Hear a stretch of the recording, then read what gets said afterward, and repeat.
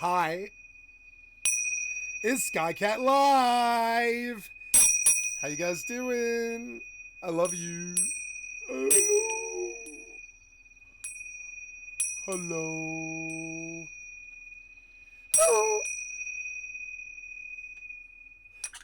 Hello. Oh, hello, number two. I'm sorry I missed your chat. I didn't mean to ignore you. I reformatted yesterday, and I have not gotten around to fixing the chatty. We will do so live while I'm working. Hello, guys. It is 12:19.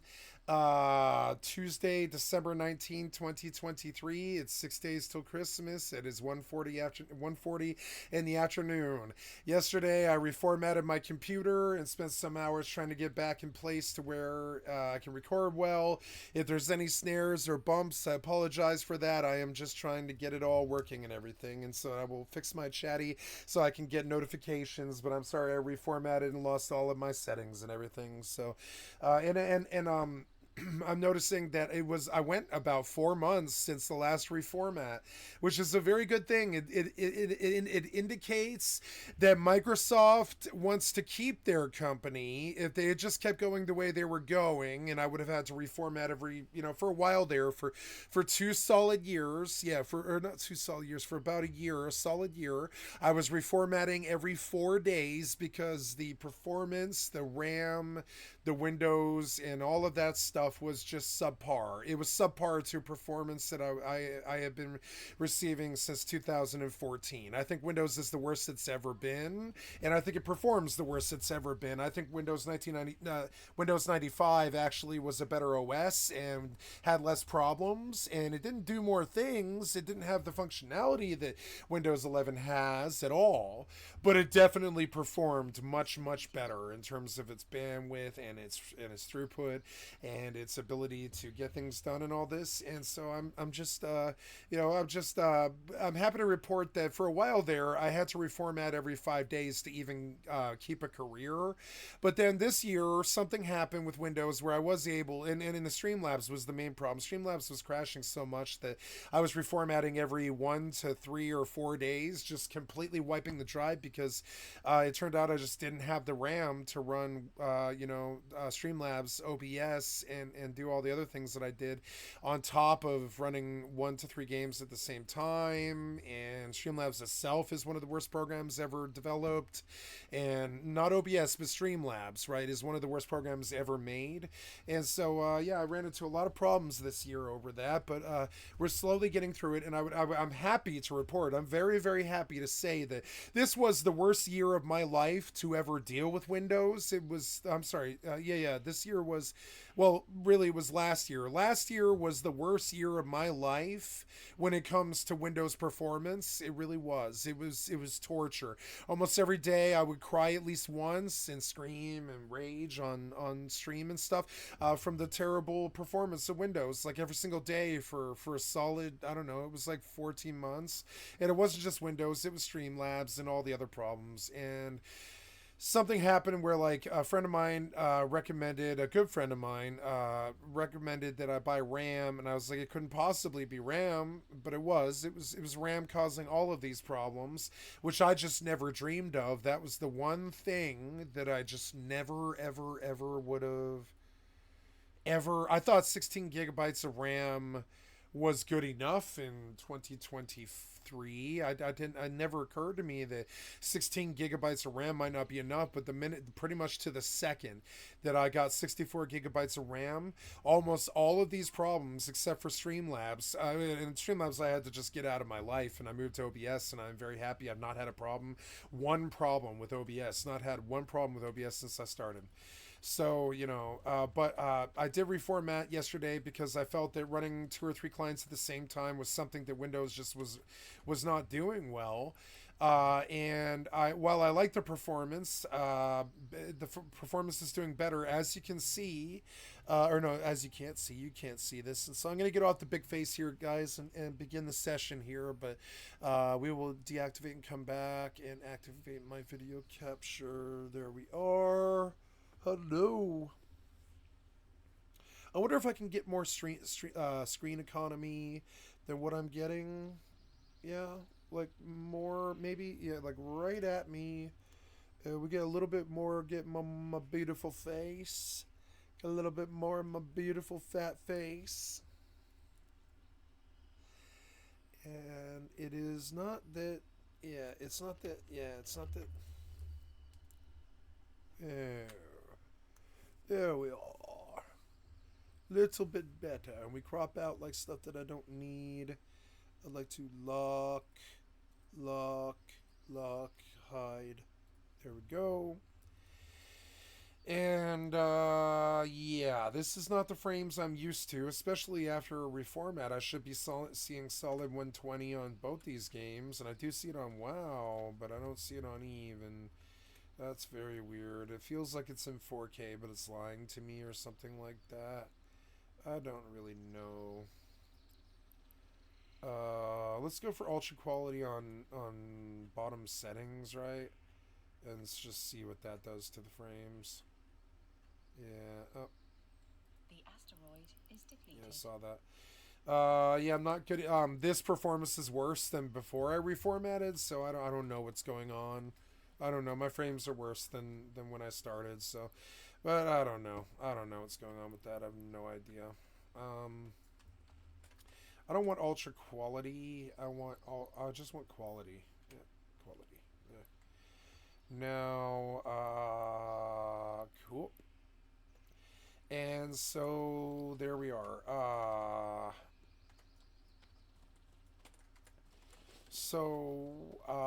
Yeah, and it's good to reformat. As you can see, my latency feels better. As you can tell, it definitely feels better on this game.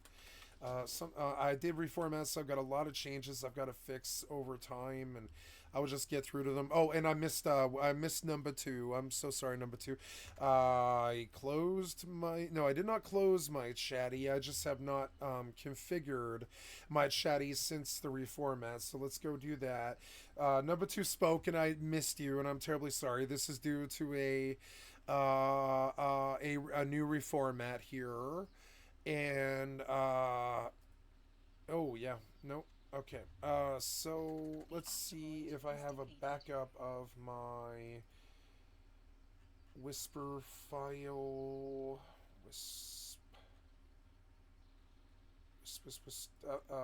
Anything W, huh? No, no, I don't.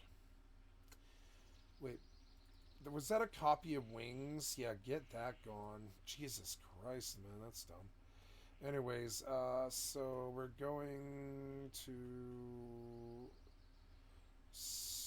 What is Splash? It is 30 seconds. Okay, I don't really know what that is. But, I want you to give me the backups of my WoW, or is that my Whisper...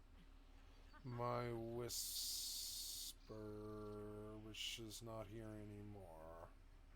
And I don't know why. Let's go search my backups in general for Wisp. No, Wisp. No, Wisp. Piece of shit. There, you were, yeah, World of Rico. Oh, cool. Yeah, that's it. That's it. So copy that and drag it to my, oh wait, go back. Yeah, go back, and then yep, it's an OGG file, which is okay. That's okay. So we will go to the chatty file. Sorry, brand new reformat. I've just got to get everything running here. Chatty file, which will be in my program files. Windows.old. We will immediately delete this. I don't value that. Oh yeah, free up the space, please. Oh yeah. And yep, continue. Go. Bye. And then gotta go to program files, chatty, app, sounds. Paste.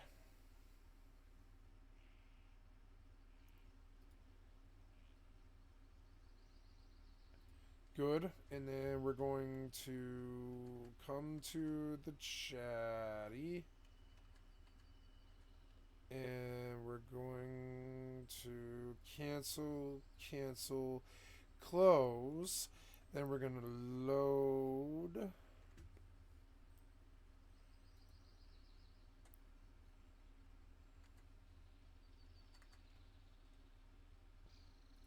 asteroid is depleted. Oh, I know what some of this is. I know what some of it is. One of the reasons why my performance is not technically what it should be is I have not done my NVIDIA control panel since my reformat, and that is something I must do.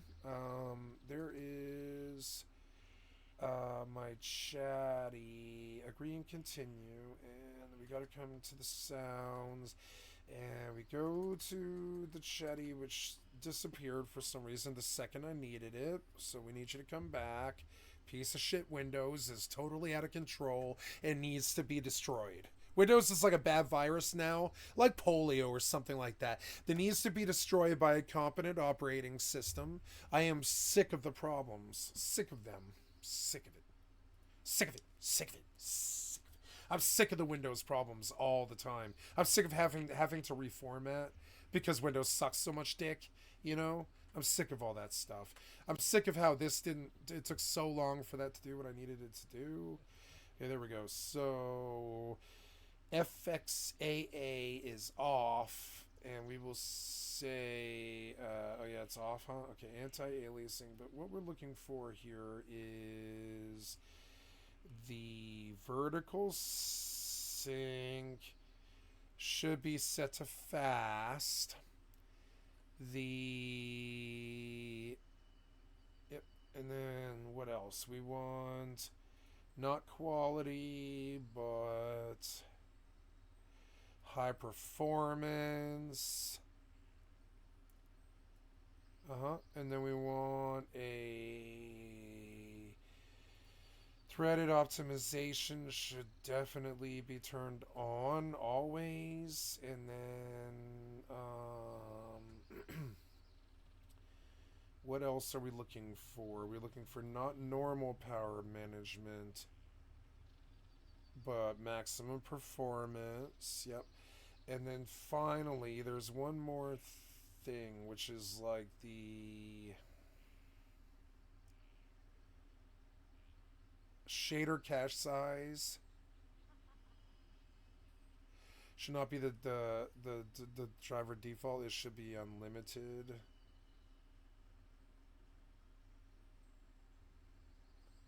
Yeah, I mean, yeah. I don't know. 100 gig, actually. 100 gigs a do. Yep. And preferred refresh rate is 120. No, not application, but not application controlled. But oh god, yeah. You are really pretty not fun to use, but that's all right. Oh, I have to fix this other problem. Problems all the time. So, notifications for chat messages are always enabled. Yep, and the Wisp, but the Wisp has been, no. We want the wisp.wave. No. Oh, yeah, the OGG problem. Oh my god. Maybe we just go ding then.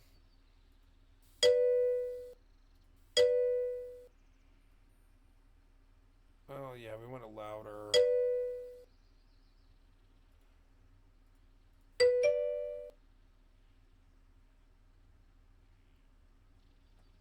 I'll turn it down a little bit. Ding dong. So save, and we're gonna go test this and just get all these software fucking completely inept bullshit software thievery, fucking fake it to make it asshole industry that completely should be prosecuted and disbanded right now. We have to fight every problem that they throw in front of us. Good. Software development has literally zero. It's the only industry in the history of mankind that has zero oversight, zero quality control standards, and zero standards. There's no standard that any operating system or any software must meet. They can definitely charge you $1 billion like Microsoft and provide nothing at all in return. There is no laws. It is the only lawless space left in mankind's lexicon is software. So you must understand that all the criminals went to software development instead of robbing people on the streets and selling sex and hookers and running numbers and gambling and counting cards and all this other shit, right? They just went online and became software developers. And so now they're that. So I equate dealing with modern software sort of like dealing with The Sopranos. I'm sorry, dealing with software developed by modern software developers is sort of like dealing with The Sopranos. You can expect to get fucked. You can expect to get robbed. You can expect to get robbed of your time. You can expect a lot of blood, sweat, and tears to even deal with them. And in the end, it doesn't pay, like crime. In the end, dealing with Windows doesn't pay. It's just a massive loss of time that rewards you zero when you actually do defeat the Windows at its dirty game and all this. And so software development is like it's like the mafia now. And so I think of all the time that I dealing with all these programs is essentially like the same thing as having police in the real world. We must stop these buggy software pirate programs like Windows and such from stealing billions of hours of our time. We must stop them. We must prosecute them. So in the meantime, I just battle the software every single day, and I cry and I moan and I wail and I moan and I wail and wasp like an Alice in Chains song. And I moan on and with my blues trap, and I sing songs about trouble travels in threes, about how if you have two software problems, the third one is catastrophic, but you don't know what it is yet. And when it happens, when it hits, it'll destroy what you're doing. And I just, and I'm sick of. I've got an existential crisis when it comes to dealing with software, and I deal with it every day, and the problems had gotten so bad yesterday that I was almost suicidal. I was like, if I have to log on today and deal with Windows and all the problems and all the software failures and all the games failing and all the settings failing, and going into Windows and changing settings and going into OBS and changing settings and going into games and changing settings and all that. I was like, if I don't take it, I worked a double because I knew that my sanity was close to the end, and I was like, yeah, if the software is going to continue to steal from me like this, time and money and blood, sweat, and tears. When the man was beating me and when I sent him to jail, that was far less problems than what the software has caused me all of my life. If software was a person, I would kill it, and I would dance in the blood, and I would burn the body, and I would piss on the ashes, and then I would burn the ashes if possible. I would incinerate the ashes if possible. I really don't like modern software. I don't like how much time it steals from me every single day.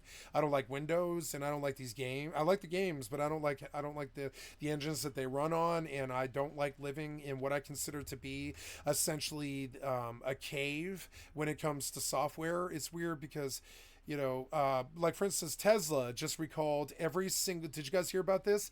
I didn't know this. My mother told me yesterday. I had no idea. But Tesla has recalled every single car that they've ever made. And Elon Musk, it turns out that he is the biggest scam artist in mankind's history. And this does not surprise me at all, and I know why. It's because in order to run a Tesla, he must deal with software, and software development right now is like the worst crime that I can think of. It's software development. It's worse than the Holocaust. It doesn't cost lives the way that the Holocaust did, but it costs far more time, far more money, and causes more damage than the Holocaust did. And I don't mean to downplay the loss of Jewish lives or anybody else, like anybody's lives who were lost in the Holocaust. I'm not saying that the Holocaust wasn't worse. It was. I'm saying modern software development has cost us more time than World War II did. More money and more time than World War II did. Modern software has cost us more time, more pain, and more suffering than World War II did. In the end, it's been going on for longer. We've had 40 years of bad software development. World War II ended before that. You know what I'm saying? Software development rides on in the background as the worst travesty of destruction of mankind's time and effort and all this, that we've ever had. Drugs were far less damaging than software development was. The amount of time software development steals every day is far worse than the amount of lives that heroin has stolen, etc. It just adds up to worse. Software development has been the worst problem that has ever plagued mankind. It is the longest problem mankind has ever faced. Almost every other problem, even world wars, they solve after 25, 10, 15, 20, 25, 30, 35 years. So the Windows has lasted longer than world wars do.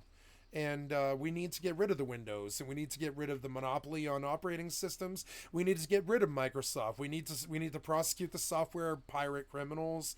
We need to stop the biggest problem that mankind has, which is software development criminals, software development criminality. And I believe this, and I will say it, and I don't care, and I'll say it in court. I don't want anybody coming after me being like, slander or libel or something like that. No, everything I'm saying is absolutely true. And you can absolutely see, like, I don't know why deleting this Windows old file that was 5 gigs should take 45 minutes, but Microsoft is involved. So when Microsoft is involved, you have to keep in mind 45,000 times the amount of time that it would normally take any process. If Microsoft is involved, it takes 45,000 times the amount of time any other process or any other piece of software or any other operating system or anything at all would ever take to do this. And you begin to see that when Windows is involved, there is a 45,000x in terms of your time, blood, sweat, and tears, sorrow, loss, and just time theft just in general. You can see it right here. This file is only 5 gigs, but you saw how it took 45 minutes for Microsoft to delete this 5 gig file. Now, if Microsoft was a person, I would be in their face right now, screaming and slobbering in their face. Why would you take 45 minutes to delete a 5 gigabyte file? And I would be like physically wailing on the Microsoft if it was a person. Why are you doing this to me? Really angry, But I can't because it's an operating system. So we must prosecute and get them out of here. You can see it live and in real time. Deleting a 5 gig file in 1995 took maybe, I'd say, 2 minutes. Deleting a 5 gig file in 2023 takes 45 minutes. This is why Microsoft must be prosecuted and destroyed. It is the worst. The Nazi Party ended before Microsoft ended. Microsoft was the worst thing to ever happen to mankind. And I believe this fundamentally. I can prove it in a court of law. I want those software billionaire despots out of here. And I know I say this every single day, but they fuck me every single day. And every single day that they fuck me, I'm going to call for the disbanding. I want the government to freeze Microsoft. I want them to disband the company. I want Windows taken off the market. I want Microsoft out of here. I'd rather them force us to learn the entire world to learn Linux than to ever use Microsoft again. But also understand, like, Linux cannot do my job. Like, Linux can't do my job. Not in a sense that, like, my job as a streamer, right? Linux cannot do streaming. It can't do it fast anyways.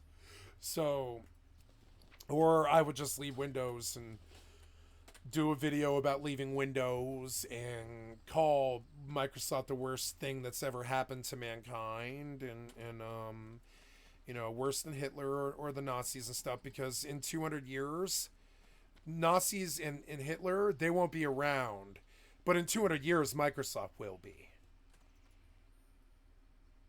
200 years, nobody's even going to remember what a neo-Nazi is, but people will definitely be able to bitch about how much time Microsoft stole from them that particular day. In 200 years, Microsoft is the worst thing that's ever happened to mankind. I look at problems like in terms of their shelf life, right? How long was the Vietnam War? How long was the Afghanistan War? How long was, Microsoft in power? All this other stuff, right?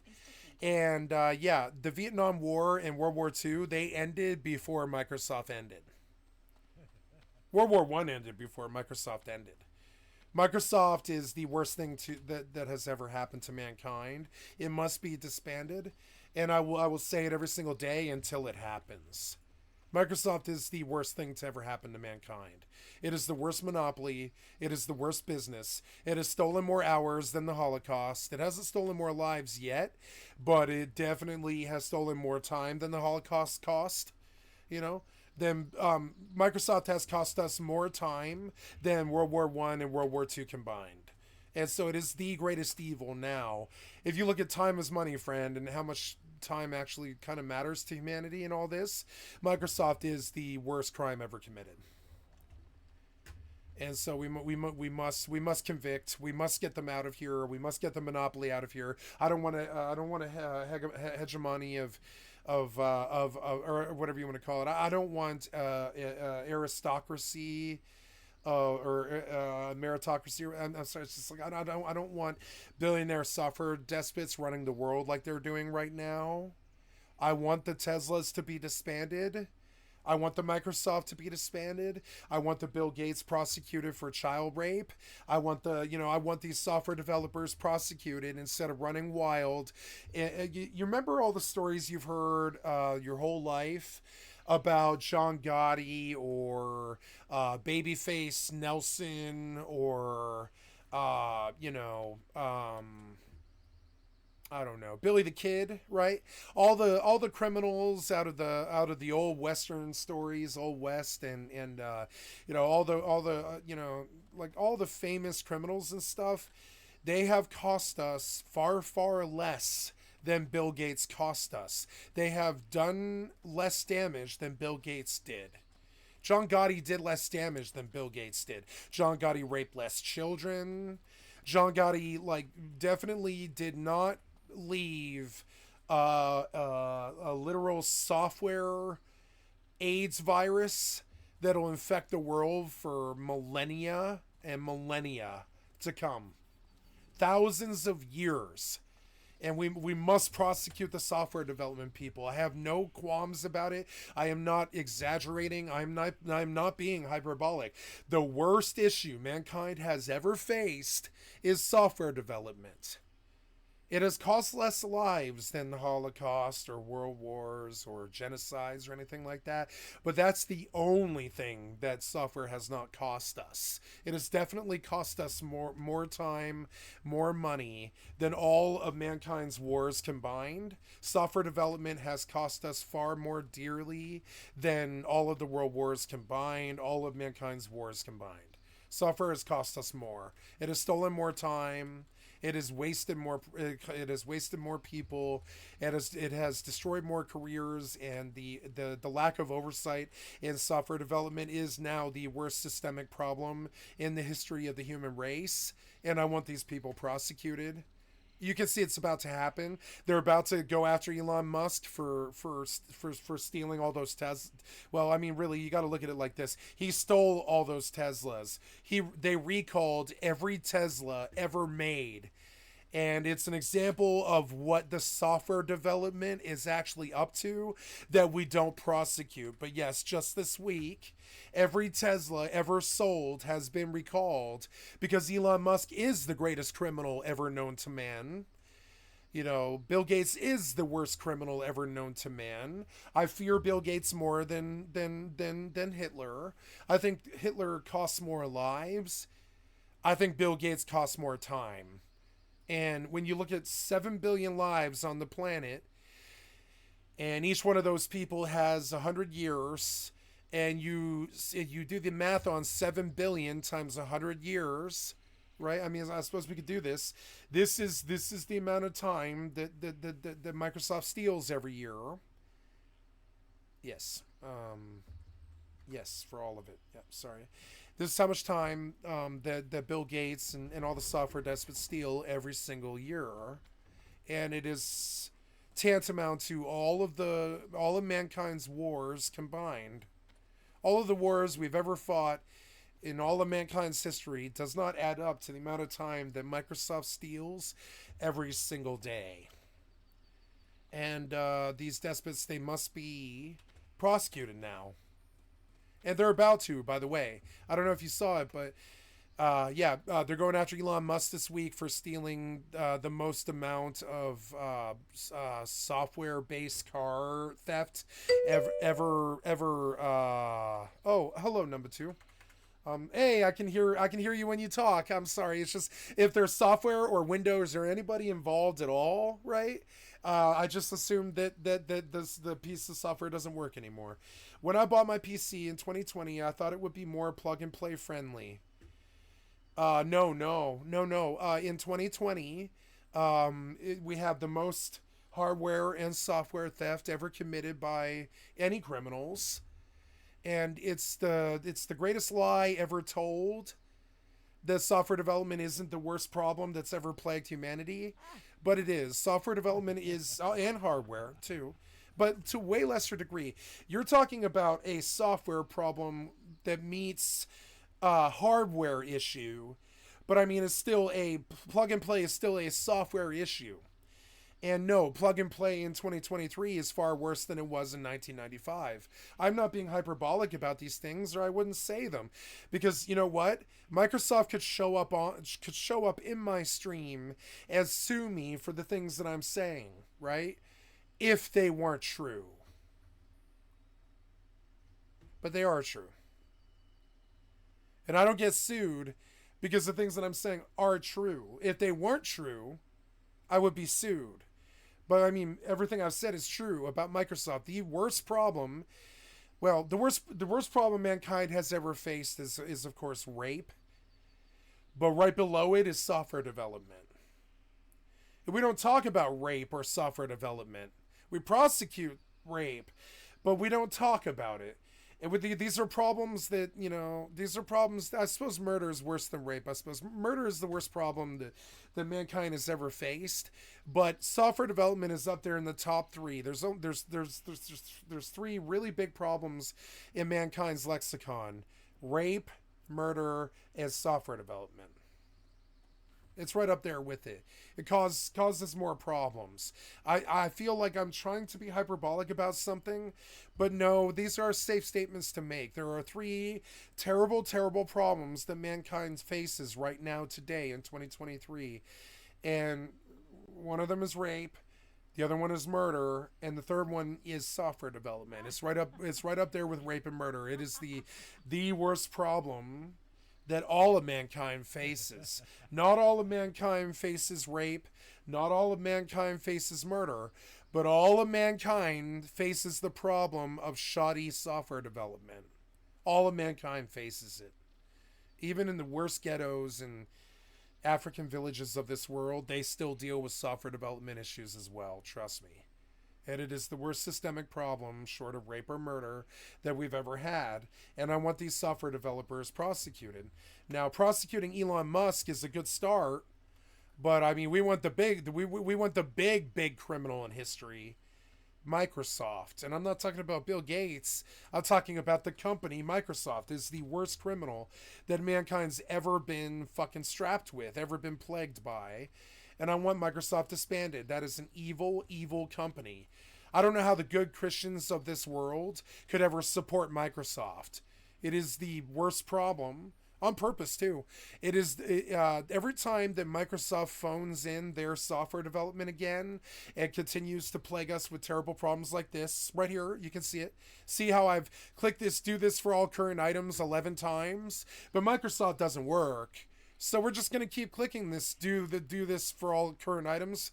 Right here, I can show you. Even in basic issues like deleting files, Microsoft cannot actually perform any of its tasks. You can see it right now. It can perform the tasks, but it will have catastrophic problems even in the most basic things like running a calculator or deleting files. See it? See it? Microsoft cannot manage to delete my Microsoft file. The one file that Microsoft should be able to, no matter what, delete is its own Windows.old file. But in 2023, Microsoft cannot delete its own Windows.old file.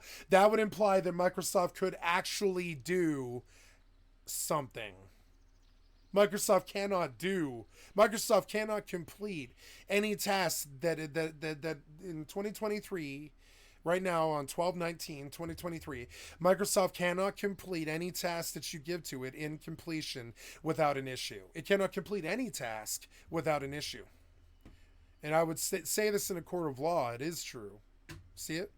Even deleting Windows.old is something that Windows cannot even cannot do. You see it? Windows is not capable of deleting this temporary internet file because Windows isn't capable of deleting any files anymore. Do you see it? So we'll skip this one, but we're going to skip this one. I don't know why. It just won't let me. It won't let me do a lot of that. Do you see how Microsoft isn't worth $1 anymore? I wouldn't pay $1 for it. It's the greatest scam in the history of mankind, and it must be prosecuted now, the way that they're about to prosecute Elon Musk for being the greatest criminal of all time. I would say not greatest, but the worst criminal of all time ended up being Elon Musk. He sold the most recalled product in the history of mankind. It's Elon Musk ended up being far more criminally liable than Pablo Escobar. Elon Musk is far, far worse than Pablo Escobar. Elon Musk stole more time and more money than Pablo Escobar. And on top of it, Pablo Escobar sold a product that actually works. Microsoft didn't. Kill Microsoft now. Kill Microsoft yesterday. Prosecute Microsoft yesterday. Prosecute Microsoft like you're prosecuting Elon Musk. Because, I mean, you know, like that in these billionaire software despots. I remember like 6 months ago, the shithead fucking retard stream sniper who has like the IQ, room temperature Ronaldo IQ of like 62, was like complaining that I was that I was bitching about Microsoft too much and all this. Yeah, we'll see. We'll see when this year they prosecute like Microsoft the way they're prosecuting Elon Musk. And we'll see who the room temperature Ronaldo, fucking copium, shitty, cringe, cocksucking, clueless, fucking low IQ stream sniper thinks then, right? When he argued with me on that one, because he's a fucking low IQ fucking moron who can't even see the Microsoft performance right there in front of him. He's that goddamn stupid. But like I said, they're gonna fucking prosecute the billionaire software despots. And Skycat was such an idiot when he brought it up 4 months before all of the world's media even brought it up. Skycat's such an idiot that he Nostradamus, prophesied the death of the billionaire software despots 5 months before all of the world's media could. I'm better and more intelligent than all of the world's media. I could see the downfall of Elon Musk coming 6, 8, 18 months before they could. You know what I'm saying? I know what's going to happen to Microsoft. I've been calling for it every single day. Prosecute Microsoft! Now! Prosecute Microsoft, or I won't ever vote for your piece of shit, fucking worthless, do-nothing Congress, fucking asshole, fucking do-nothing politicians ever again. I just won't vote for you. I won't let you run this country into the fucking ground unless you prosecute these billionaire software despots now! I'm talking 5 years ago, assholes! I won't vote for you anymore. Prosecute these software developers now! Or I will kick you to the fucking curb and I will never vote for a Republican or a fucking Democrat ever the fuck again. I will never vote for you unless you fucking prosecute these fucking criminals. When my mother comes with the ballot next year And she's like, okay, here's who you should vote for. I know you're not represented, and nobody's been to your fucking, nobody's been to your district in 50 years, and nobody cares what happens to you. Nobody cares that Microsoft's stealing from us and raping our children or any of this. Nobody cares. But so when my mother steps to check the box on the ballot next year, I'm going to tell her, no, they won't prosecute the software developers, so I won't vote for them. And I know why. It's because Microsoft runs our military. Microsoft runs our government. Microsoft has taken over our government. Microsoft and the Facebook and the Mark Zuckerbergs and the Elon Musks of the world run our world. And I want them out of here. They're deep state, alien clones with no emotions, completely sociopathic COOs and CEOs and CCOs or COCK, SUCKERSs and such, right? All the triple letters, right? COOs and KKKs and MIAs and CIAs and, and all this and IBMs, right? I want the prosecution. I wanted it 5 years ago. I will not log into Windows every day and face these kind of problems without some kind of goddamn prosecution. Because in 1995, when I logged in, I didn't have the problems that I have from Microsoft today. That is theft, and I want prosecution for it. And I know I talk about this all the time, and it's an old fucked up problem. Now, number 2 is facing a hardware problem, but the real secret is, no, it's not the hardware, number 2, it's Microsoft. Microsoft killed your USB port. Microsoft fried it because it has some kind of coding issue in the, what do they call it?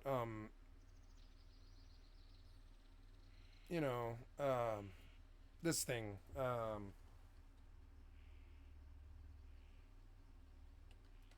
device manager, right? The reason that your USB port is dead is Microsoft. Microsoft somewhere in here sent the wrong voltage with the device manager and fried your USB port. It is Microsoft's fault. It is not the computer maker or the hardware maker. They make a good product. Hardware is doing great. I have no issues with fucking hardware.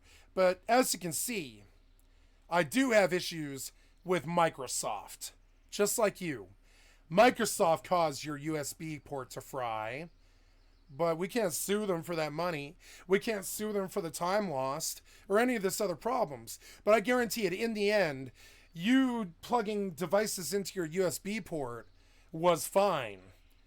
When Microsoft entered into that equation, Microsoft caused your USB port to be fried.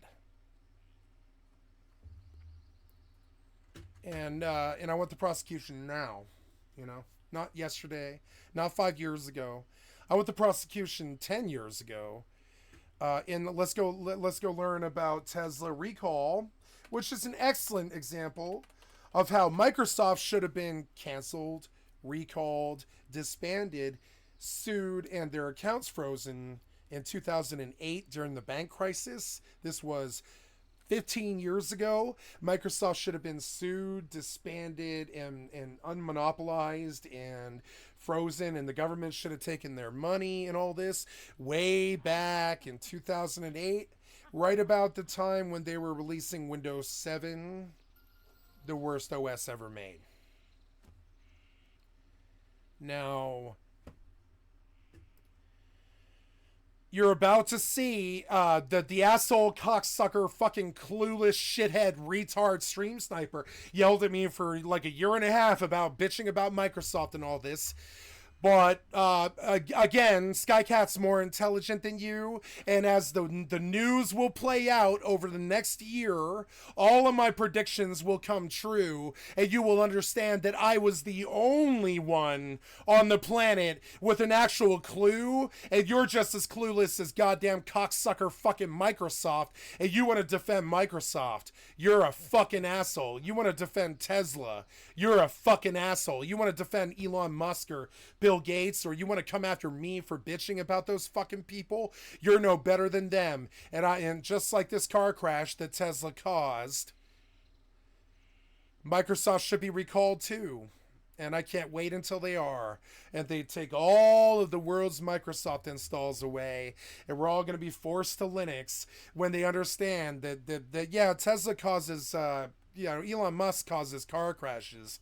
What Bill Gates causes is far, far worse. And you think Skycat's just bitching because you think I'm chasing clout or something like that. No, it's actually the testimonials of a victim of a terrible crime. Since 2016, allegedly involving the tech. This car crash is an apt metaphor for the situation that we have caused by allowing the billionaire software despots to operate completely outside of the law.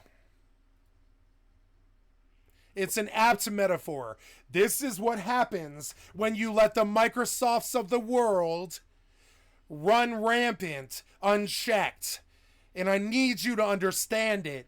This is what happens when you don't fucking fix the Microsoft problem, and you don't fix the Tesla problem, or the deep state problem, or the billionaire problem, or the 1% problem. This is the car crash fucking image that you should equate with the Tesla, Elon Musk's, Mark Zuckerberg's of the world.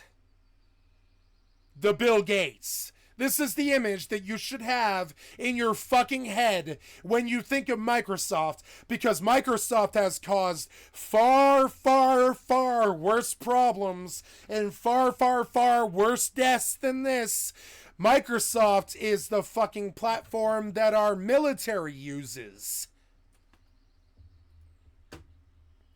16. And that is one of the reasons why we couldn't win the war in Afghanistan, despite having 100,000 times the military force. And we couldn't win the war in Afghanistan for 20 fucking years, not because of our good boys who fought there, not because of America or any of the problems that we've got. It's because Microsoft runs our military.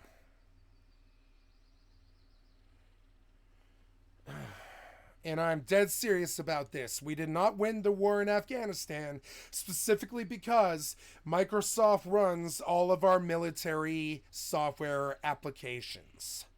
If you want to know why we didn't win the war in Afghanistan for 20 years, it's not because our boys are incompetent, or politicians are incompetent, of course, but not the warriors, not the tech, not the war machines that we use or anything like that.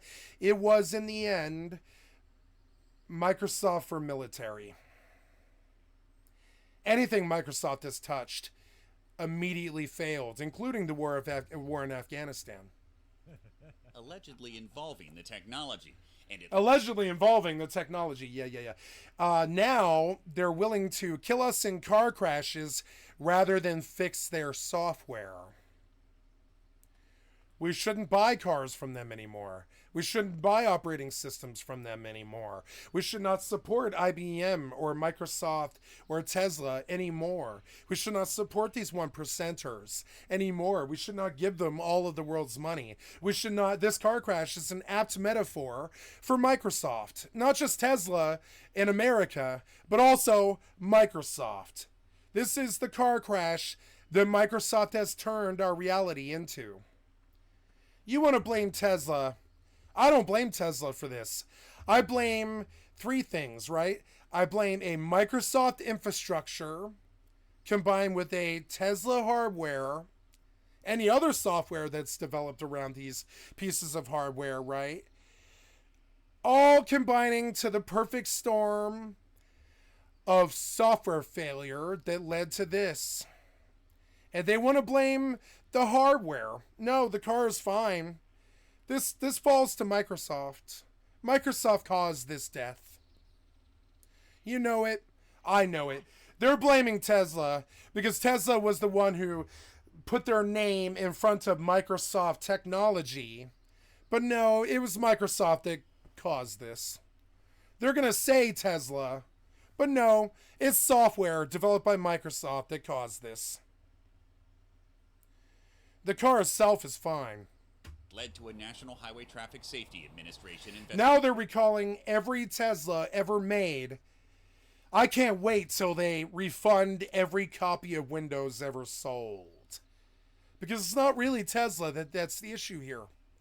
It's the software that's running the Tesla, isn't it? Which is, of course, based on something Bill Gates did.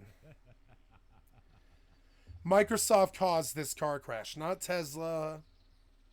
Tesla was the one who signed up and promised us a product because Microsoft promised them that Microsoft wouldn't fail. But this is Microsoft failure. At the core of this, it's going to be Microsoft failure. It's the software. Tesla's hardware, Elon Musk's hardware, is absolutely fine. It's where the operating system gets involved that caused the Tesla recall. That's going to fall on Microsoft.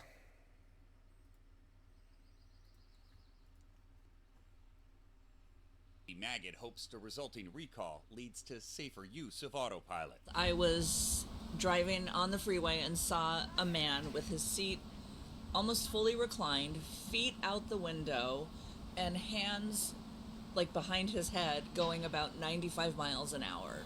Nearly every Tesla sold in the U.S. is affected, and over-the-air software update will now enable the cars to give drivers more warnings when they're not paying attention, and even suspend the technology if drivers use it incorrectly. This recall is actually written in blood. Roberts. Yeah, Microsoft blood. If they're recalling Tesla, recall Microsoft. Microsoft caused this. Microsoft caused most of the problems in the world. Not all the death and the rape necessarily, but right now, most of the problems in the world can't be traced back to Microsoft, including this one.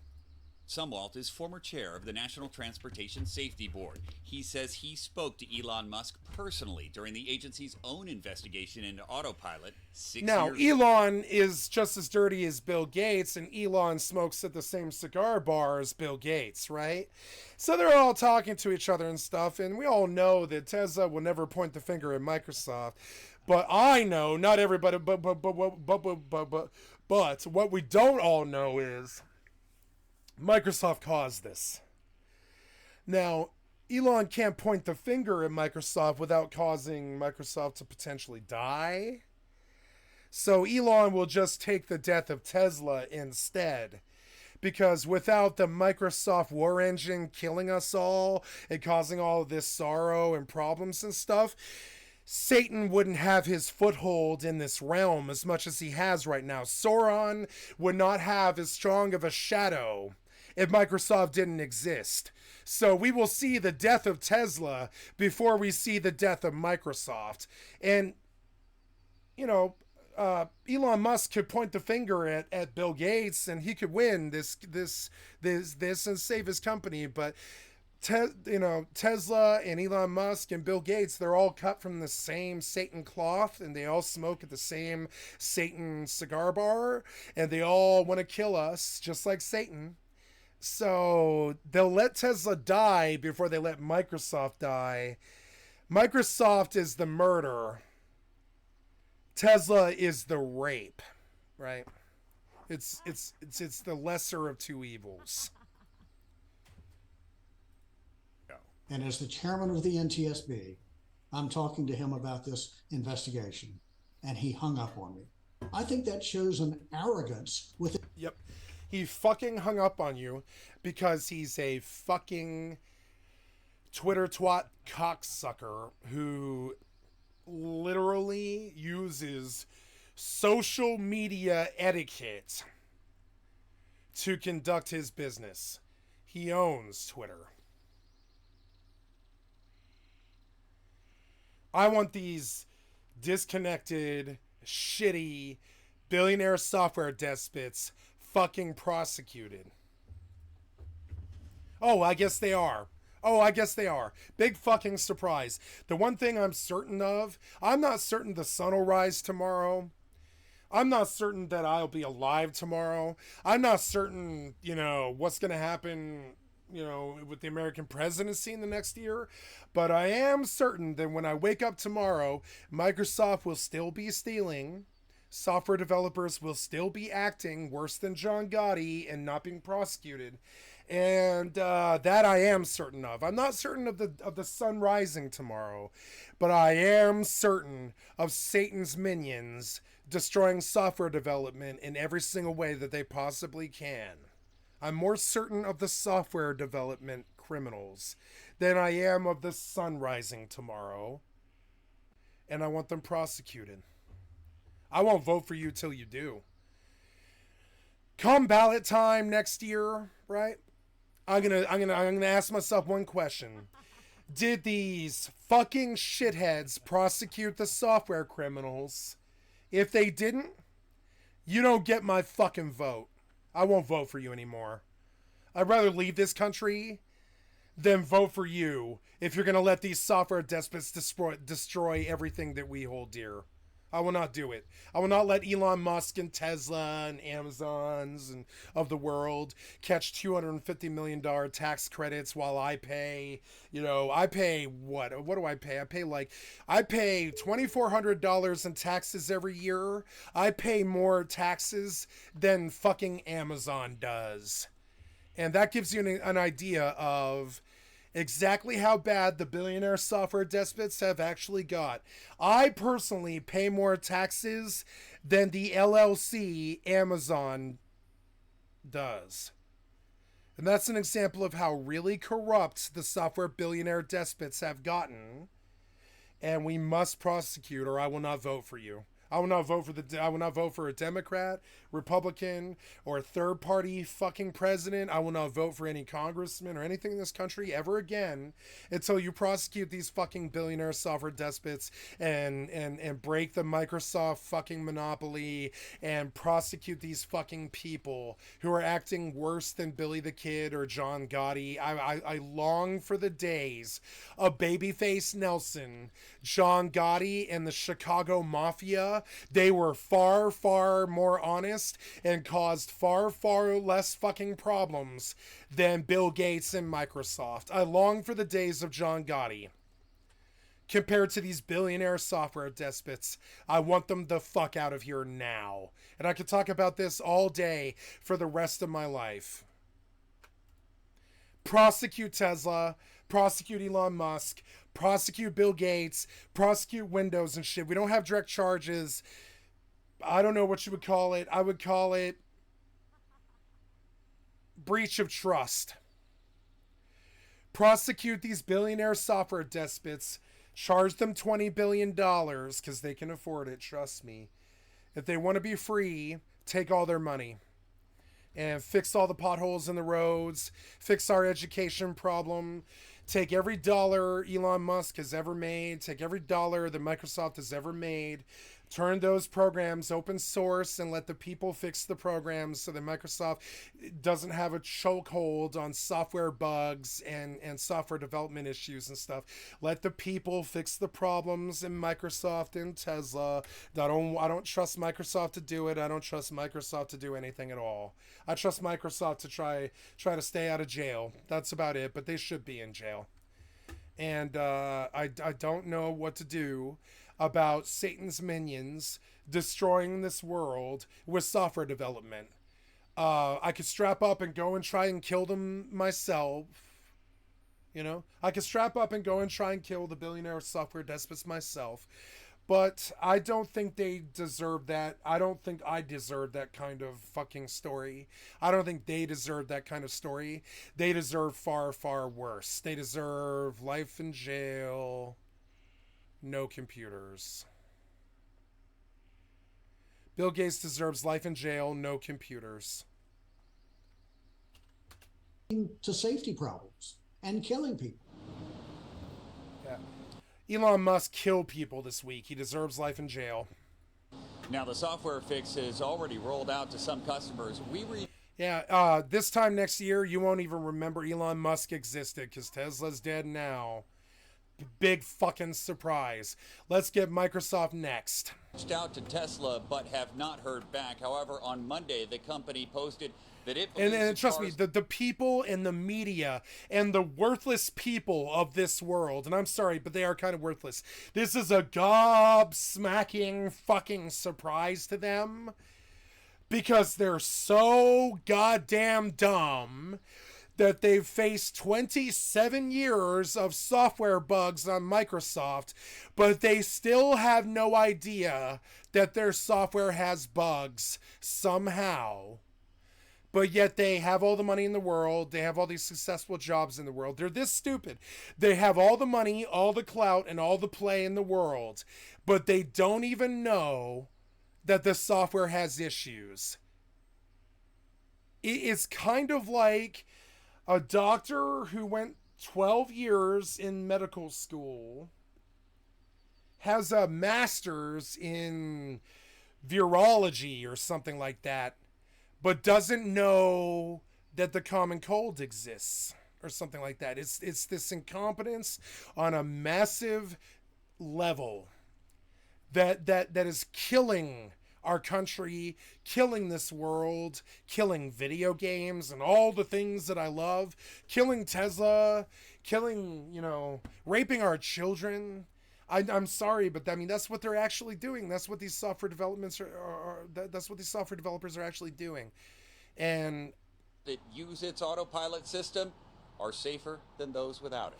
are you aware that right now 37% of the U.S. Congress is facing child sex charges? Are you aware of this? That's not some fucking, QAnon shaman bullshit. That's the actual fucking statistics on the U.S. Congress and what percentage of them are facing felony criminal sex charges, and some of them involve minors. 37% of the U.S. Congress is facing criminal sex charges right now.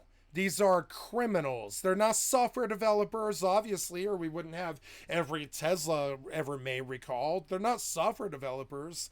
They're criminals. How long till Microsoft gets recalled? I can't wait. Let's see what that does to the world. I'm sure recalling every Tesla on the planet had massive fucking, massive fucking ripples in the world's culture and infrastructure and economics and stuff, right? I'm also really certain that if Microsoft was to ever face the charges that they're actually guilty of and go belly up, I can't imagine what kind of damage that'll do to the world. It'll still be a lot better than continuing under the Microsoft regime. Assassinate Bill Gates. Kill the president. Kill the last president. Kill Elon Musk. Kill the billionaires of the world. Give their money to the poor. To quote one of the greatest songs ever made, right? 10 years later, right?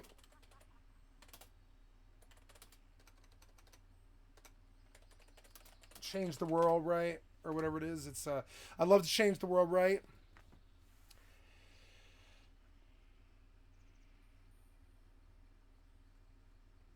Tax the rich.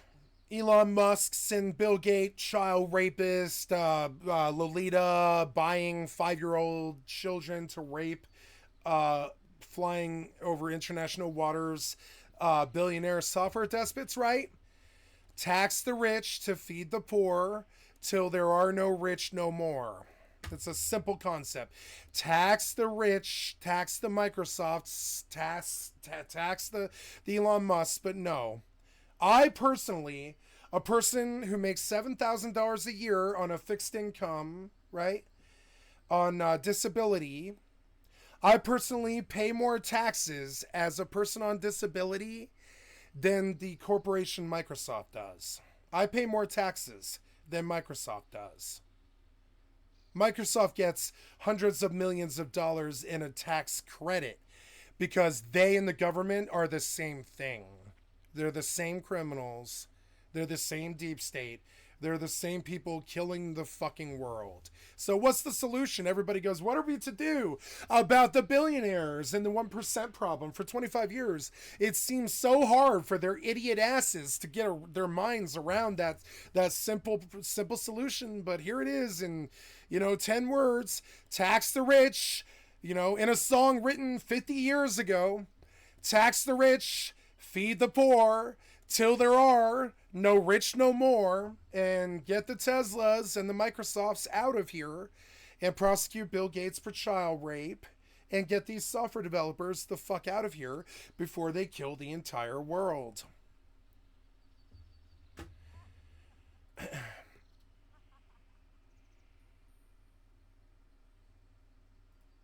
Why does Microsoft run our military? You guys ever heard of Microsoft for military?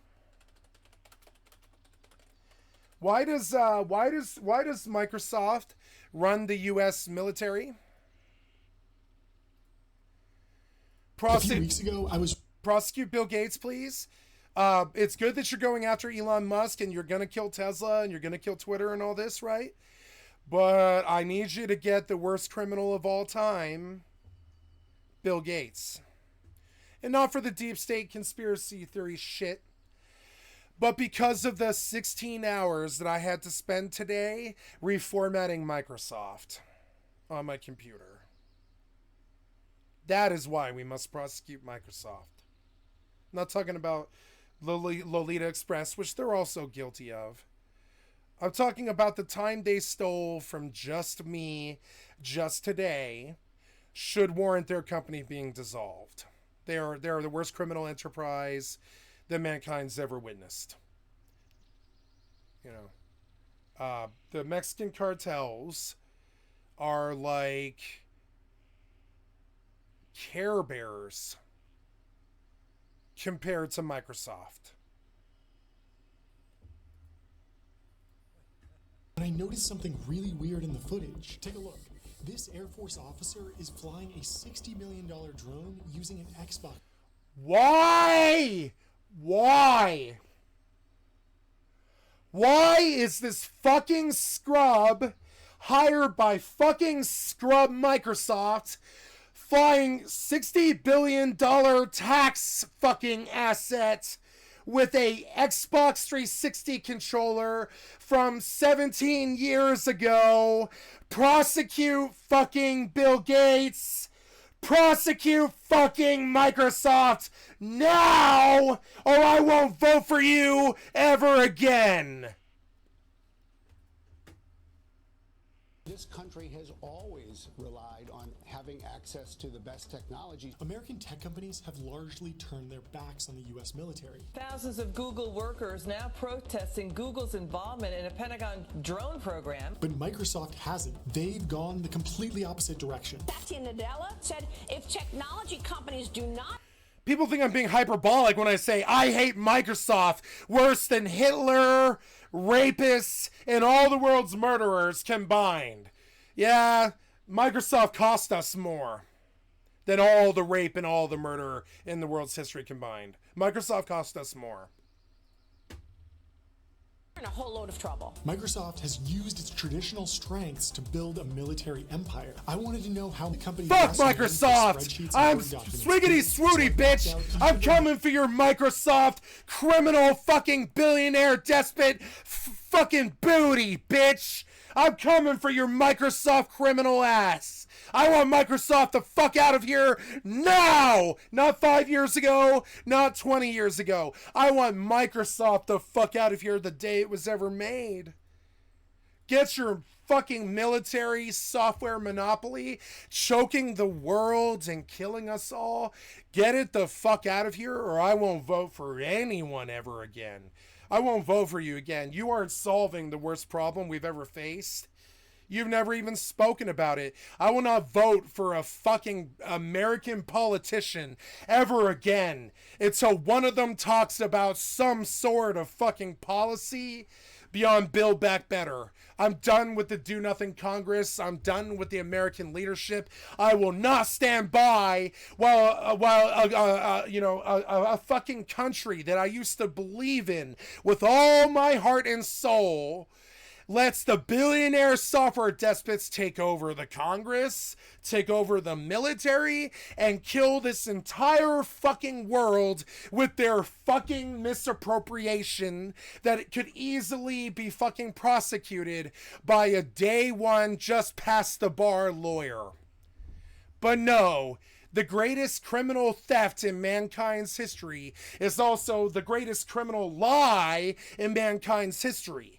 Microsoft.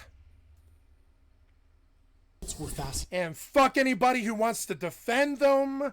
Fuck anybody who has any sympathy for them. Fuck anybody who likes their products. Fuck anybody who's too ignorant to understand how really evil Microsoft is. Fuck anybody who would ever stand with them. Fuck anybody who rolls with them, just like the Congress. Just like the US Congress. Fuck anybody who rolls with them. Anybody who rolls with them.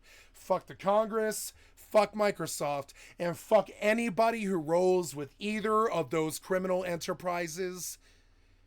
I can't believe Microsoft runs the military. I can't believe it. It's the worst thing I have ever heard in my entire life.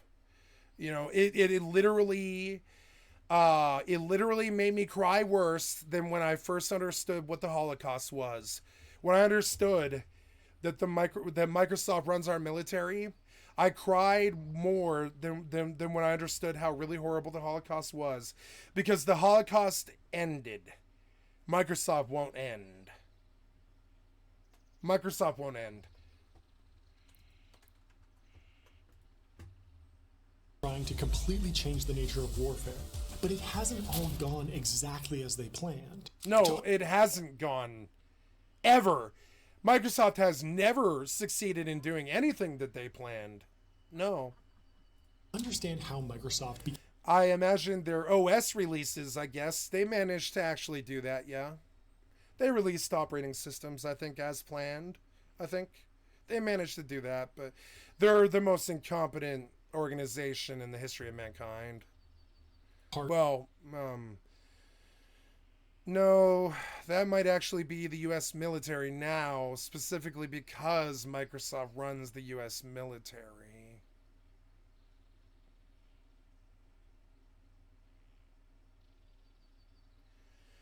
I love our boys. I love our troops. But anybody standing with these people, anybody working for these people, getting conscripted and drafted is one thing, but anybody voluntarily working for these criminals, in my opinion, are no morally better than, you know, a mafia lieutenant.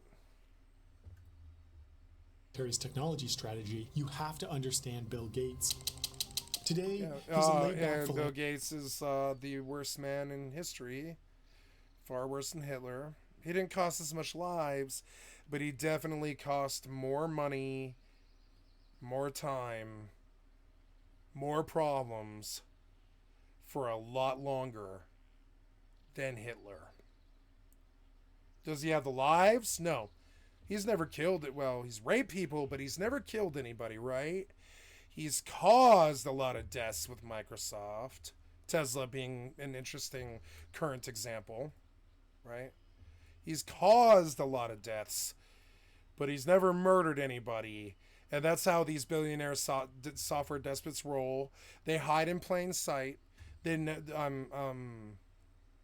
mean, we caught him raping 5-year-old children on international Cessnas, you know. We caught him doing that. But we haven't caught him for the death that Microsoft for military has caused, you know.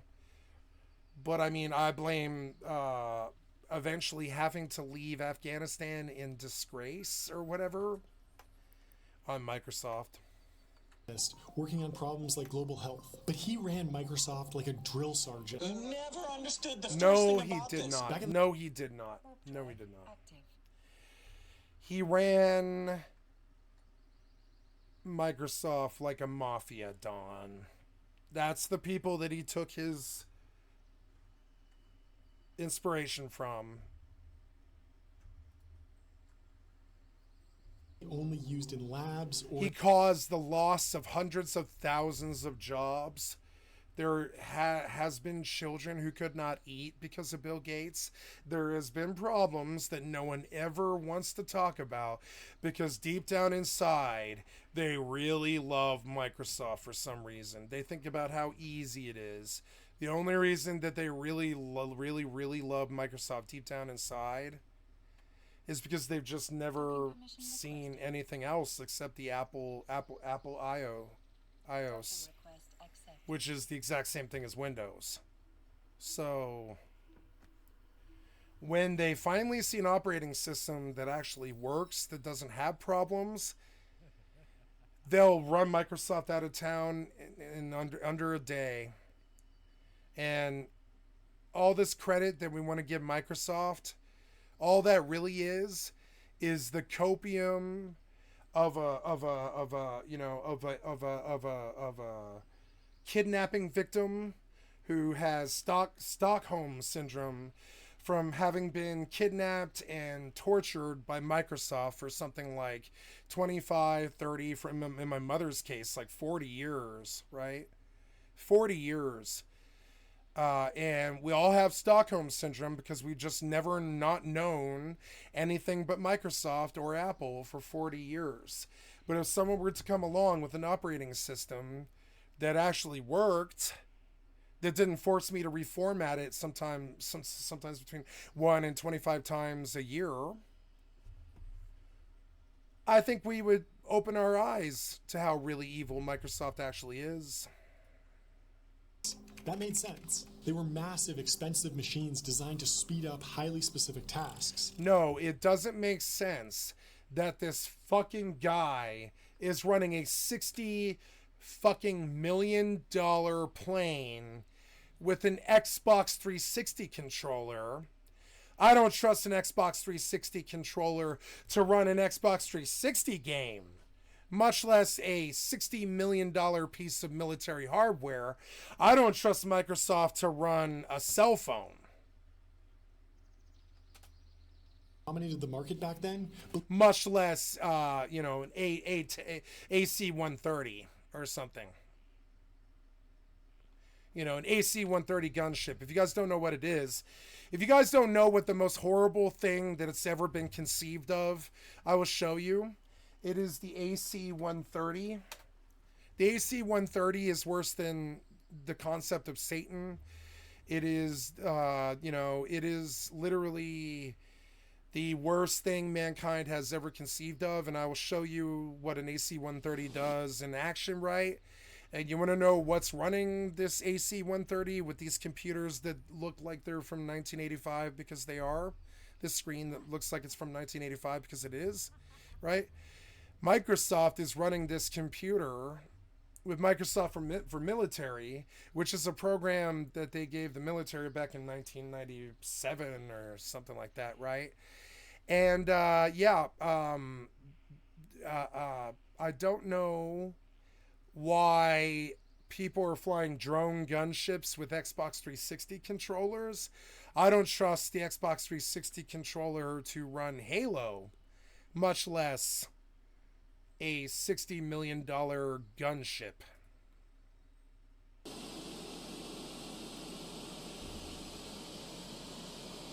Now, you can see what it takes to run this gunship in terms of tech. But when Microsoft gets involved, Microsoft's proposal is to run this machine with an Xbox 360 controller, because that's pretty much, what would Satan do if Satan wanted to destroy the U.S. military, right? He would force us to pilot $100 million crafts with a controller made in 2004 that couldn't even run video games right on an Xbox 360. And this is a reality because Microsoft runs our government. Microsoft runs our military. Microsoft runs our military with Xbox 360 controllers. Microsoft is the worst problem mankind has ever conceived of. Microsoft is worse than World War II and the Holocaust. Microsoft has more costs than World War II and Holocaust, and has lasted longer than World War II and the Holocaust. This is how I can draw a metaphor or like an allegory, or I'm sorry, a simile, a comparison to World War II and Hitler and the Holocaust and all that, right? Is those atrocities eventually ended.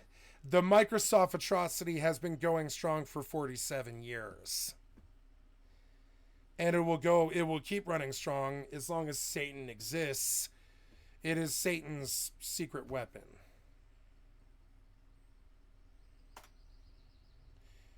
And I'm not a believer in Christianity or any of that, but I'm using metaphors that I think most people can understand. The real Satan of the world is Microsoft. It is running our military into the ground. It is running our country into the ground. It is running our government into the ground. It is crashing our cars and our planes. It is crashing our operating systems every single day. It is costing us millions of combined man hours every single day. Microsoft is the worst thing mankind has ever come up with. The Holocaust ended. Microsoft didn't.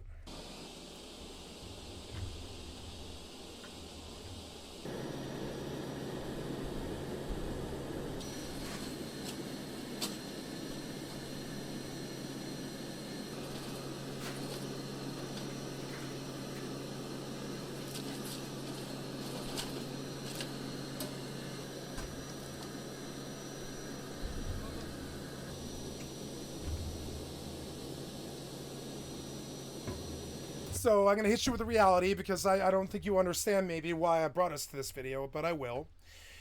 Let's talk about it in video game terms. What is the AC-130 gunship capable of? Somewhere between 1 and 35,000 kills a second. You will understand this when you see it in action. It's got the most DPS that any military construct has ever had. It can take between 1 and 20,000 lives in a second. The only thing more powerful than an AC-130 gunship is the atomic bomb. Atomic bomb will kill more people faster. The AC-130 will kill more people. It'll just kill more people. If it was allowed to just run sick house on some city, it would kill more people than an atomic bomb would. It is the most powerful military weapon ever conceived of. What operating system is used to pilot this greatest war tool ever made? Windows for military, which is literally Windows 95. The operating system that Bill Gates thinks is appropriate to run this $100 million just war machine is software that didn't work 27 years ago. I've got to get away. I've got to shut off the sound. Listening to these scrub NPCs laugh all goddamn day. I hate Blizzard. I hate the things they choose to do. I hate the things Bethesda chooses to do. I don't want to hear these winter revelers laughing for fucking 16 hours. Why the fuck would you fucking design your piece of shit worthless game like that? You fucking idiots. Just like Microsoft. Why would you do that? I literally have to turn my sound off to get around your terrible, terrible ass clown design. Why the fuck would you have this reveler laugh for the rest of eternity? It is the most annoying thing I've ever seen Blizzard do. Why the fuck would you design it like this, you clueless Assholes. Clueless fucking assholes. Why would you ever design it like this? Why would you make those NPCs laugh forever? Why would Bethesda make NPCs chatter for fucking ever? It doesn't add to the immersion, it breaks it. You fucking clueless fucking shitheads. Get a clue about the bullshit fucking NPC chatter that we've been complaining about and memeing you with. Oh, I really liked NPC chatter until I took an arrow to the knee. You Bethesda Blizzard software developer piece of shit cocksuckers. Fuck you for your terrible ass design. It was bad 20 years ago. It's bad now. Stop making the NPCs fucking laugh every fucking 8 to 15 seconds for the rest of eternity. You fucking shithouse clowns. Design your fucking game better. Why would you torture people like this, you fucking idiots? I guarantee it. I'm not one of, okay, of the 60,000 people still playing World of Warcraft in 2023, right? I guarantee you probably 20,000 of those 60,000 people turned their voices off because they just can't stand your fucking incompetence. Not when they're actually forced to deal with the costs of it. Forcing me to deal with Bethesda NPC chatter. Listen to him laugh and shatter for the rest of the fucking eternity like some kind of inane fucking clueless asshole who 27 years later has no clue how really toxic their fucking sound design actually is. Just like Microsoft, just like Windows. And yeah, I'm going to turn off the fucking sound before I deal with your incompetent fucking design any longer. Which begs the question, right? Why did you bother recording the fucking vocals in the first fucking place, you clueless shithead developers? Why did you bother? How much do you pay those actors? Couldn't you have spent that money trying to make the game better?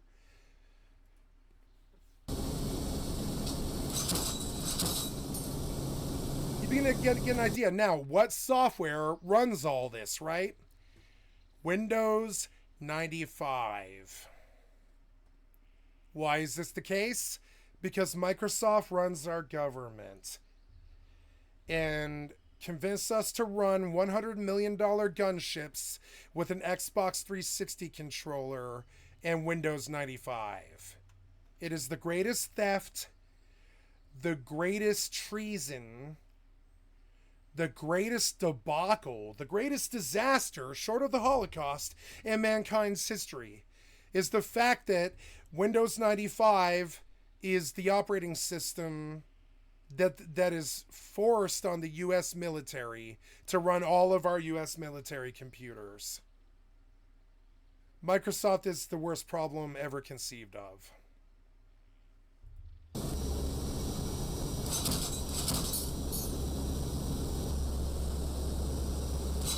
That's great. So now we're going to show you what it's capable of, right?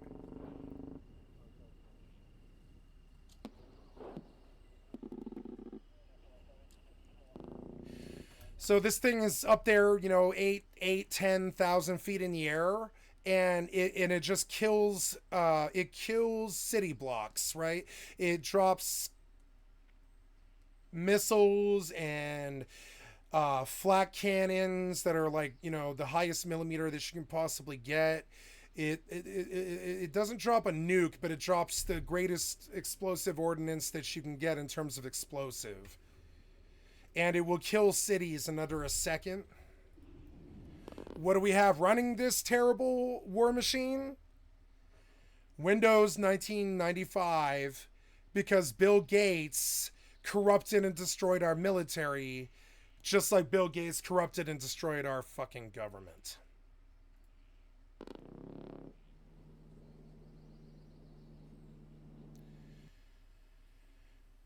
Can you see the bullets and the bombs and the explosions and stuff coming? No. You walk out your front door and some tiny speck in the sky is destroying your city in under a second, right? Your entire city. And, can blow up a city block in under a millisecond. And you begin to get an idea. What's the operating system running the most terrible war machine ever conceived of? Windows 95 in 2023. Bill Gates convinced the military to run AC-130 gunships off of Windows 1995. To me, that should be essentially a, maybe not a, like a, capital offense, but it definitely should be life in prison.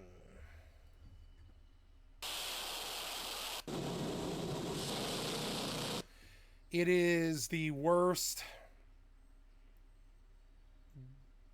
grift and graft and corruption ever witnessed in mankind's history, is the Microsoft takeover of our military. It is the worst thing that's ever happened in history beyond the Holocaust. I want Microsoft dead. I won't vote for you until you get them out of here. I want the prosecution of the Microsoft. I know it'll never happen because Microsoft and the government are the same thing.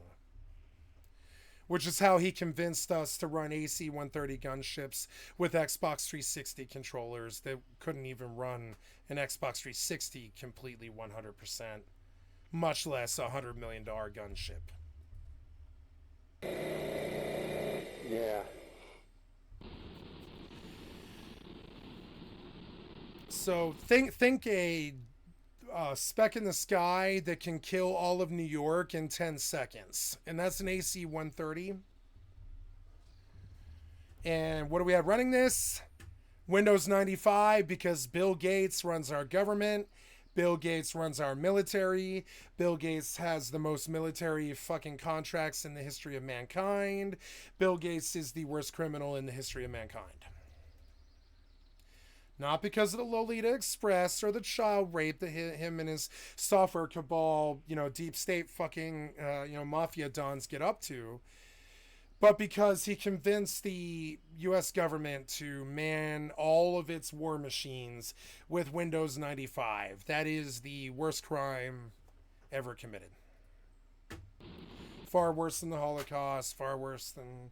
Not worse, excuse me, because I keep trying to draw comparisons to the Holocaust. It's a bad one, and I apologize for this. I'm not trying to downplay how horrible the Holocaust is. I'm trying to list something that is catastrophically as bad as Microsoft running our military and our government, but there isn't. There's nothing but the Holocaust has ever been as bad as Microsoft running our government and our military. That cannot, there's never been anything except the Holocaust that adds up to that sort of disaster, that level of complete failure and disaster, right? Only the Holocaust rivals it.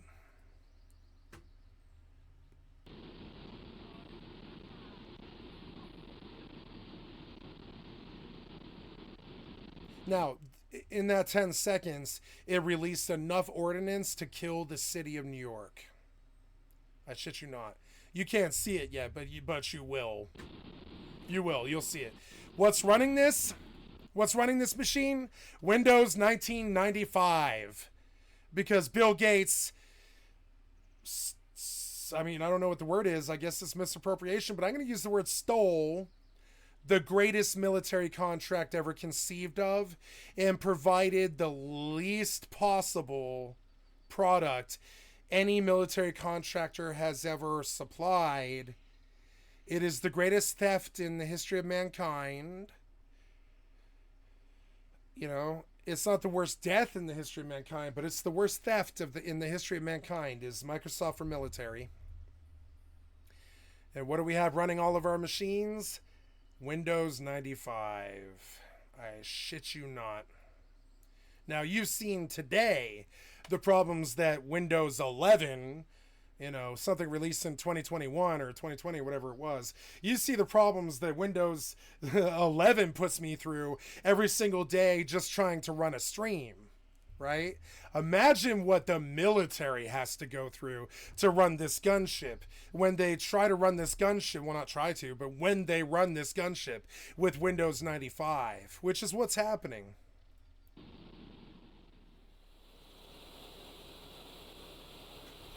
I think you got the point here. Greatest military tool ever conceived of, running off an operating system that we used to use 27 years ago, even though the gunship itself was produced in 2023. It's using operating system from 1995. This is why we can't win wars in Afghanistan and such. It's because Microsoft took over our government. Microsoft took over the deep state. Microsoft took over the greatest military fucking contract ever known to man, which is the U.S. military's contract for IBM to run all of its computer infrastructure into the ground. You want to know why we didn't win Afghanistan? Right? It's because Bill Gates, Microsoft, and the government committed 9/11 to get us to go to Afghanistan for 20 years so they could sell us Microsoft for military and all the guns and all the bombs and the bullets and shit to get the war in Afghanistan done. They killed 3,300 of our own citizens to do so. And then they forced us to use an operating system that we used 27 years ago to run $100 million pieces of hardware like the AC-130 gunship. This is the worst crime ever, beyond the Holocaust. I mean, it's the second worst crime ever committed, is the Microsoft military complex. Only the Holocaust is greater, or worse. Whatever you want to say, worse. Only the Holocaust was worse. Microsoft is a digital Holocaust, and nobody's ever spoken about it but me. Average person would ever want their own computer. Bill Gates saw things differently. Well, I think we will get one in every office and in every home. Build your own computer kits were growing in popularity. Indie hackers were starting to use computers at home, and the technology was getting cheaper. Clearly, there was about to be a massive avalanche of technological progress. The snowball that triggered this avalanche was the Altair 8800. The Altair was one of the earliest personal computers. To modern eyes, it looks like an alien artifact. It didn't have a screen or a keyboard. You had to operate it using a series of switches and lights on the front panel. It didn't even come fully assembled, but that didn't stop people from I gotta buying pee, I'll it. be right The back, guys. Altair I've been flew drinking, off the sorry. shelves. Bill Gates and his old buddy from high school, Paul Allen, started writing software for the Altair. Their first release was a version of the basic programming language that let Altair users write and run their own simple programs. Became, for the first generation of PCs, the thing that unlocked the power that was there. Bill was obsessed with details. He ran Microsoft like a general in wartime. For Bill, business was war, and competitors had to be destroyed. He was going up against an absolute giant, IBM. But giants can't move fast. IBM was a decades-old bureaucracy at this point. Eventually, the success of the Altair made IBM realize that they needed a personal computer strategy. The execs knew that they couldn't make a breakthrough product by just doing things the old way. So they created a skunkworks-style R&D lab in Florida. The IBM team began work on their first personal computer. They needed a software. As soon as they met Bill Gates, they were convinced that he was the best option. Bill was still really young, but he knew more about software development than basically anyone else at the time. So the two parties formed an alliance. Bill and his team would provide IBM with an operating system, but crucially, it wouldn't be an exclusive deal. We have to be able to sell it to other outfits. The deadline to deliver was tight, so instead of trying to build everything from scratch, Bill bought an existing operating system from a small company named Seattle Computer Products. Microsoft engineers modified that operating system and renamed it MS-DOS. This is short for the Microsoft Disk Operating System. It was a clever move, but like... By the way, DOS is far more competent in 1993. MS-DOS was far more competent than Windows 11 on 12/19/2023. MS-DOS is still more competent than Microsoft Windows. It still will operate much, much better than Windows. I know MS-DOS. I know all the commands, the directory shit, all that stuff. I know MS-DOS really well. And I still think that, in the end, MS-DOS was a superior product than Windows 11. It was far more capable of actually completing processes and getting shit done than Windows 11 is. From his advantage, Bill didn't stop. I'm old. I'm 40 years old. I actually like learned MS-DOS when I was 7 years old. I had to. It was the only operating system that was out. Fixed price for the software license, but that would have limited Microsoft's upside, and Bill knew that, so he went back and demanded a royalty arrangement. This gave him a guaranteed income stream and set Microsoft up perfectly to dominate the now that is neurolinguistics. He used a particular phrase there that we're going to repeat again. Upside, and Bill knew that, so he went back and demanded a royalty arrangement. A royalty arrangement, but in a court of law, the actual phrase for what Bill Gates did in 1987 or whatever it was when he took over the government, right? There's several terms for it. You could call it a coup if you want to. Excuse me, but it's not. But that's not what I'm talking about. What it actually is. I'm gonna hear him say it again, right? Microsoft's upside, and Bill knew that, so he went back and demanded a royalty arrangement. He extorted the U.S. government out of a contract. He extorted the U.S. government. He put 300,000 software developers in the state of Washington out of the job, couldn't feed their kids and stuff, and just kicked them out on the streets, essentially. Took over their businesses and just slashed and burned and dissolved the businesses and stuff. He put 300,000 people out of work, right? You know, who does stuff like that? Satan, really? He took over the military and he took over the government. We have words for this. Usually we say coup d'etat or something like that. But really, the real criminal term that a lawyer would use for this is extortion. Bill Gates extorted the U.S. government because he knew that they were going to need computers to run all of their tech, not tech, but all of their machines, all of their military industrial complex, their governmental computers, all of that stuff. He knew that they were going to need him. So he extorted the U.S. government. Who does stuff like that, right? Well, traitors. Only a traitor will extort the U.S. government when they live in the U.S. Only a traitor would do something like that. Bill Gates could have extorted the public, but instead he went after the people who pave our roads and open our schools and make sure our kids are educated and stuff. Bill Gates extorted the U.S. government. No ifs, ands, or buts about it. He extorted them. He knew he had something they were going to have to absolutely 100% need. And so in return for giving them the computers that he knew they were going to have, he demanded he committed the greatest crime ever committed, worse than the Holocaust. It's going to have far more reaches and cause far more deaths in the end, right? He forced the U.S. military to use Microsoft, and this caused a lot of problems. It hasn't caused a problem in a world war yet, but it absolutely will. When we go to fight the next world war, Microsoft will be the reason we lose it. Because China and Russia, you could say a lot of things about them, about their morals and such, right?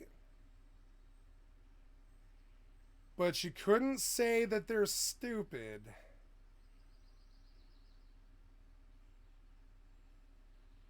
Only a stupid, really low IQ, I'm talking maybe should be on disability for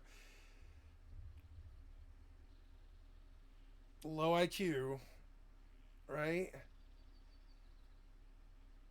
The U.S. government was stupid enough to let one man and one company take over the U.S. government.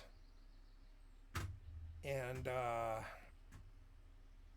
I call it extortion. They call it a royalty contract, which is a good bit of neurolinguistics.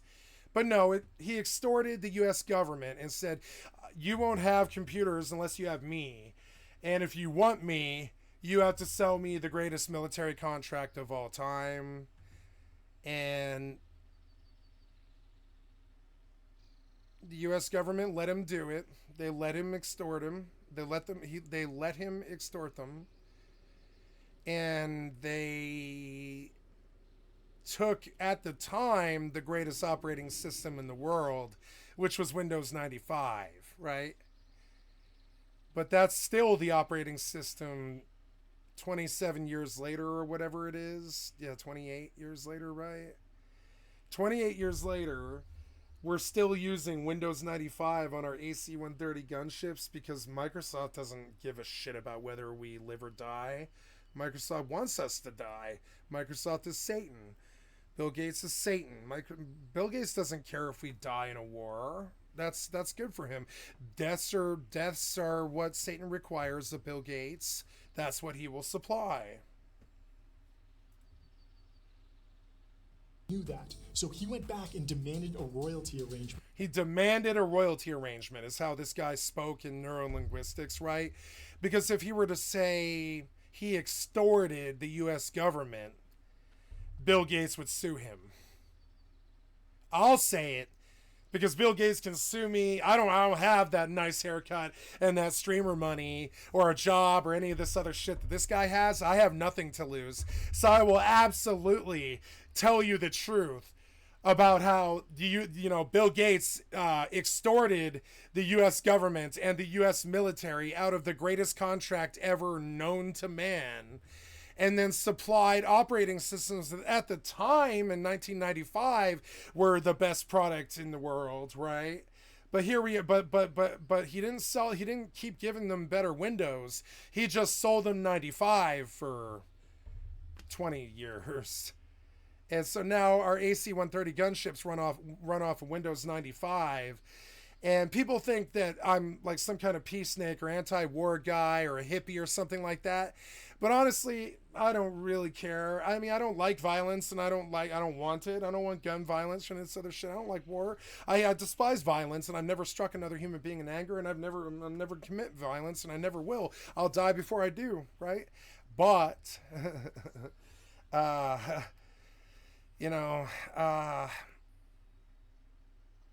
I would really like to hurt Bill Gates because I look at that as essentially Bill Gates killed America. How did he do it? Microsoft for military. Now, if I'm the U.S. government and I sign up with Microsoft and I take a contract with them to supply operating systems for the Army, the Navy, the military, the Secret Service, etc., ATF, FBI, etc., right? If I take that contract, I say, you will always have to give us your best operating system, and you will always make sure that because this is the U.S. military, it is always better than the operating system that anyone else in the world has, right? But because Bill Gates is Satan, just like the U.S. government, and they smoke in the same cigar bars and rape each other's children, right? They don't require anything from Bill Gates for that military contract. He gave them the OS in 95, and he still makes the exact same money that he did in 95 for that military contract, but he didn't have to continue upgrading the OS for the US military. He just took the money and stopped thinking about it way back in 1995. So then when we go to places like Afghanistan, we lose. Because those people aren't using Microsoft to run their military, which is how some desert insurgents beat the U.S. military. Is because we trust Microsoft to run our infrastructure. We can't send the boys out there in Qatar or whatever until we reboot Microsoft 95 again 27 times. The registry error is preventing us from loading Microsoft for military, and we can't sync our fucking Outlook to email the rest of the army that we're going to Qatar. And Microsoft single-handedly destroyed our military. Microsoft single-handedly destroyed our government. Microsoft single-handedly destroyed the video game industry. Bill Gates rapes children. These things are true. I'll say it to his face. I'd like to see a lawyer in court go after him. I'm not being hyperbolic. I believe these things. They're true. And I've seen the flight manifest of the Lolita Express. Bill Gates is no better than John Gotti. He's just the same sort of criminal. He rapes children and steals contracts from the U.S. government and phones in what he supplies in return for the contract. This is, in essence, the worst American who ever lived. Worse than Trump. Worse than Nixon. Cut from the same cloth. Smoking the same cigars in the same cigar bars. Same people. Far, far worse, though. Gave him a guaranteed income stream and set Microsoft up perfectly to dominate. So because he needed money, he forced the military to run on Windows 95 20 years past the year 1995. Market. By 1991, Microsoft was making more than $200 million a year from MS-DOS. Bill had executed flawlessly, but that was just the first stage of... By the way, $200 million is also the amount of money that the U.S. government gave Amazon last year. $240 million tax cut. Now, I paid $2,200 in taxes last year. I paid more taxes than the Amazon company did. Why is this the case? Because men like Bill Gates have co-opted the U.S. government and destroyed our country. Bill Gates and Trump. For dominance. The PC growth wave of the 80s and 90s meant that software became a key part of how large organizations worked. Eventually, it's not a key part. It is a mandatory part. You cannot run a military, a government, a school, a business, or even technically a cashier station without Microsoft. And this is true. So, I mean, it is not essential. It's not the proper language here. It is mandatory. Of them all, the United States military gave Bill Gates a call. In the mid-90s... No. They're the same thing. The U.S. military, the deep state, Bill Gates, NAMBLA, the KKK, the Pizzagate, QAnon... shaman and all that shit, right, is all the same thing.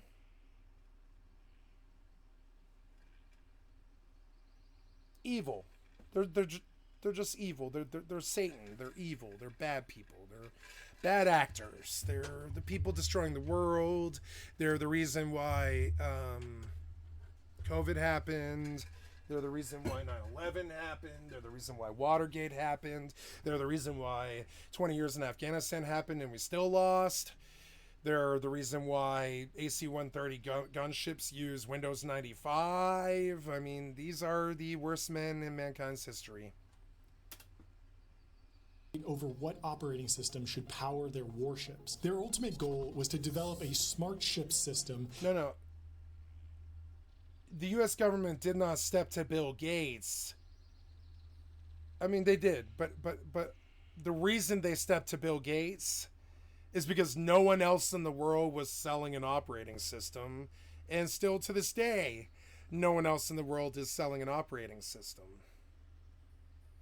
It's not like the U.S. military wanted to get completely fucked in the ass without lube by Bill Gates and the Microsoft empire. It's not like the military wanted that, right? They had to.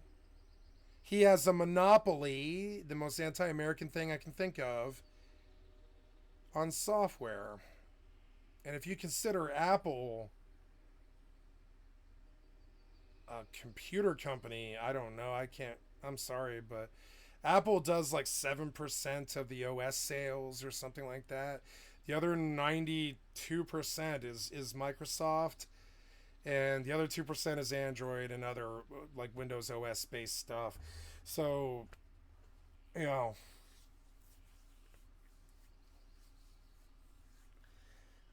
yeah, the U.S. government stepped to Bill Gates and asked him for help. But I mean, who else were they going to ask? And this is by design.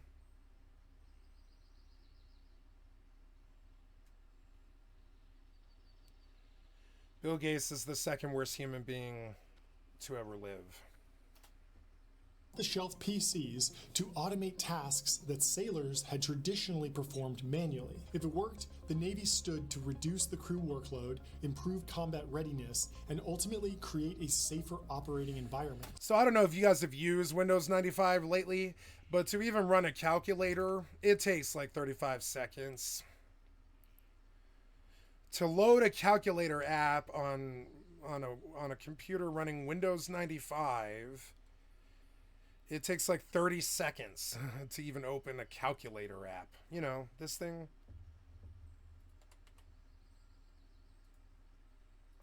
Now watch Windows, you know, that took what, under a second. It was like 0.4 of a second or something like that, right? On Windows 95 to load a calculator, it's like 35 seconds. And that's what the US military got, and I guess that's what they deserve, I guess. But that's what the US military got. For the US military to calculate how much ordnance 280,000 gunships might need, let's say 3,600 rounds each ship or something like that, right? To run this calculator on the computers that the U.S. military uses, that U.S. military guy, he's got to wait 35 seconds to get this answer on a basic calculation, which is one of the reasons why we couldn't win the war in Afghanistan. And so why did we go to Afghanistan? Men like Bill Gates, you know. Unix-based systems like Linux were open source, stable, and flexible. But the fact was that everyone in the Navy was already using... In 1995, it was great. 2 years later, it was bad. 4 years after 95, by 1999, we had a full-blown military contractual fiduciary disaster engendered and dreamt up and owned by Bill Gates. And by 9/11 in 2001, I would say any military device running off of an operating system of any kind essentially was worthless in comparison to anybody else in the world. Because I don't believe most world governments use Microsoft Windows to run their military computers. I think that's a US American owned griftonomics thing. I think most world governments that are actually kind of scared of attack or anything like that, or actually care about their military, right, probably self-designed their own operating systems.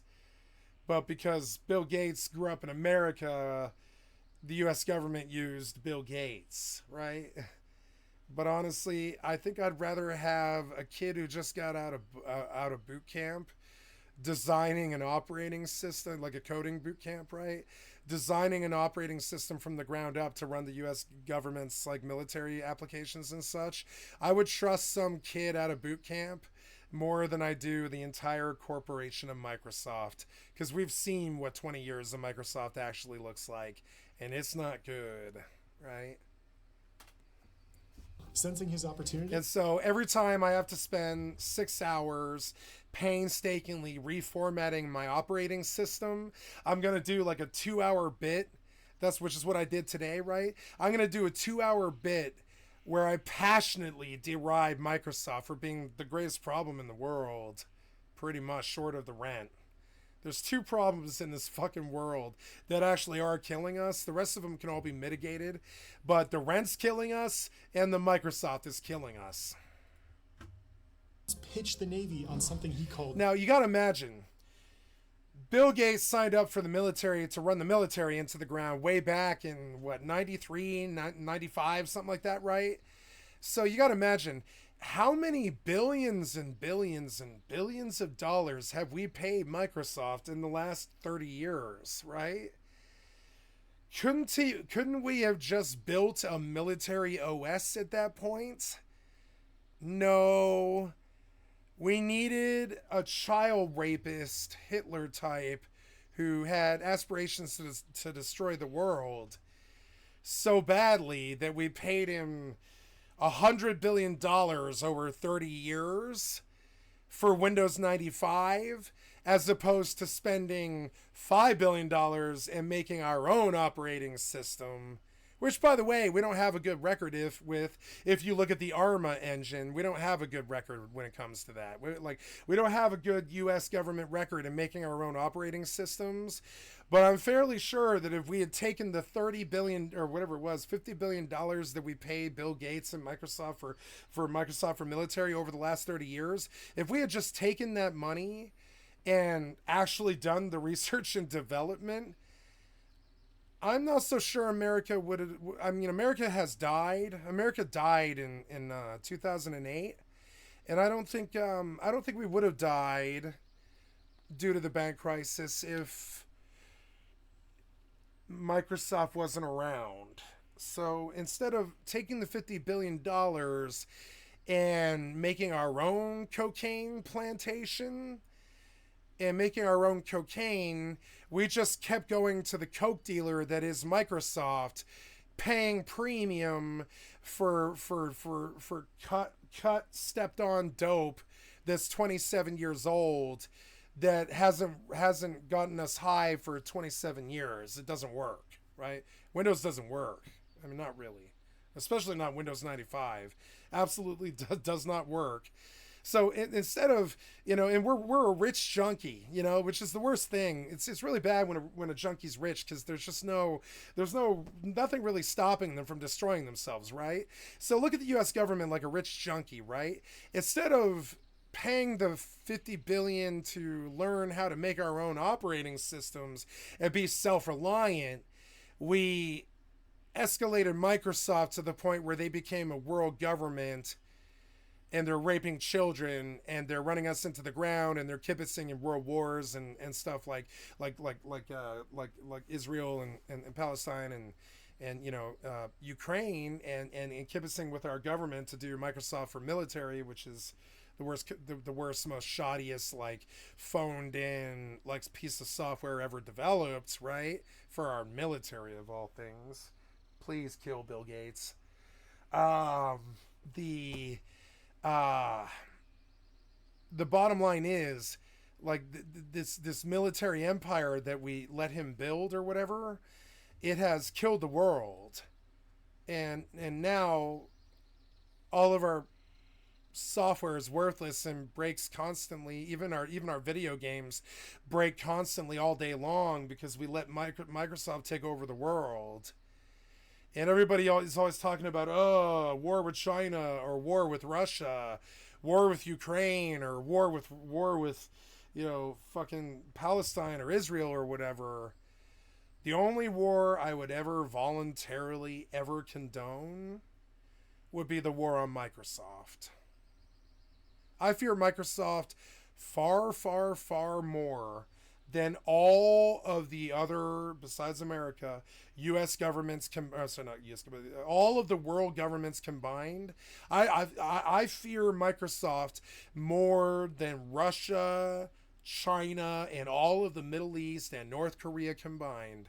I think Microsoft will bring us to complete destruction far, far, far more quickly than North Korea, China, Russia, and all of the Middle East combined. I believe Microsoft is a greater cause for concern than all of those countries combined. I believe Microsoft is running our government. I believe Microsoft is the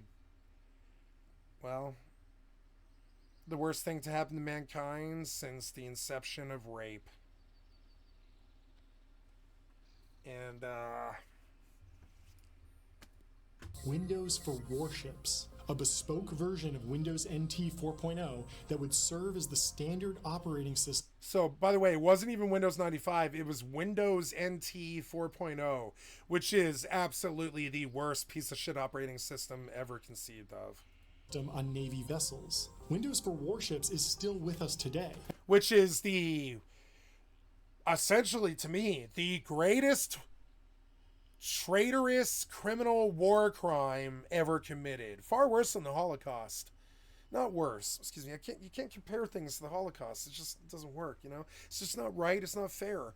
But I'm saying the ramifications of running the U.S. military on Windows NT 4.0 is far worse than the Holocaust. It's going to cause us more damage and more lives, especially if another world war seems to be fixing to start, you know? If we go to world war running all of our military off of Windows NT, we will lose, like we lost the war in Afghanistan somehow. I don't know how we won a war, how we lost a war against sand insurgents with one billionth of the money, one billionth of the population, one billionth of the military tech, one billionth of the budget and all this stuff, right? We lost this war in Afghanistan somehow, specifically because of military problems such as Microsoft for Warships. It's an infrastructure problem. I mean, what was there to win? I guess taking over the country and making it a new territory of America, I guess, or something. But whatever you consider winning the war in Afghanistan actually is, I don't know what we could have won. More death and more violence, I guess. If you consider, to me, winning the war in Afghanistan is just essentially causing more death and violence. I guess that's winning somehow, because we didn't succeed in any way or form in anything that we did there, specifically because of stuff like Microsoft for Warships and and the War Machine. And I don't know how to stop this short of get the Microsoft the fuck out of here before they kill us. We cannot have the incompetency of Windows NT running all of our military software. That is like, well, piloting an AC-130 with an Xbox 360 controller. Also a Microsoft debacle. Not just in the United States either. The British Royal Navy still uses a variant of Windows for Warships to provide tactical information. And it's not only the US government, it's the British government too, are using Windows NT from 1991 to run every military computer. Which is just like, what? Fucking what? It's the most gobsmacking, most shocking secret, right? Mankind has ever had, is that, yeah, it turns out that all of our military empires are run off of Windows NT, an operating system from 27 years ago. And that piece of shit didn't work back then. I can't even imagine how bad it is now. Controls across all of its active submarines. But upgrading the U.S. Navy's fleet wasn't easy in practice. No, and that's an Army problem, not a Windows problem. But see, okay, I don't know why. I mean, I know why. It's because they're all flying on the same Lolita Express. They're all smoking at the same cigar bar, right? They're all talking to each other. These billionaire despots, right? But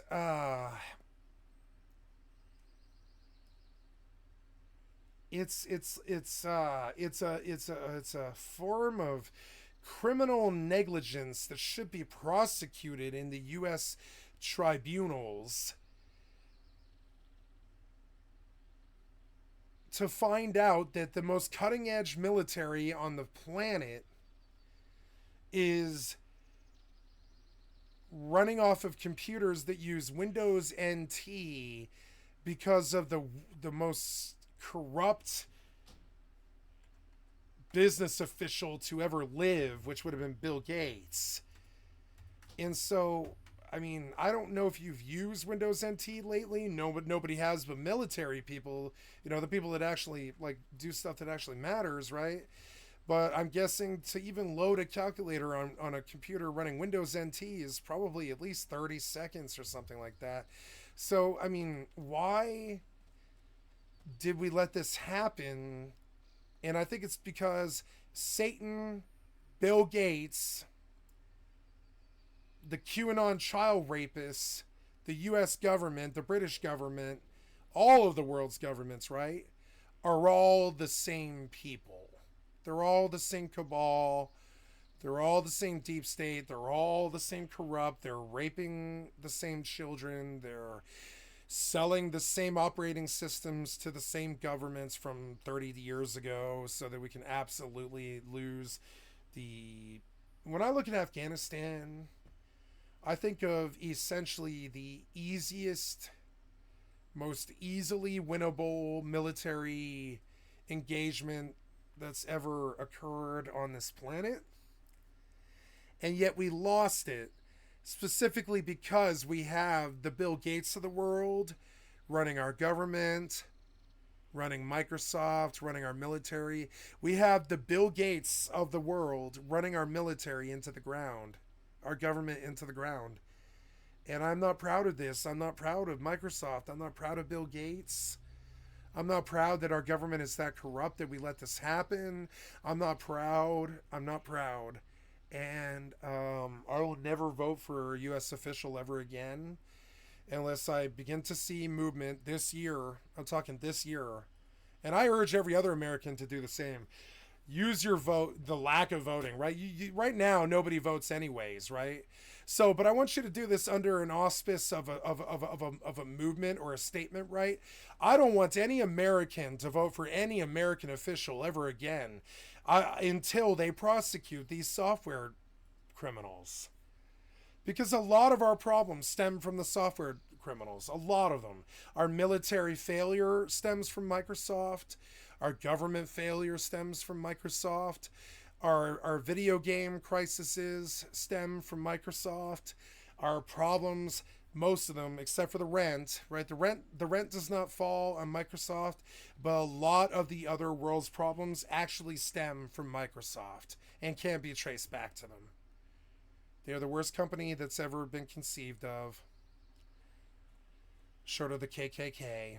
And Yorktown Windows for Warships is the greatest crime ever committed short of the Holocaust. It is the second worst crime ever committed. Aircraft carrier suffered a system failure that left it dead in...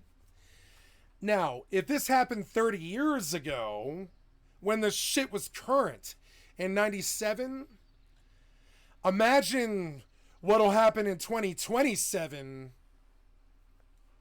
You know, when this shit wouldn't work 30 years ago, what's going to happen in 2027? If it wouldn't work in 97, what's going to happen in 2027? For 2.5 hours. And the new... And this is the worst, most existential crisis I've ever witnessed in my life. A repeat of the Holocaust worries me less than this, you know, because I know we'll get out of that in 20 or 30 years, but I don't think we'll ever get out of the international war crime that is the Microsoft Corporation. Blame. Sunk by Windows NT back in 98. You know what I'm saying? Back when it was current and the operating system was the best in the world, it was sinking warships. You know what I'm saying?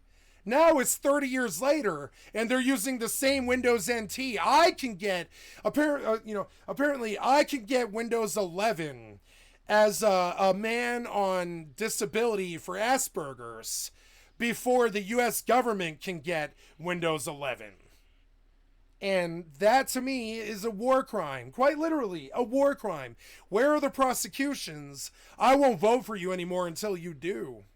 Whoever allowed this to happen should face tribunal, impeachment, and or prosecution and jail time. Bill Gates should face jail time. The U.S. officials that allowed this to happen should face jail time. It is the worst betrayal of the U.S. government we've ever had. Windows for military, Windows for warship is the worst betrayal in the history of the U.S. It's worse than January 6th. It's the worst traitor insurrection since January. It's worse than January 6th. This is the wholesale sale of the quality and efficacy of the entire U.S. military industrial complex due to a software criminal. And that is the best way I can say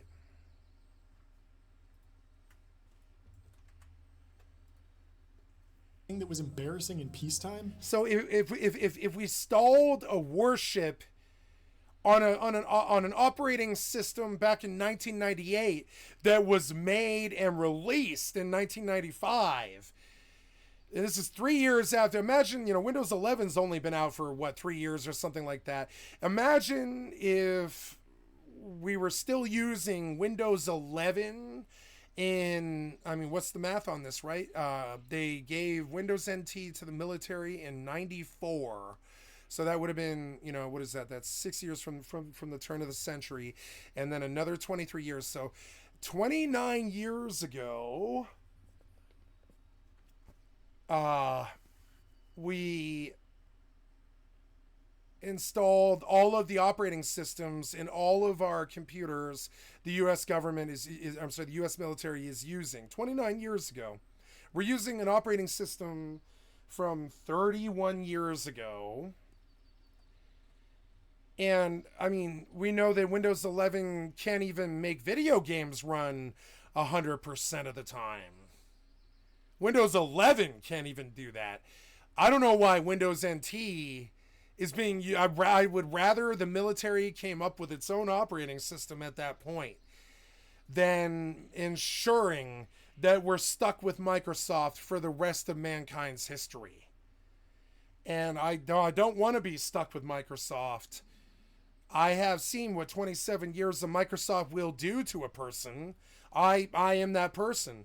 I've seen what 27 years of Microsoft will do to a life, a mind, a job, efficacy, sociality, psychology, all this stuff. I've seen the disaster that Microsoft has been for 27 years. And it's not like I'm taking pleasure in going after them. I am taking pleasure in feeling like I'm doing my due diligence as a good human being by trying to educate the rest of the fucking world as to what the worst problem in the history of mankind is. It wasn't the Holocaust. It's Microsoft. Holocaust ended. Microsoft sat in that on that Hitler throne for the last 36 years, destroying the government, destroying the military, destroying video games, destroying the video game industry, destroying software, stealing from us, causing stuff like NFTs and Bitcoins and, just all around criminality.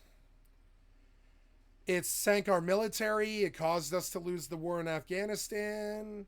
They might have even caused us to go there in the first place. If I really were to trace all of it, I would guess that the U.S. military and Bill Gates, Microsoft, and the American Taliban, the Tea Party, right? They're all the same people. So all of this is on purpose, and I think they saw an opportunity to make sure that we lose every future war because of Microsoft. We lose the world tech race because of Microsoft. We lose lives because of Microsoft. We lose lives in 9/11 because of the US government, but I mean, really, that's Microsoft. Facebook and Microsoft and US government and Halliburton and Trader Joe's are all the same people. They're all raping the same children. They're all going to the same cigar bar.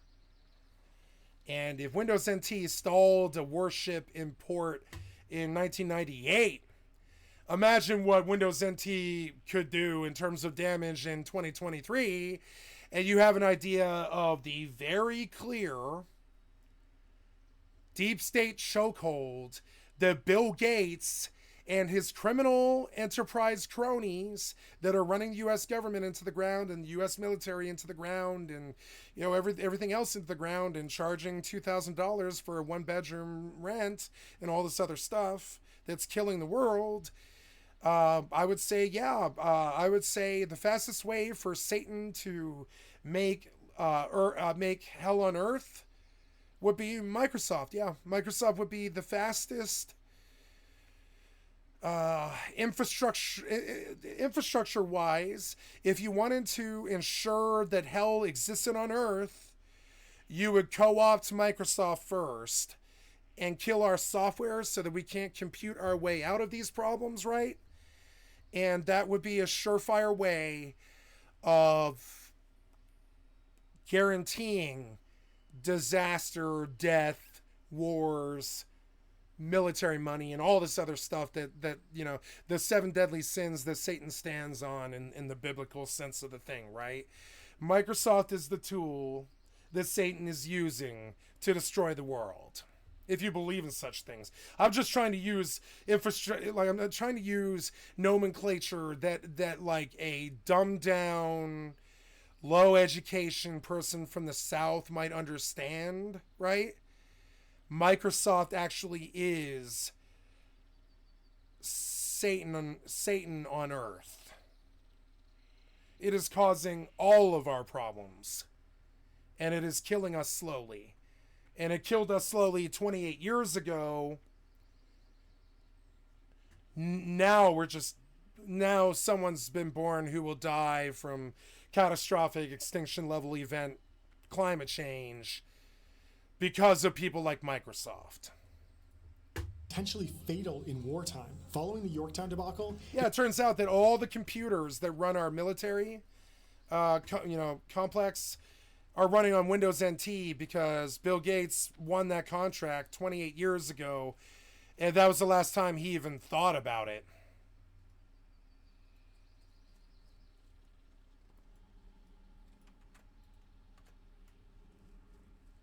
Windows. Critics said it was rushed. Normally you would hang these people in the town square and throw a shindig afterwards, normally. But now these people run our country. So we just have to put up with it. There's nothing we can do. They own us. We're their property now. They sold the government to Microsoft and killed the world. More on politics than engineering requirements. The source of the problem was pretty simple too. One extra zero fed... Yeah, it's Windows. Can't get simple coding right. To just one application on the network created a divide by zero error that... Sounds familiar, right? Remember Y2K and all the other Microsoft engendered could be the worst disaster to ever befall mankind? Remember when we thought that Microsoft might have killed the world? I don't know if you guys remember Y2K, but I do. I remember very clearly for about 2.5, 3 years up until the day that Y2K hit, right? We really genuinely believed it was the only thing the news anchors talked about. It was the only thing anybody in the real world talked about was Y2K for a long time. And a lot of you guys just hadn't been born yet. You know, you hadn't been born yet, but I had been, right? There was a time in this world where for 4 years, I remember I was alive and I was there, and I was old enough to remember it very well. I was like 10 years old or something, I don't know.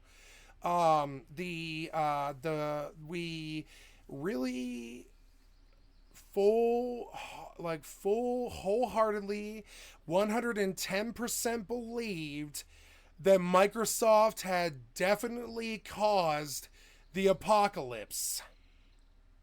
And the night before Y2K, kids just weren't alive yet, so they'll defend Microsoft. Some shithead, asshole, clueless, cocksucking stream sniper, one of the he's not even original, he's one of the 7, right? Hit me really hard for attacking Microsoft all the fucking time.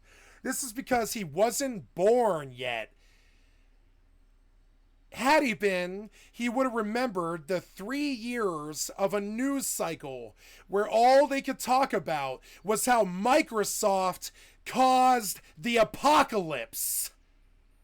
And you go ahead and you defend Microsoft or attack me for attacking Microsoft. But, I mean, remember that time when the entire world believed and accepted and lived their lives like the world was going to end specifically because of Microsoft?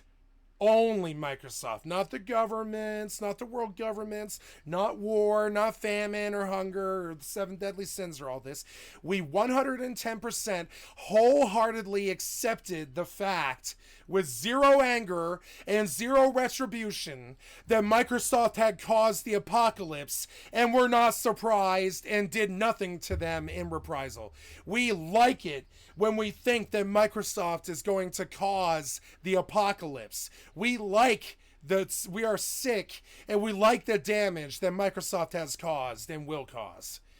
We are okay with letting Microsoft skate after they caused the apocalypse, and we were surprised when they didn't, right? Remember Y2K? I remember it. It was the entire world was talking about stalking. You think I'm crazy when I talk about stalking through the Microsoft, like I should be put in jail for language like stalking through the Microsoft offices with a shotgun. But see, I got that language and that concept from the entire world in 1999. The entire world was threatening to stalk through the Microsoft offices with a shotgun if they actually literally did cause the apocalypse. That's what Y2K was. It was the possibility that Microsoft might have caused the apocalypse. And you think I'm being, you think, oh, Skycat's being loud. He's a loud, crass, fat ass and just being hyperbolic and lying and talking shit and being dramatic and overly dramatic or something. No. That is actually what you will read on the Wiki-fucking-pedia when the entire world believed for about 15 months that Microsoft had caused the apocalypse. And the day before Y2K, we kissed our families goodbye and believed that the nukes were going to fall, specifically because of Microsoft. What we didn't know was is the world isn't capable of dropping nuclear bombs anymore. Because, well, and it's a sick, sad world, and I love these kind of true ironies. But the only reason we haven't died in a nuclear holocaust, right, is because Microsoft runs all of our military computers, and we just literally aren't capable of launching a nuke anymore. Microsoft is too incompetent to actually launch a nuke. You'd have to actually get an Enola Gay with an atomic bomb inside of it that's dropped by a human that pulled a lever because Windows NT is not capable of guiding, launching, or syncing up a computer to actually launch a nuke. That is beyond Windows NT's capabilities. You know? So, literally, the only reason nuclear war is still possible, this is true, is that we can still put a human being with a lever behind a bomb, right? If you were to trust Microsoft to launch a nuclear bomb, it would 110% unequivocally fail. And we know this because Windows can't even run Tesla, much less a fucking nuclear bomb launch or something like that, right? So one of the reasons that I can go to bed at night and sleep soundly is because I happen to know that literally the only reason we haven't had a nuclear holocaust that killed the world is because Microsoft is so incompetent that the computers running the machines that launch the nukes are too incompetent to actually launch a nuke because they're running off of Windows NT. For some reason, 30 years since we've even heard of Windows NT being on the market, turns out that all of our military hardware is running on Windows NT, which is quite literally the worst nightmare that I can conceive of. I can't think of a worse one short of, I mean, I guess it's not a nightmare. It's like a miracle. The greatest miracle to ever exist is the fact that we can't have nuclear war anymore, because all of the software required to launch the nukes is so incompetent that it can't run a calculator, much less a server, or much less a nuclear bomb launch procedure, right?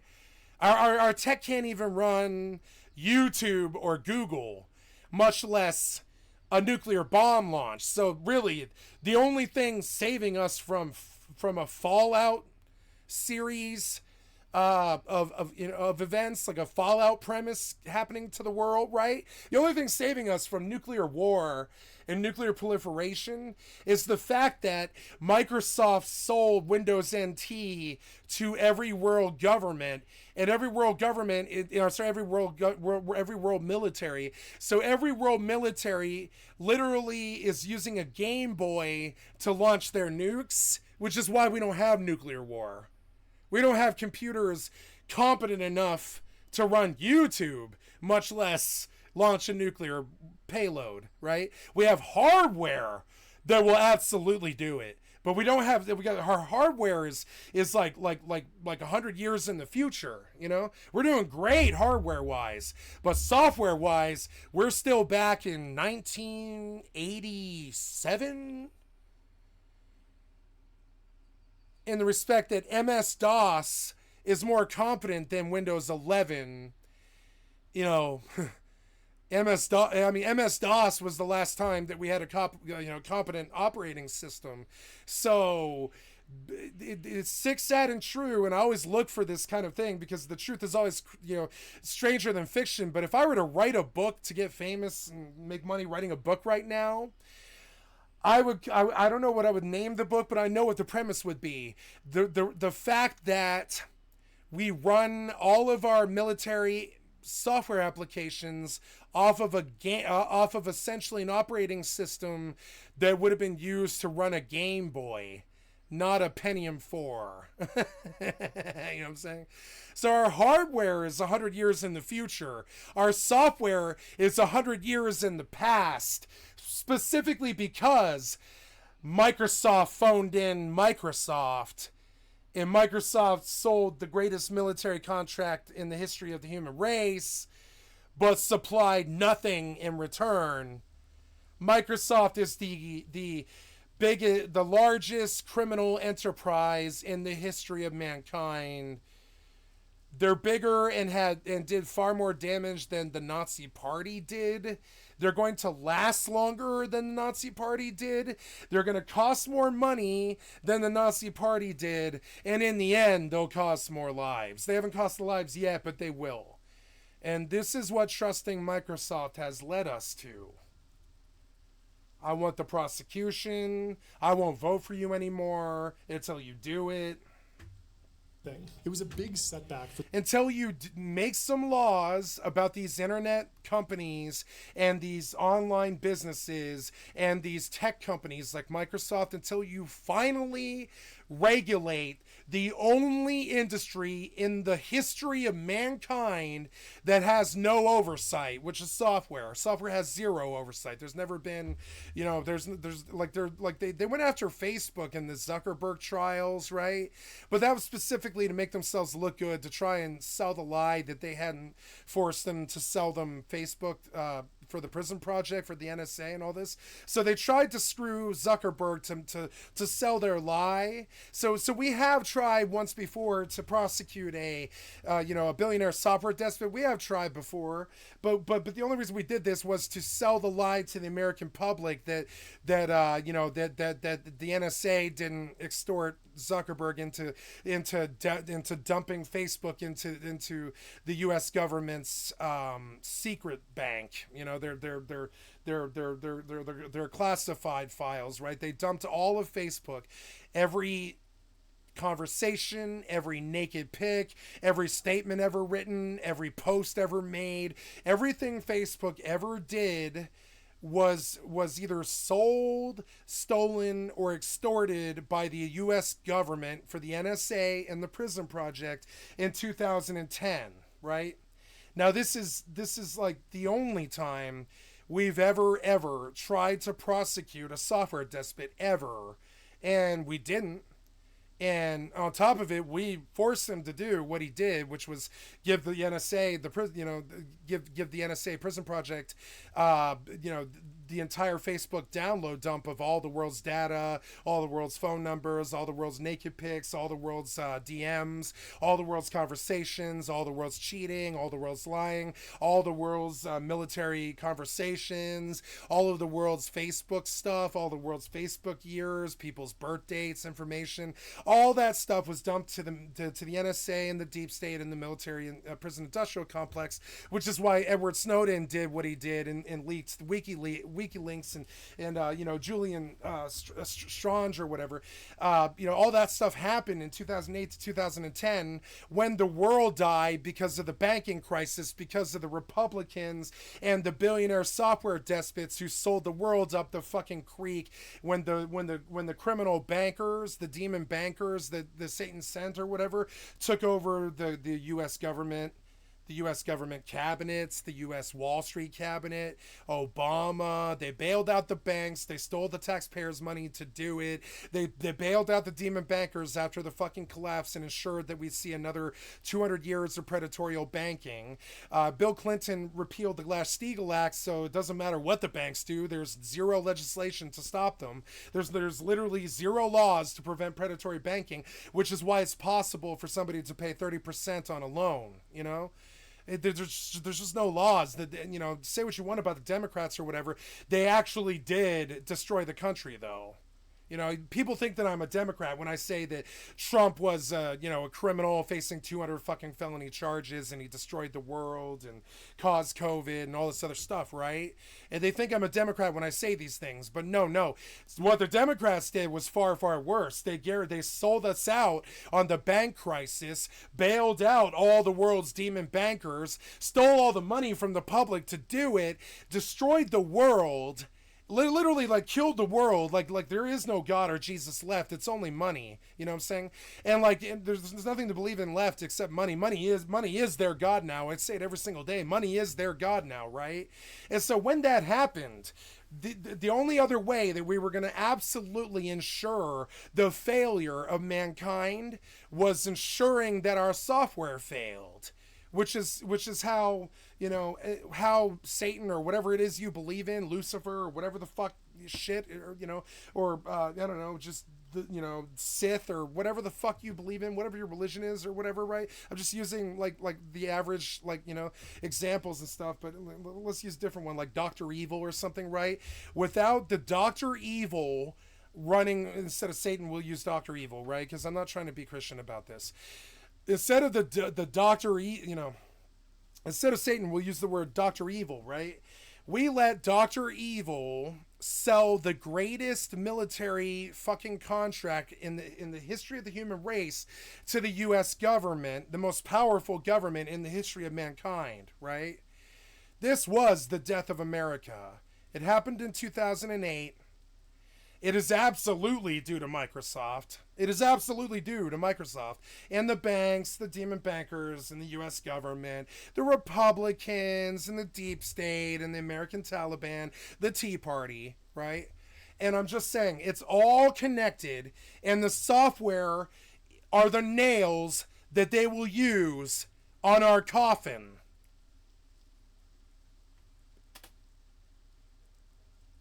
Microsoft was still riding high. And the biggest nail in the coffin is Microsoft's military empire, which you must understand exists. You must understand that it's killing the world. And every single time that I have a problem on stream with Microsoft, you gotta kind of wonder what kind of problems our military is having with this operating system from 1993. If I'm having problems trying to run Rust, you gotta kind of wonder what kind of problems the fucking government and the military are having trying to run AC-130 gunships with Microsoft Xbox 360 controllers for some reason. When I think of war crimes, I think basically the worst war crime that you could possibly commit is running an AC-130 gunship or some other piece of crazy military tech worth $1 billion or whatever, right? With a Microsoft Xbox controller. That is literally the worst mishandling, tribunal-worthy incompetence in the history of any military, much less the U.S. military, right?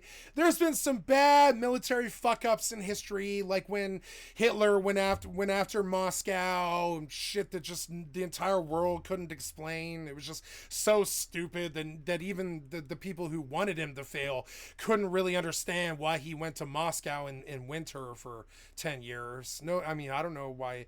America won't do that. Nobody will do that. Well, everybody tries and has tried for thousands of years to sack Moscow, but no one's ever actually managed to do it.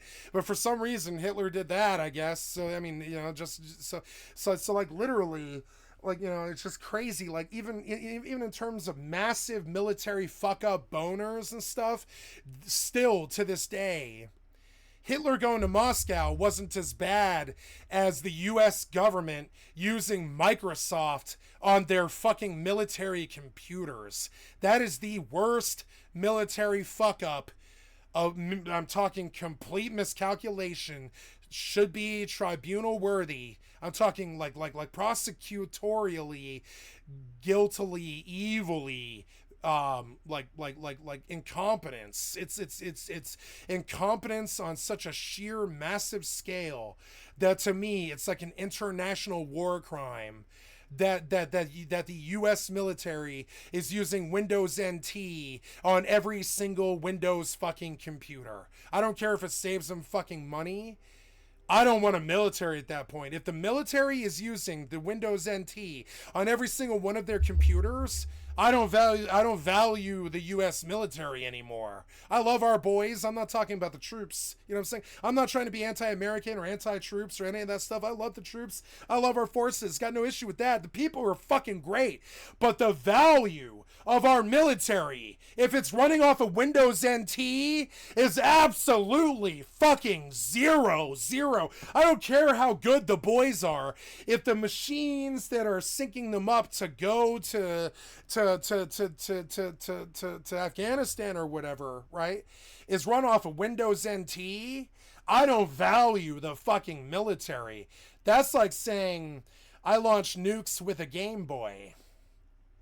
It's, it just doesn't sound right. It's like saying I'm top 500 in League of Legends, but I use a Guitar Hero controller to play my character. It's that level of incompetence. It's insane. It's kind of like the U.S. government is saying that they win the Fortnite World Championship with a Guitar Hero controller. It doesn't compute. It's incompetence on such a massive scale that I literally craved the death of another human being. And I don't like that, but I crave the death of another human being more than I crave the death of somebody who already passed. Hitler. You know what I'm saying? I crave I'm not talking about death.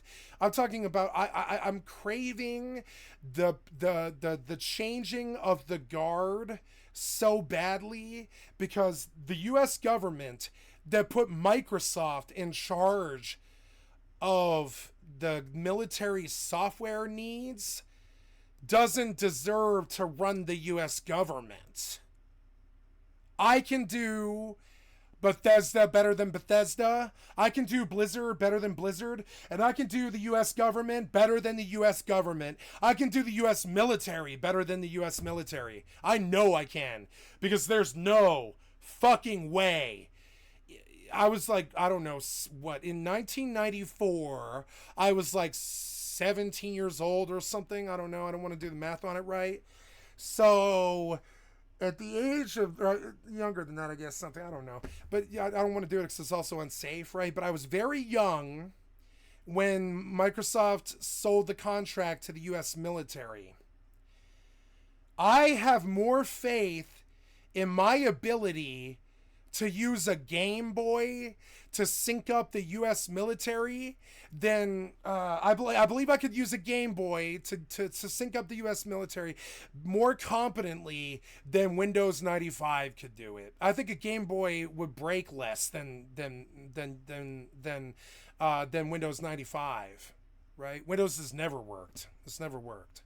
So, like that sheer level of fucking incompetence that led Microsoft to running our military, I want these people out of here. The Democrats were no better than the Republicans. Both of their leadership was utterly fucking worthless for the last 50 fucking years. I want the Republicans and the Democrats the fuck out of here. Those are the sort of assholes that let Bill Gates co-opt our military into not a worthless force. I love our boys. They're not worthless. We have one of the best fighting forces in the world, but not the best. You want to know why? Because they let Microsoft run the infrastructure. The boys are great. I love and women. I love the men and women who are our troops, and I really love you guys and what you do for this country. But the fact that your superiors let Bill Gates co-opt the fucking military on the greatest fuck up in terms of military contracts in the history of human race, and we've had some doozies too. You know what I'm saying? I don't trust or want the U.S. government who let that happen. I don't trust or want the Microsoft that made it happen. I don't trust or want the Microsoft for military. I don't trust or want Microsoft. I want them prosecuted. I want Bill Gates out of here. And I will not vote for you anymore until you do. I want sweeping changes on these software criminals. Altair. Now, I'm talking 10 years ago. Now, I believe our government is literally dangerous for us. I believe the U.S. government is literally dangerous to the U.S. public, specifically because we do things like run Microsoft NT on all of our military hardware. I literally view the U.S. government as a menace to the fucking U.S. public. Worse than bank robbers or terrorists or something. I think the government is worse for us than, and I gotta say with quotes, right? Because it's a complete fabrication, right? Osama bin Laden. Yeah, more like Obama the president or George Bush Jr., right? I cannot engage in the complete bald-faced lie and fabrication that the U.S. government used to explain away 9/11 after the corruption that Microsoft has caused. You know what I'm saying? And I'm done watching you. All my life, I've watched you sink this military, sink our government, sink our chances, sink our future. I've watched you be racist towards Mexico, racist towards, the Middle East. I've just seen the U.S. government be some shitty things in the 40 years that I have been alive, right? But this takes the fucking cake when you begin to understand that the U.S. military is using Windows 95 because Bill Gates won the greatest military contract that will has or ever will exist, right? Because Bill Gates won the greatest military contract. He extorted U.S. government to do it, but he won the greatest military fucking contract that the U.S. government has ever existed, right? Any military contract went to the greatest military contract didn't go to Heckler and Koch. It went to or fucking Glock or somebody like you would think it would. It went to fucking Microsoft.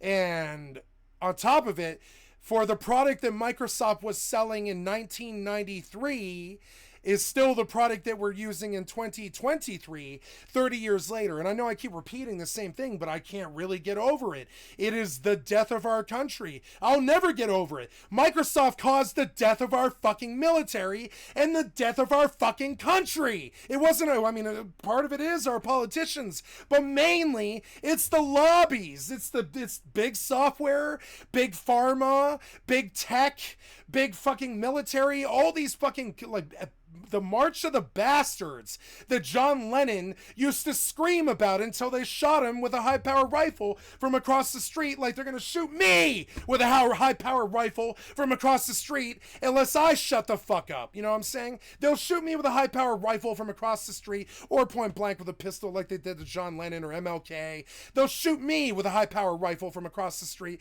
if I continue talking about this, which is why I have to get off the subject and fucking close it. They'll shoot me with a high-powered rifle. They can't have people talking about the actual theft that they're engaged in on a wholesale level. The theft of our government, the theft of our country, the theft of our military, the theft of our fucking competence, the theft of our fucking reputation, the theft of our fucking decency. I'm sure Mexico loves us now after Trump spent fucking 10 years talking about how he wanted to fucking kill every Mexican, get them all out of the country or whatever. You know what I'm saying? Like basically killed them essentially. He said they were all rapists and murderers and they want them out of here or whatever. How long is that going to set us back with fucking our closest neighbor? Who do you think runs this country? It's the Latinos. What the fuck happened to you between Microsoft and the Republican fucking Party? I'm surprised we have a country anymore.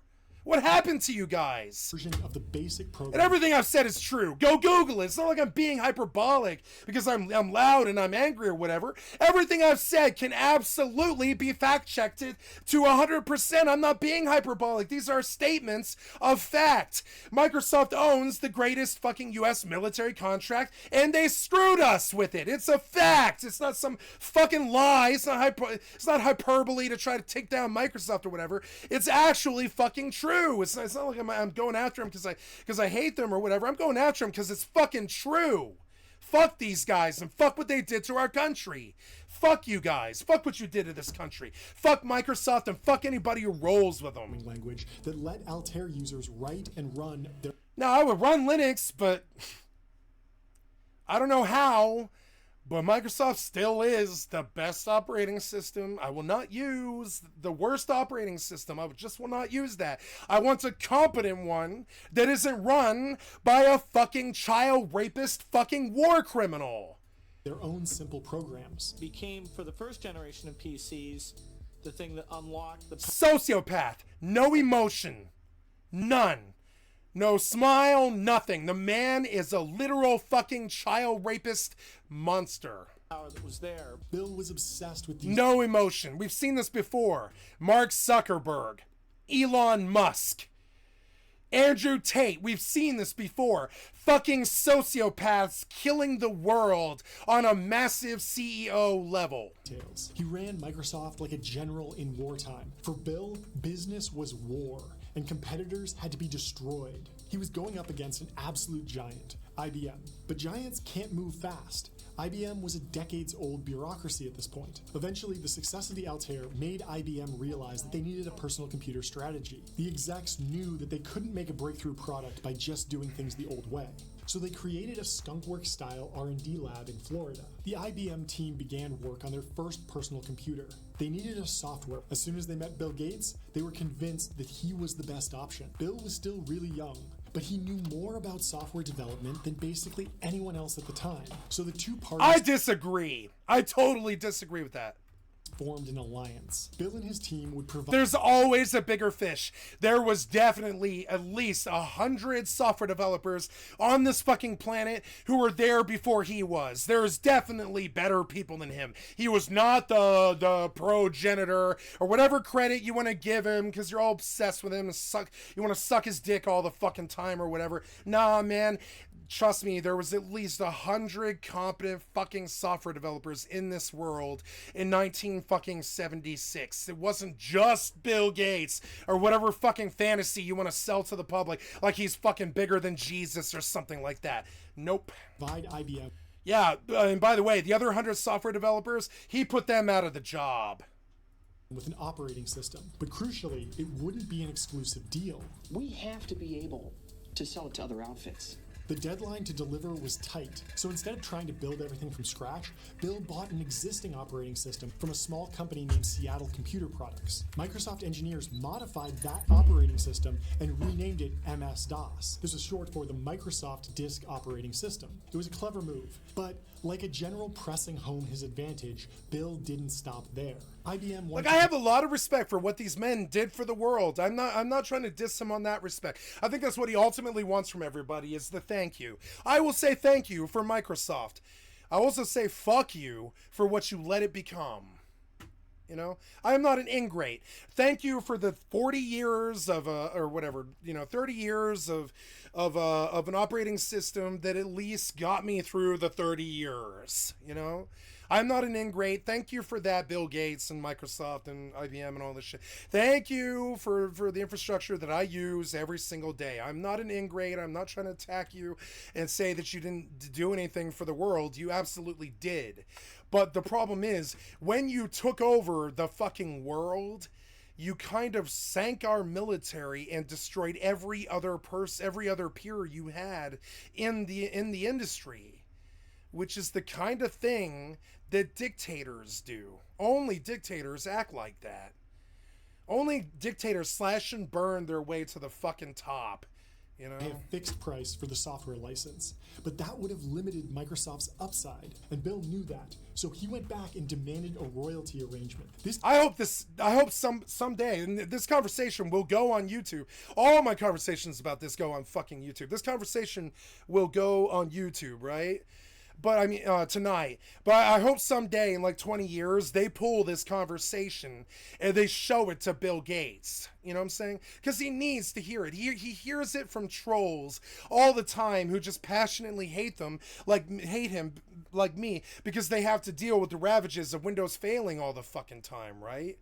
But I mean, in the end, I think he needs to hear like a very frank appraisal of what he actually did to the world. I'm not talking about weird conspiracy theory shit about like microchips and fucking needles or whatever. I'm talking about what you actually did to the fucking world with your software, fucking billionaire software despot conquistadorialism. You basically conquistadored the fucking software development, which traditionally, if you look at it, you're thinking like nerds who look like Michael Bolton from Office Space, with like pen pocket protectors on their fucking like cubicle shirt, and they're working in cubicles and they're like white collar nerds, and that's the image that we want for software, right? But honestly, you know what I think of when I think of Bill fucking Gates now?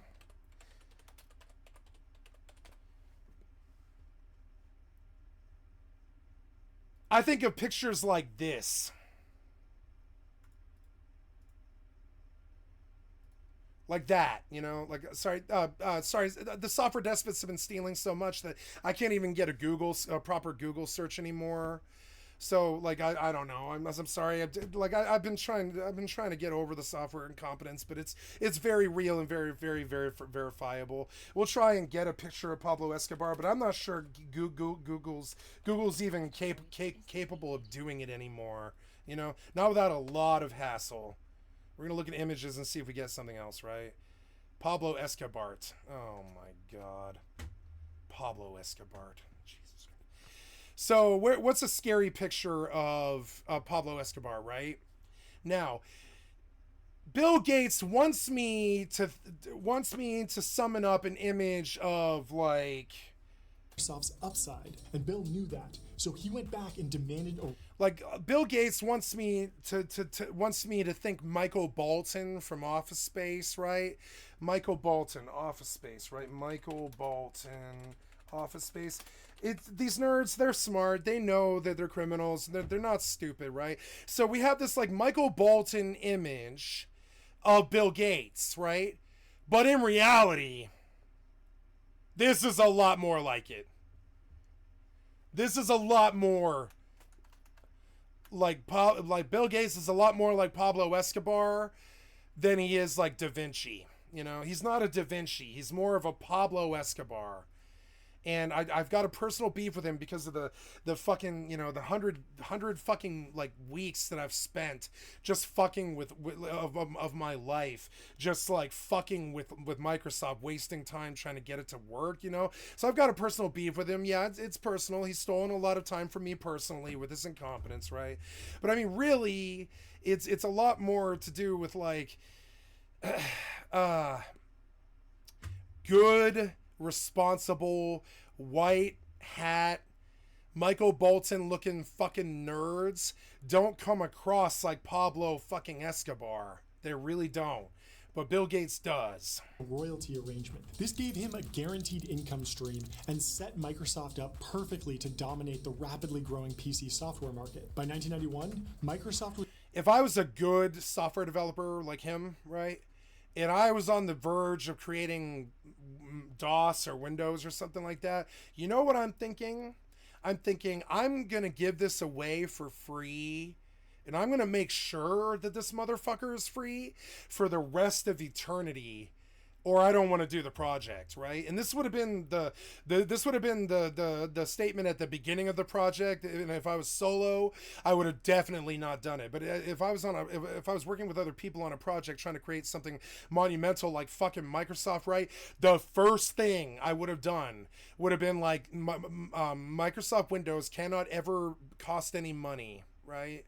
It cannot ever cost any money, because the idea of an operating system company becoming a monopoly and taking over the software sector is so aberrant to me that honestly I would be willing to introduce laws in America anyways saying that you cannot make any money producing an operating system.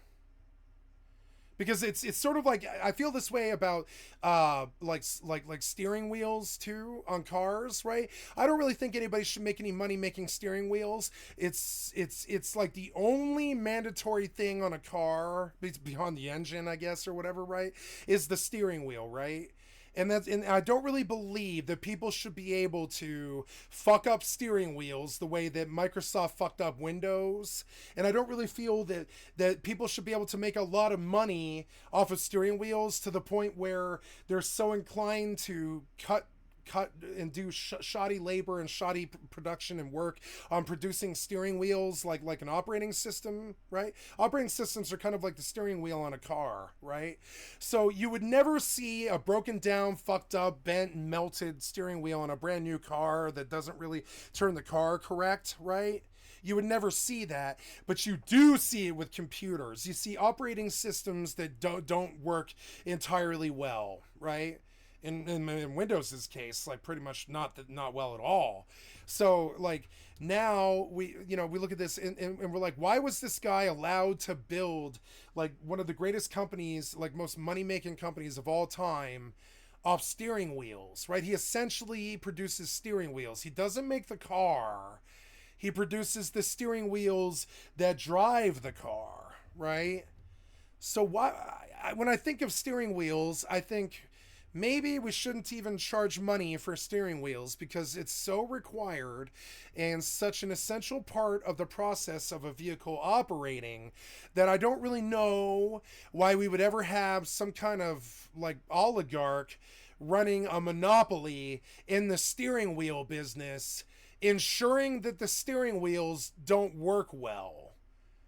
Because because the steering wheel is so important to mankind's success, even, that you would never let some billionaire shithead fuck it up. You know, steering wheels are so important to mankind succeeding in everything that they do, that the idea of a monopoly company like, I don't know, what's a car parts company, Fiat or something, right? Just using a bad example. Fiat's a bad example.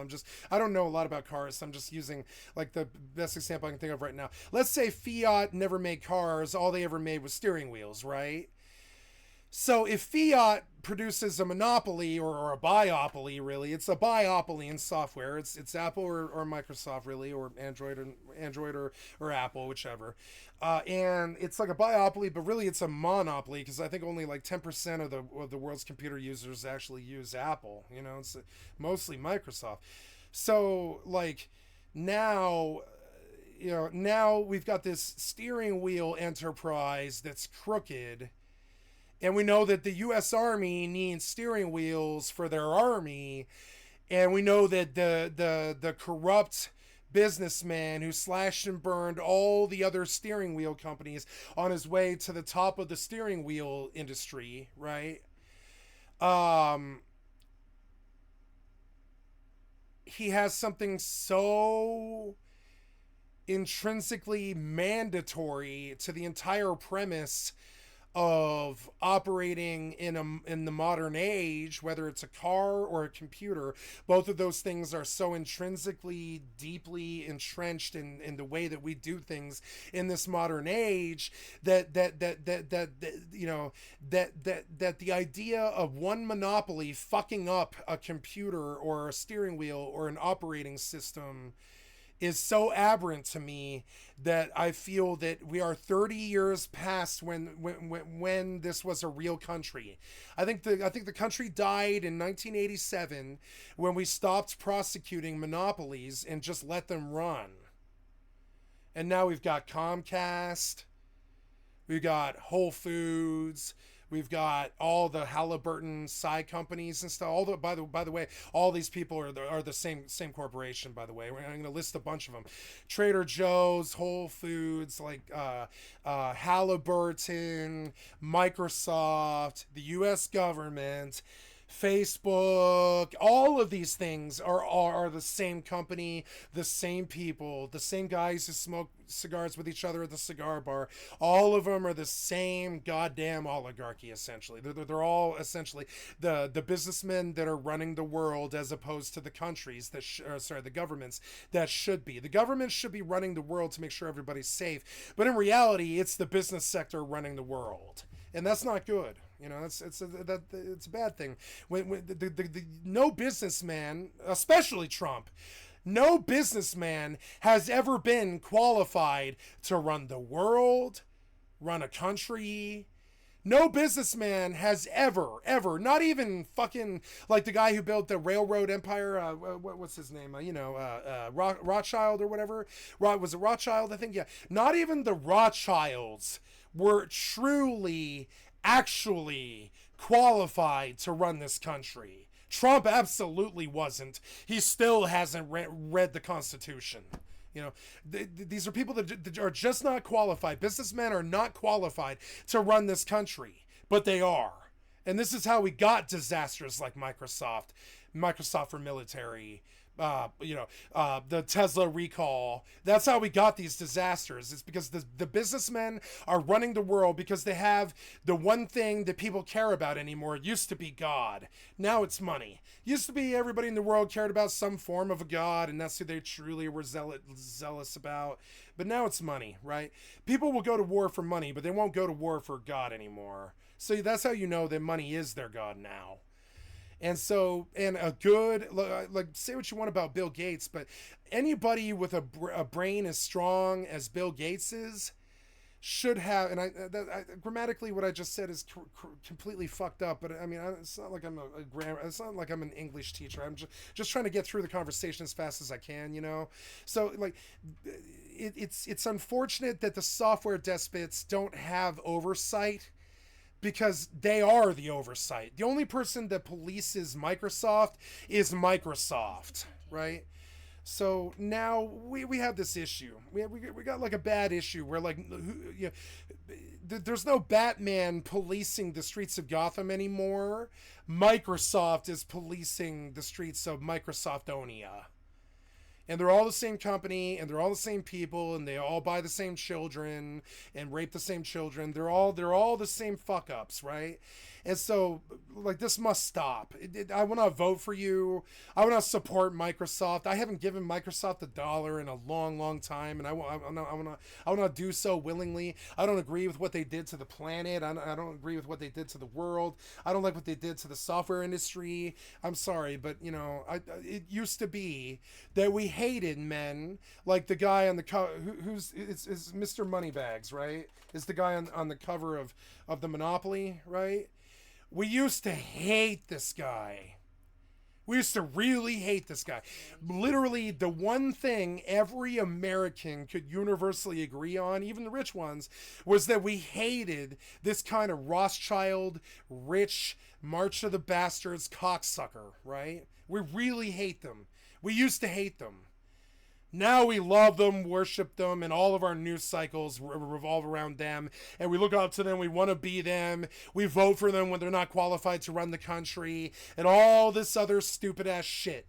And I'm just done with them. I'm done with their money. I'm done with them using software as some kind of fucking Deus Ex Machina weapon or tool of mass destruction. It's like we gave up nukes and started using operating systems as our massive weapon, you know, as our weapons of mass destruction.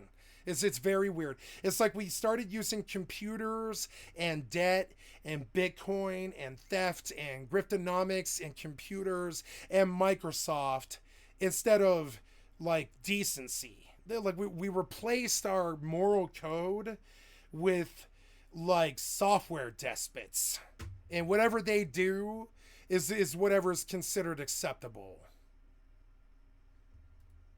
And boy, do they smoke on my fucking meat. They smoke my meat all fucking day. They smoke so much fucking meat. They're meat smokers, you know? Fucking, you know, they smoke my meat all fucking day long. They smoke the country's meat. They don't live up to all the promises. They sink us. They sink Tesla. They sink the government. They sink the world. They fucked us with our software. Fuck Microsoft. Fuck Elon. Fuck Mark. Fuck everybody. Fuck all these despots. Fuck what they did to the fucking world. I'm done with them. You know? Fuck them. And they smoke on my meat all goddamn day. We are live from my backyard where I am smoking meats and stealing your money. Taking your money. Like a brisket. Taking your money. Now. Someone asked me, do I smoke smoking my meat? meat. It's gonna be delicious. Yeah, he smokes on my meat. Yeah. He smokes on my meat. Give me the sock. Give me a sock. Give me a sock. Give me a sock. Give me a sock. Suck on my meat, you fucking billionaire software despot asshole. Smoking meat. Hello to you. Hello to you. I'm smoking a lot of meat. That's just what I do when I'm a software developer. I smoke a billion bags of meat every day. Thanks for hanging out with me in my backyard while I'm smoking these meats too. Yeah, you smoke that meat. Yeah, yes you do. Piece of shit billionaire software despot. Was making more than $200 million a year from MS-DOS. Bill had executed flawlessly, but that was... Bill had executed flawlessly. Yeah, he executed 300,000 of his fellow software engineers' jobs in the state of Washington flawlessly. Yeah, he flawlessly destroyed 300,000 people's lives. Yeah, pretty flawlessly. Yeah. just the first stage of his quest for dominance. The PC growth wave of the 80s and 90s meant that software became a key part of how large organizations worked. Eventually, one of the biggest of them all, the United States military, gave Bill Gates a call. Yeah, I'm pretty sure military called him. Yeah, the military is really well known for reaching out to people. Yeah. In the mid-90s, the Navy had a big debate over what operating system should power their war. Windows 11, 20 years ago. I wanted Windows 11 20 years ago. I still don't have it. Still don't have a good Windows, you know. And so what they wanted was Windows 11 in 2004. And that's what they paid for it too. They paid billions, not M with a, you know, not M for millions. The U.S. government paid billions for that piece of crap version of Windows NT on piece of crap computers that are antiquated in every army base that we own on this entire world, every military complex, everything. Fucking computers that are 20 years old, operating systems that are 30 years old. And yeah, if you want to lose a war, any war, I'd say that's probably, in the modern age, the fastest way to lose any war, including the war in Afghanistan, is running 30-year-old operating systems on 20-year-old computers. You're going to lose most wars if all your infrastructure is based off of that. You're going to lose most wars. Ships. Their ultimate goal was to develop a smart ship system that used off-the-shelf PCs. They did it too, but they didn't let the U.S. government have the tech. They sold that to the private sector, which is how we have self-landing planes and Tesla recalls, right? The U.S. government still doesn't have a self-driving ship. I don't think. If they do, they developed it themselves. Automate tasks that sailors had traditionally performed manually. If it worked, the Navy stood to reduce the crew workload, improve combat readiness, and ultimately... So I didn't know this, but apparently, I guess naval warships are mainly manned by computers now. I'm sure they've got a bunch of people on board, but it's probably bare bones, probably about the least amount. Those guys, they probably work so hard, but their main complaint is that their boss is a computer, probably. I guarantee it. A safer operating environment. Unix-based systems like Linux were open source, stable. Yeah, like Linux has never cost money because it's not worth any money. Same as Microsoft. Linux and Microsoft are not worth any money. They're not good operating systems. I've never seen better, but I know that there could be better. Like, trust me, I've seen better in the fact that Linux performs on a Pentium 4 a lot fucking better and faster than Windows does. But I mean, I still think it's not good enough, you know? Neither one of them are good enough, and neither one of them should have cost any money. And had both of them been free, I think we would have had 20 other operating systems step to the market now that were better than Windows. But because Windows kept that monopoly and fucking fucked everybody in the sector, we don't get improvements on operating systems. We get the same piece of shit that we got in 95. Able and flexible. But the fact was that everyone in the Navy was already using Windows at home. Sensing his opportunity, Bill Gates pitched the Navy on something he called Windows for Warships. Yeah, Windows. A bespoke version of Windows NT 4.0 that would serve as the Windows as in Windows. I'm gonna make a joke on this thing. Windows.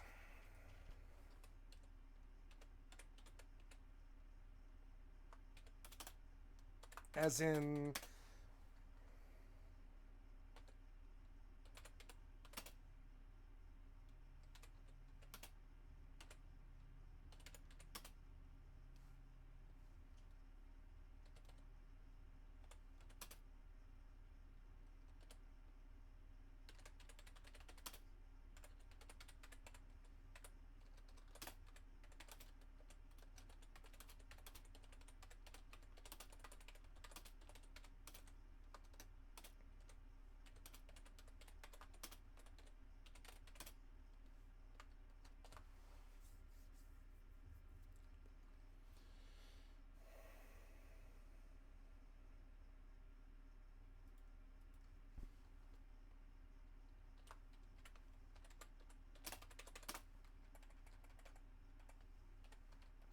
I hate analog keyboards. I don't want this keyboard anymore. It drives me crazy.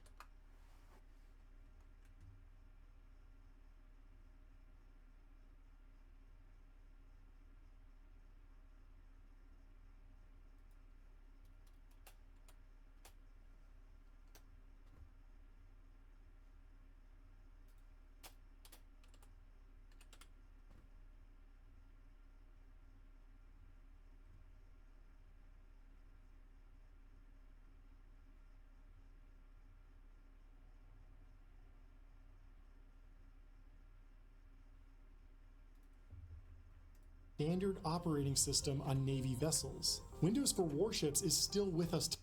Fucking idiot, fucking stream sniper came after me for attacking a whole bunch of different entities and stuff. Clueless asshole has no idea how really evil this world is. Completely, and this is the word I always used with him, naive. The naivety is just insane. It's a naive child who thinks that I'm just trolling Microsoft because I'm stuck on a loop or something like that. No. Microsoft destroyed the world. Today, and not just in the United States either. The British Royal Navy still uses a variant of Windows for warships to provide tactical information and torpedo controls. Dear God, why? Across all of its... Why are you using Windows NT to fucking, like, launch your submarines? What? Couldn't you get Windows 11 at that point? Honestly, I want, like, okay, crazy talk, just real talk. I'm gonna hit you with a hot take. If I were to ever do like a charity, it would be to raise the money to buy Windows 11 at a discounted price directly from Windows in a massive bulk purchase, so that I can gift the US military Windows 11 on all of their computers somehow. Because I look at what Bill Gates did to this country, and I think the noose. I do. I think that almost that kind of kibitzing with a U.S. government contract where you ensured that the U.S. military uses Windows NT in the year 2023, I think that's close to treason. It's close to treason. It's not quite, but it's okay. Morally, I believe it's treason. Morally, it's treason. Maybe not factually, but like morally, it's essentially treason. Get that traitor the fuck out of here. But upgrading the U.S. Navy's fleet wasn't easy. Before he rapes more children and sells more Windows NT to U.S. governments. Practice. In 1998, the USS Yorktown aircraft carrier suffered a system failure that left it dead in the water for 2.5 hours, and the new Windows operating system was squarely to blame. It was the kind of thing that was embarrassing in peacetime, but potentially fatal in wartime. Following the Yorktown debacle, it became easy to question the decision to go with Windows. Critics said that it was rushed and based more on Oh, good. We knew they phoned it in, but there's nothing quite like software that was crunch timed, to be spaghetti code. There's nothing quite like a software developer who's being crunched to create code that just eats itself, and you really want to ensure that something's broken. Push a software developer really hard. Politics than engineering requirements. The software development takes so much time. You can compute some of it.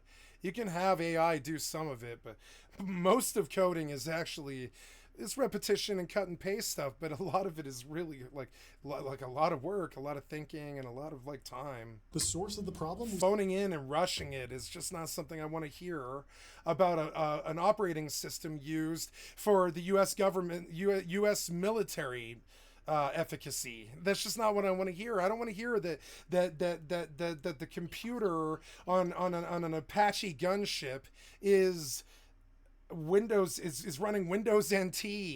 I don't even trust Windows NT to run fucking Morrowind, much less a helicopter. It was pretty simple too. One extra zero fed into just one application on the network created a I'm going to stop repeating. Zero. I think I've wrote the same, but it's just so gobsmacking to me that I can't really get off the subject. I know I keep beating the same bush and I keep repeating myself over and over again. I know I am, but I can't reconcile. I can't really accept it. It just drives me insane. What they did to this country, what they did to this government, what they did to the military. Like, the more more I find out about it, like the more I don't want to know, the more I don't want to know anymore, because it just keeps getting worse. I hated Microsoft my entire fucking life, but around the age of 37, I went to go looking as to why. When I found out, I don't think I was wrong. Air that crashed everything. It was a big setback for the Windows for Warships program, but at the time, Microsoft was still riding high. Windows NT for Warship. Windows NT for Warships. It was the biggest company in the world. Military contracts were just a small share of its overall business. However, Okay, like, I shit you not, okay? This is sad, but it's true. The operating system on a PSP... You guys ever had a PlayStation Portable? The operating system on a PlayStation Portable is more accurate, efficacious, reliable, and causes less problems than Windows NT in 2023. I would rather the US government was using a PlayStation Portable to run their fucking war machines than Windows NT. I trust a PlayStation Portable operating system more than I trust Windows NT, because it's better. It is verifiably better. It is much, much better. Struggling to deliver high-quality products to the military was just part of the problem.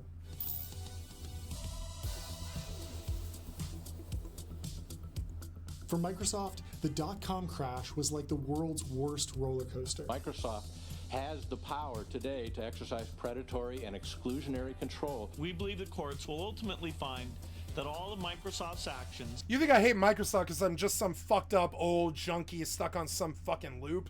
But nah.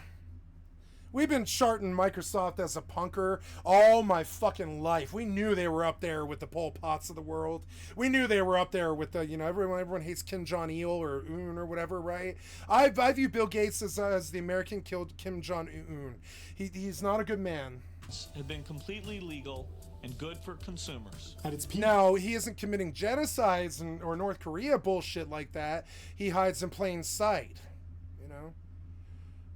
But morally, no, he's not as evil as a dictator who's caused genocides, of course. But the hundreds of billions of dollars he has cost the taxpayer, the hundreds of billions of hours he has cost the consumer, the hundreds of billions of hours and dollars he has cost the military is, to me, you know, pretty big deal. In 1999, Bill Gates presided over a $620 billion company, by far the biggest. $620 billion for fucking what? Windows 95? Windows 95 was not worth $600 fucking billion. Try 5. What the fuck does a software developer need $600 billion for? I guess they need the best tech and stuff. They need the best processor on the market all the time. He does. He needs the best processor. I admit it. He does. But I don't know about $600 fucking billion for a fucking software company. What's he producing is definitely not fucking, you know, SpaceX or something. He's not producing $600 billion worth of a product, I'll tell you that. What the fuck? It's like when you hear that Johnny Depp has $1 billion.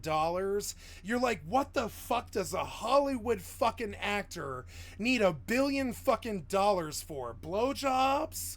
He could get $1,000 blowjob every hour for the rest of his life and not even get through 1/10 of that money. I don't know why a fucking actor has $1 billion. Biggest in the world. I don't know why Microsoft has $600 billion. I know the software is super important to everything we do, but I mean, yeah, I think the U.S. Army should have $600 billion, but I don't think fucking Microsoft should.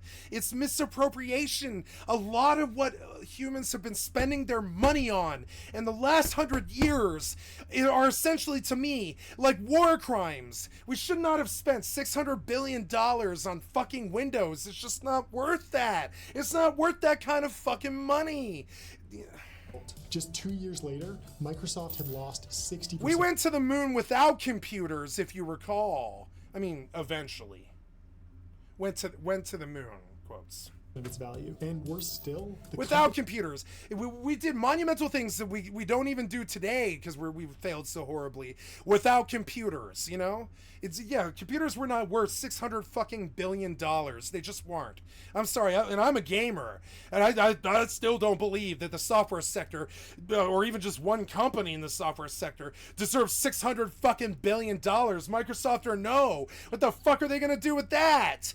I mean, what the fuck is Microsoft going to do with $600 billion? They're going to fund world wars or something? What the fuck does Microsoft need $600 billion for? Call it 60 and call it quits. It's misappropriation. Maybe a tenth of that. I think I'd be comfortable with capping Microsoft at 60 billion or something like that. When I think 600 billion, I think water, power, education,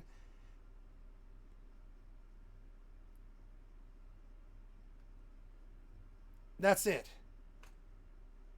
I don't think Microsoft Windows is worth $600 fucking billion in 1993. But he was floundering. These stupid fucking software assholes, and everyone's like, "Oh, the dot-com bubble burst. The dot-com bubble burst." Thank God it fucking burst. You guys have been mishandling and misappropriating for 50 fucking years. Thank God it burst. What the fuck does a software developer need $600 billion fucking dollars for? You're running a large country's army or something? What the fuck does a software developer need $600 billion for? Fuck Bill Gates, fuck Microsoft, and fuck Microsoft getting $600 billion.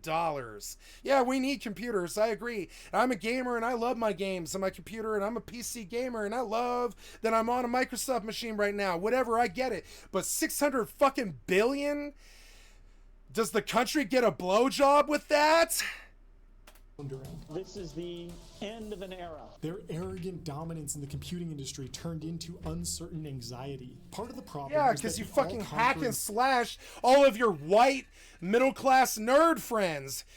You made more, like literally, you made more white middle-class, like software developer nerds scared than COVID or something. You know, you made software developers run for their fucking lives. What was with that? Any good software developer isn't going to torch and burn all the other people in his fucking sector. Nobody's going to do that. If I'm a gamer and I become the most popular gamer in the history of gaming, like Ninja or whatever, and I make $50 million fucking dollars, I can tell you the one thing I'm not doing is ending the careers of all the other gamers. I'm not doing that. I might hate them that much, but I'm not doing that, you know, and I love the other gamers. I don't care about that. I think a good person, unlike Bill Gates, would have loved the other software developers and not cast them out in the streets and slashed and burned all their jobs and produced a monopoly that put them all out of work. I don't know. I don't see a lot of love or any emotion at all. You know, let's go look at Bill Gates speaks, right? Let's look at Bill Gates talk, because I suspect deeply underneath all of this, beneath Zuckerberg and Musk and fucking Gates and all this, right, is sociopaths. So let's go here Bill Gates spec, right? Don't spec on Snake. Bill Gates speaks about anything at all, right?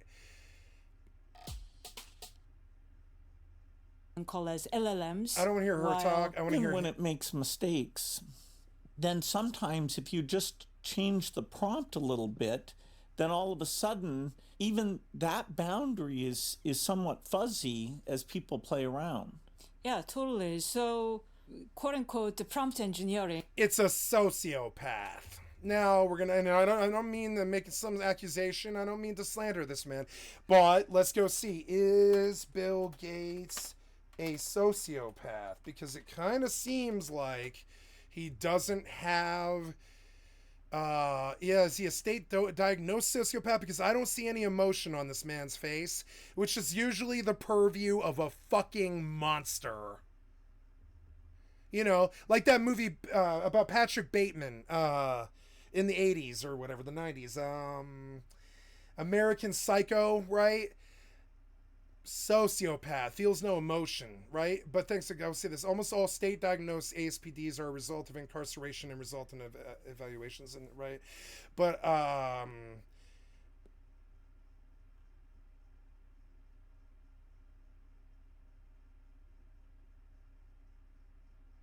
yeah, I can mark him right away. He's got Asperger's and he's a sociopath.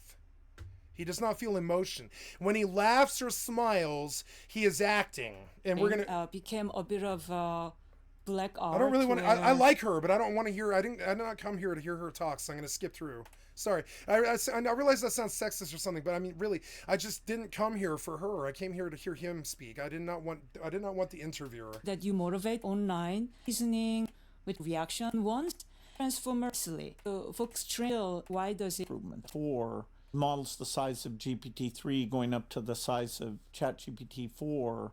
I mean, I thought of 3 as kind of a funny toy, almost like a random sentence generator that I wrote 30 years ago. He's like a machine. It is a sociopath, like Mark Zuckerberg. This man feels no emotion, which is how it was how he was able to slash and burn 300,000 jobs in the software sector he was coming up in.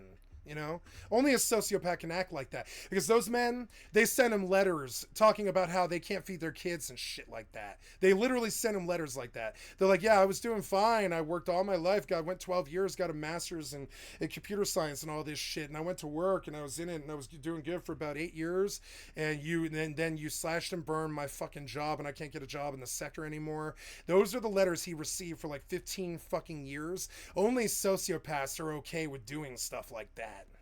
Only sociopaths and psychopaths are so divorced from their emotions that they just don't feel guilt, fear, shame, or regret, you know? And that's what I see when I look at this man. Ago.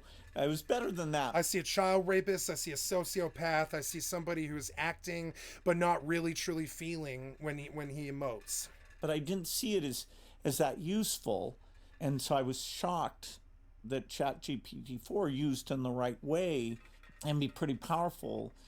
As we go up in scale, say another factor of 10 or 20. Now, a normal man who actually owns ChatGPT, which I believe he does, I think he owns ChatGPT or something, or maybe that's open source. I don't know a lot about ChatGPT. I'll have to do a crash course on what it even is, kind of, because I know what it is, but I've never used it, and I don't know who created it, but I'm guessing his whole wheelhouse probably helped create that, right?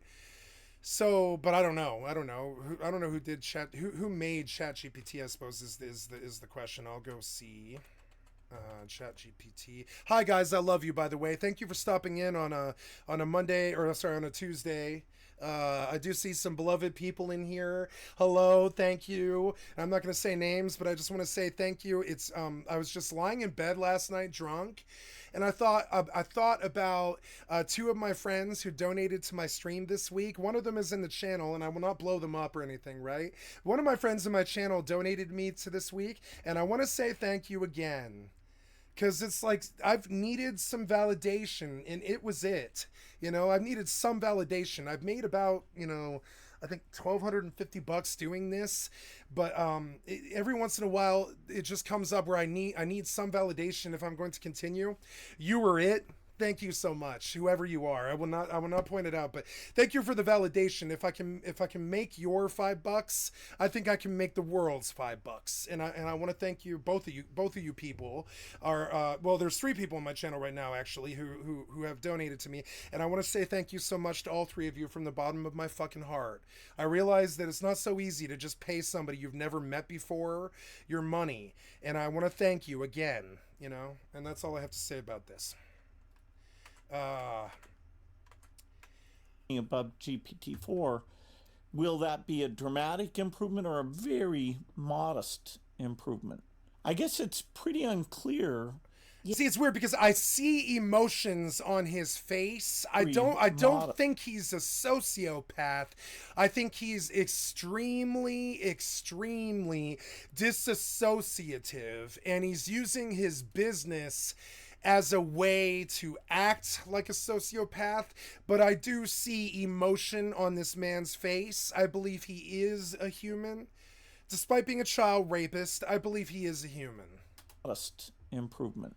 I guess it's pretty unclear Yeah, good question. I Bill. see the emotion. I don't see a sociopath here. I see somebody who is completely divorced from most of their emotions or just doesn't feel them very much. But I don't see a sociopath here, or he would be incapable of smiling at her without it looking like an act. I don't think he's acting. I think he actually has emotions. I just think he's one of the more cold, calculated nerds on the planet. Yeah, honestly don't know what to think about it, but and I'm sure I've seen him smile before. I don't think he's a sociopath. I think Zuck's a sociopath. I don't think this guy's a sociopath. I mean, there's uncertainty is what I'm trying to say, but I think there's a high chance that we'll be surprised again by even increased capabilities. And then we will also be re-surprised by some strange failure mode. And there, see, he's not acting. He is not a sociopath. That's all I needed. That's a real smile. I can tell when they're acting. Now Zuckerberg acts. This guy is not acting. He is a human, and he has human problems, such as a predilection for having sex with children, unfortunately. More and more, it's a human though. I mean, sociopaths are humans too, but I wouldn't qualify them in terms of like normal human, like they're human beings, but I don't know if you would say a creature incapable of emotion is the same. I mean, they're human, obviously, but I don't know if they have any humanity is the difference. This guy has humanity. And another reason that I think this is because of the emotion that he shows in the Barbara Walters interview when she questions him about the child sex stuff, right? He actually shows some emotion here when he was lying. Bill Gates, Lolita Express, Barbara Walters, rest in peace, I think, right? Didn't she pass? I can't remember. So we watched this on stream before, but let's look at him get nervous. Sociopaths like Patrick Bateman and American Psycho, or psychopaths, often, not always, some of them can actually really emote very well, but most of the time true sociopaths and some psychopaths are incapable of actually smiling, incapable of actually crying, incapable of actually like laughing, and they can't find anything funny. They're incapable of true emotion, and I suspected him for sociopath, but there's two human things I've seen out of him. One is, you know, he does smile and he's not acting. So he has emotions. He does. He's a real human, but he's got problems. He is a child rapist. Reported at that time so that you had a number of meetings with Jeffrey Epstein, who, when you met him, so I want to see him. Show some emotion from the hardest question he'll ever be or ever will be asked. Well, not ever will be, but the hardest question he's ever been asked, right? And let's see how he responds to it. Did you buy 5-year-old children on the Lolita Express? Which he did. He was convicted. I mean, Barbara Walters believes it, you know? And I think if Barbara Walters believes it, I think I do. Of soliciting prostitution from minors. Yeah, no, we're not talking about like a 15-year-old hooker. We're talking about the Lolita Express, which is a plane that flies over international waters where having sex with a 5-year-old cannot end you up in jail. Lolita Express was for the younger children under 10. We're not talking about teenage hookers here. What did you know about him when you were meeting with him, as you've said yourself, in the hopes of raising She's interrogating him. Money. You know, I had dinners with him. I regret. He is not a sociopath. From that 5 seconds, you can see right away his pulse is through the fucking roof. He's nervous because he raped children. They call this waffling. He's waffling and stammering, which is something liars do. But he is feeling, and he never dreamed that she would ambush him like this, and she probably signed some kind of thing saying she wouldn't. But they pushed her to ask the big question, which was, did you have sex with 5-year-old kids? Yes, he did. Doing that. He had relationships with... Now, I still suspect psychopathy, but not sociopathy, because he's he's under right now, as we're looking at him, he's under an extreme amount of duress. You know, he is feeling a lot of emotions right now. You can see it. He's almost crying because he did have sex with children. People, he said... So he's got his hands ringing, which is stuff that liars do. Interest I have, not... Very nervous liars, they do stuff like this. You're gonna see him, he starts stammering. Spotting a liar is actually a lot easier than people believe it is. Nearly enough philanthropy goes in that direction. Like if you want to believe the lie, it can be incredibly hard to detect a lie. But if you don't want to believe the lie and you know how to look for the signs and stuff, you will realize that most of the time you can actually pretty much catch someone lying pretty easily. Maybe some people are good enough, or maybe you want to believe them, which can get you in trouble. But most of the time when someone's lying, if you're actually versed, if you go Google how to actually detect a liar, you can pretty much most of the time actually pretty much catch people lying. It's not an exact science, but it's definitely, like, there's a lot of giveaways when someone's lying. The interrogators of the world, like Hans Scharf, the Nazi, the original guy who came up with Gestapo interrogations, the Nazi Party's lead interrogator, right? We brought him here, or well, JFK brought him here. JFK brought Hans Scharf over here. He was the lead Nazi interrogator to train, and it gave him a complete. He was a murderer. He was a Gestapo interrogator. He was one of the worst Nazis they had, and we totally gave him a free ride, and we paid him, and we brought him here, and we gave him the legal pass on the Nuremberg trials. In return, the lead Gestapo interrogator taught our FBI and our CIA and our ATF and our SS, the Secret Service, how to interrogate suspects, with the efficacy that the Nazi Gestapo interrogators had. The Gestapo was very famous for always getting the information that they wanted, right? And so what we did as Americans is, I guess we didn't think that the CIA and the FBI and the Secret Service and all this weren't fascist enough or whatever. So we brought the lead Nazi interrogator over here, and we trained the FBI and the CIA with the top Gestapo interrogator, which I suppose if you're protecting national secrets, I suppose it makes sense.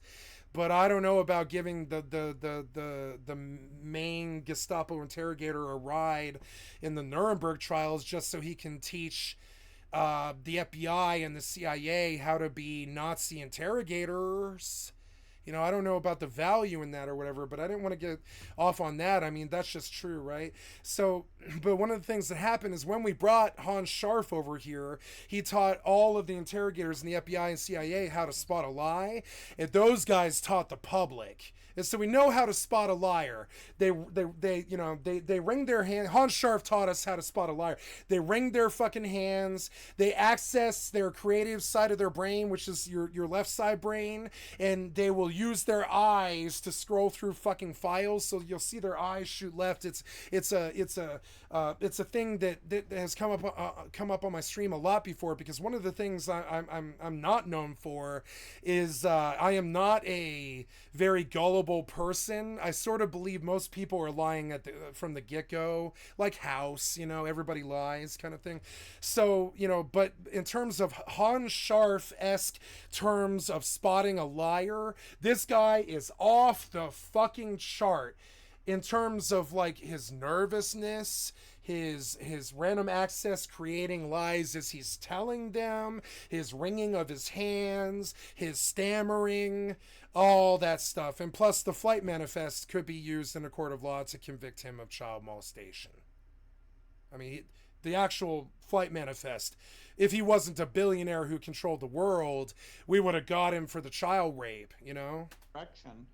But he is. So he skated on the child rape, and you can tell he did this. Look how guilty he actually looks. He looks like a child who knocked his friend down. Like, okay, when I was like 5 years old, I was playing on the playground at my school, and I knocked my best friend off of a curb because we were just playing jump rope or something, I forget. And she cracked her kneecap. And I was so fucked up over that. I didn't sleep for like 5 days when I was like 7 years old. My parents could tell I was fucked up about it. I loved her so much, and I didn't mean to knock her off that curb. It just happened. I was a bigger boy, and I was not clumsy, but just definitely kind of bigger and kind of Asperger's, and I don't have the best, you know, control over my body. I'm definitely autistic, you know, and my dumbass at the age of 7 autistically knocked my best friend off of it wasn't a very big curb. It was like that tall, you know, but she fell and she kind of cracked her knee on the pavement.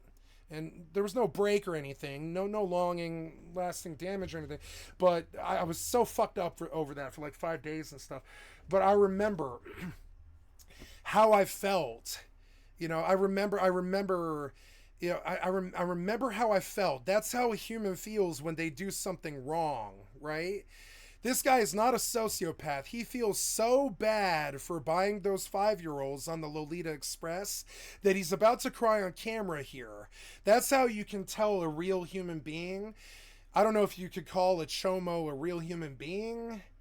But I mean, you know, as far as like not being a sociopath, I don't think he's a sociopath. He feels incredibly guilty and fucked up and nervous and about to cry over the fact that he had sex with a lot of children. You know, those meetings were a mistake. They didn't lie. There you can see it. Now he had the access to the creative side of his brain to you know, see the eyes shooting left. For us it's looking left, right? But it's actually right side brain, right? So they're like right side accessing and stuff. And they tilt their heads like this. And they random access in their brain, and they look left, and that's when they begin spinning a tale. And if you want to make up something or lie about something, you have to do some creative processes to do so. The access of your creative side of your brain can be physically seen. He's doing it right now. He's accessing the right side of his brain. His eye is lit. I mean, literally. Now, why would you be smiling and laughing about Barbara Walters interrogating you over being a child molester? This is something else liars do. But he purported, and I cut them off. You know, that goes back a long. No, he's telling a lie about this. You know, those meetings were a mistake. They didn't. Those meetings were not a mistake. Result in what? I don't know why you're smiling about this. He purported lie. He's thinking about the next lie he's going to tell. Here it comes. And I cut them off. You know, that goes. He did not cut them off. He's saying he cut Jeffrey Epstein out of his life. He did not do that. Not at all. Back a long. Now he's really spinning a pretty big lie. You can see him really dig for that one. See it? He's accessing a file so he can spin a tale. Watch his eyes move through the files in his brain. What he purported. Brains are a lot like computers. You got to open a file. You got to go through the file structure to actually reach the lie that you want to tell. And he's doing it. He's sorting through files right now. Cut them off. You know, there it is. Cut them off. He didn't do that. Now he closed his eyes because it's a lie. That goes back. And that goes back. No. He probably talked to Jeffrey in the last week. Like I'm talking like when she asked this question, he had spoken to Jeffrey probably just in the last week or something. Back a long time ago. Lie. Nope, not a long time ago. Nope, probably more like this week. Go now. Like the week of this interview. This is an old interview. But... there's, you know, so lie. There's nothing new on that. Yeah, there is. It was lie. They always do this. You see this when you look at videos on YouTube about how to detect a liar. If you got like a wife or a husband that likes to cheat, one of the things that you should look for is when they do the no lips thing. This is something a lot of interrogators talk about. When they go, see, no lips on me, right? No lips. That's a liar's purview. Nobody does this except liars. You'll never see somebody going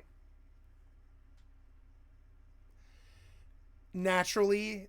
The only way humans ever naturally come to this expression is when they're lying. It was reported that you continue to meet with him over several years. He's so nervous. He's terrified she's going to destroy him on the NewsHour right here. He's so nervous. Look at him. And that, in other words... Look at it. Look at his eyes shift. He's got beady, shifty eyes. He's praying. Believe it or not, I think he's actually praying to his God right now that she doesn't destroy him on international news. Number of meetings.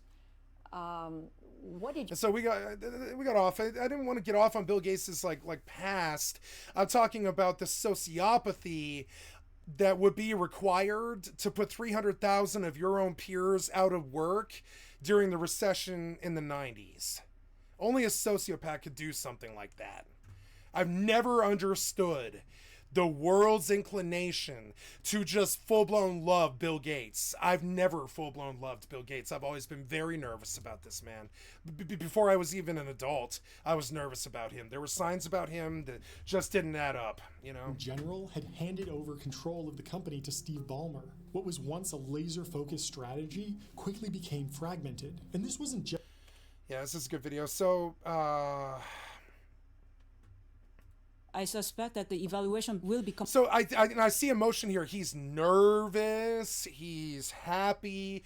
He's like having fun in this interview, I think. So these are the signs of somebody who is not a sociopath. He's just a pathological liar, I think.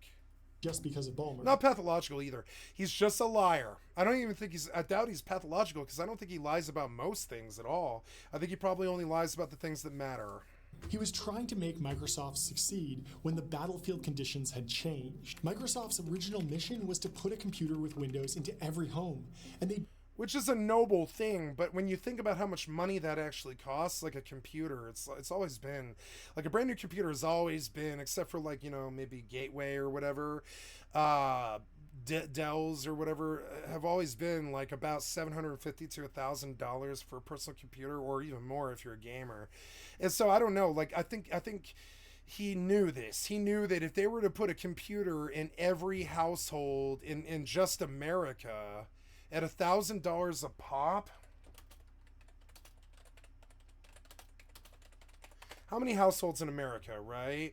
131.43 million. We're gonna pull. I meant to put the calculator on my taskbar here. We're gonna like save this so I can get to it faster.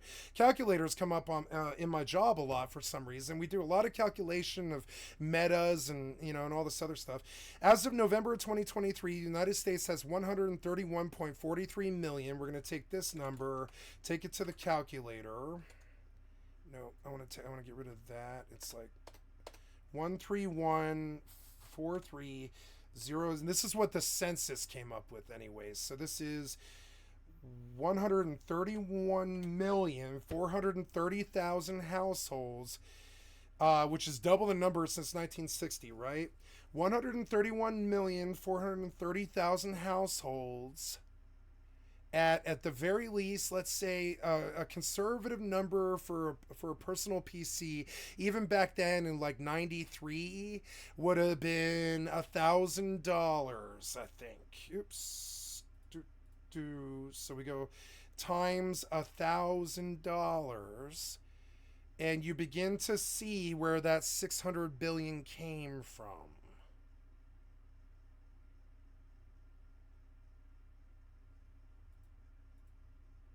Change failure mode. And more and more. And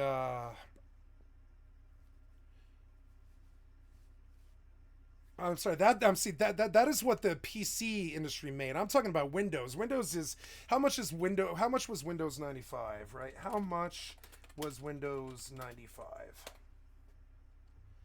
$209.95. See, I got the wrong number there because I'm a little bit drunk and I'm a little bit tired. So, at 131,430,000 households in America. Let's call it 100 million because it was like not like today. We'll call it 100 million. This is just guesstimate math. I admit it. Times the 209.95 purchase of one copy of Windows for each household, right? You're looking at $20 billion on just the Windows sales, just that year.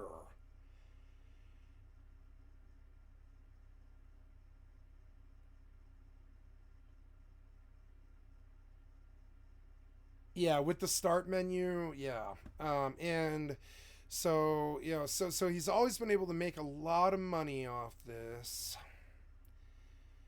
So my question is if you're able to make this kind of money, if you're this rich and this important to the world, why would you half-ass phone in your military contract and force the military to use a copy of Windows that's 20 years old? Why? To me, that's the actions of a scumbag, you know? Basically done it, but every company needs a second act. And unfortunately for Microsoft, it took years for them to find new focus. Under Ballmer's leadership, Microsoft lost its core identity. Between Windows, Office, the Xbox, and various developer tools, the company went from not really diversifying at all to diversifying way too much. None of Microsoft's major initiatives were at the forefront of the next major tech waves. The PC growth wave that turned Microsoft into the world's biggest company was over. The 2000s were an era dominated by consumer internet and mobile devices, and Microsoft didn't have a winner in either category. Apple introduced the iPod in October of 2001. It took Microsoft 5 years to release the Zune, which flopped and was discontinued in 2011. Yeah, because by then we had $20 Android iPods, and the original concept of iPod was just a shaky, shitty one in the first place. I can't believe they were charging $300 for that piece of crap. It was essentially a USB stick with a fucking headphone hole, you know? It had an operating system, so it was a bit more expensive than, like, you know, $20, but I don't think the iPod should have ever been more than $100. I think how much was the original iPod? It was like 300, I think, or something.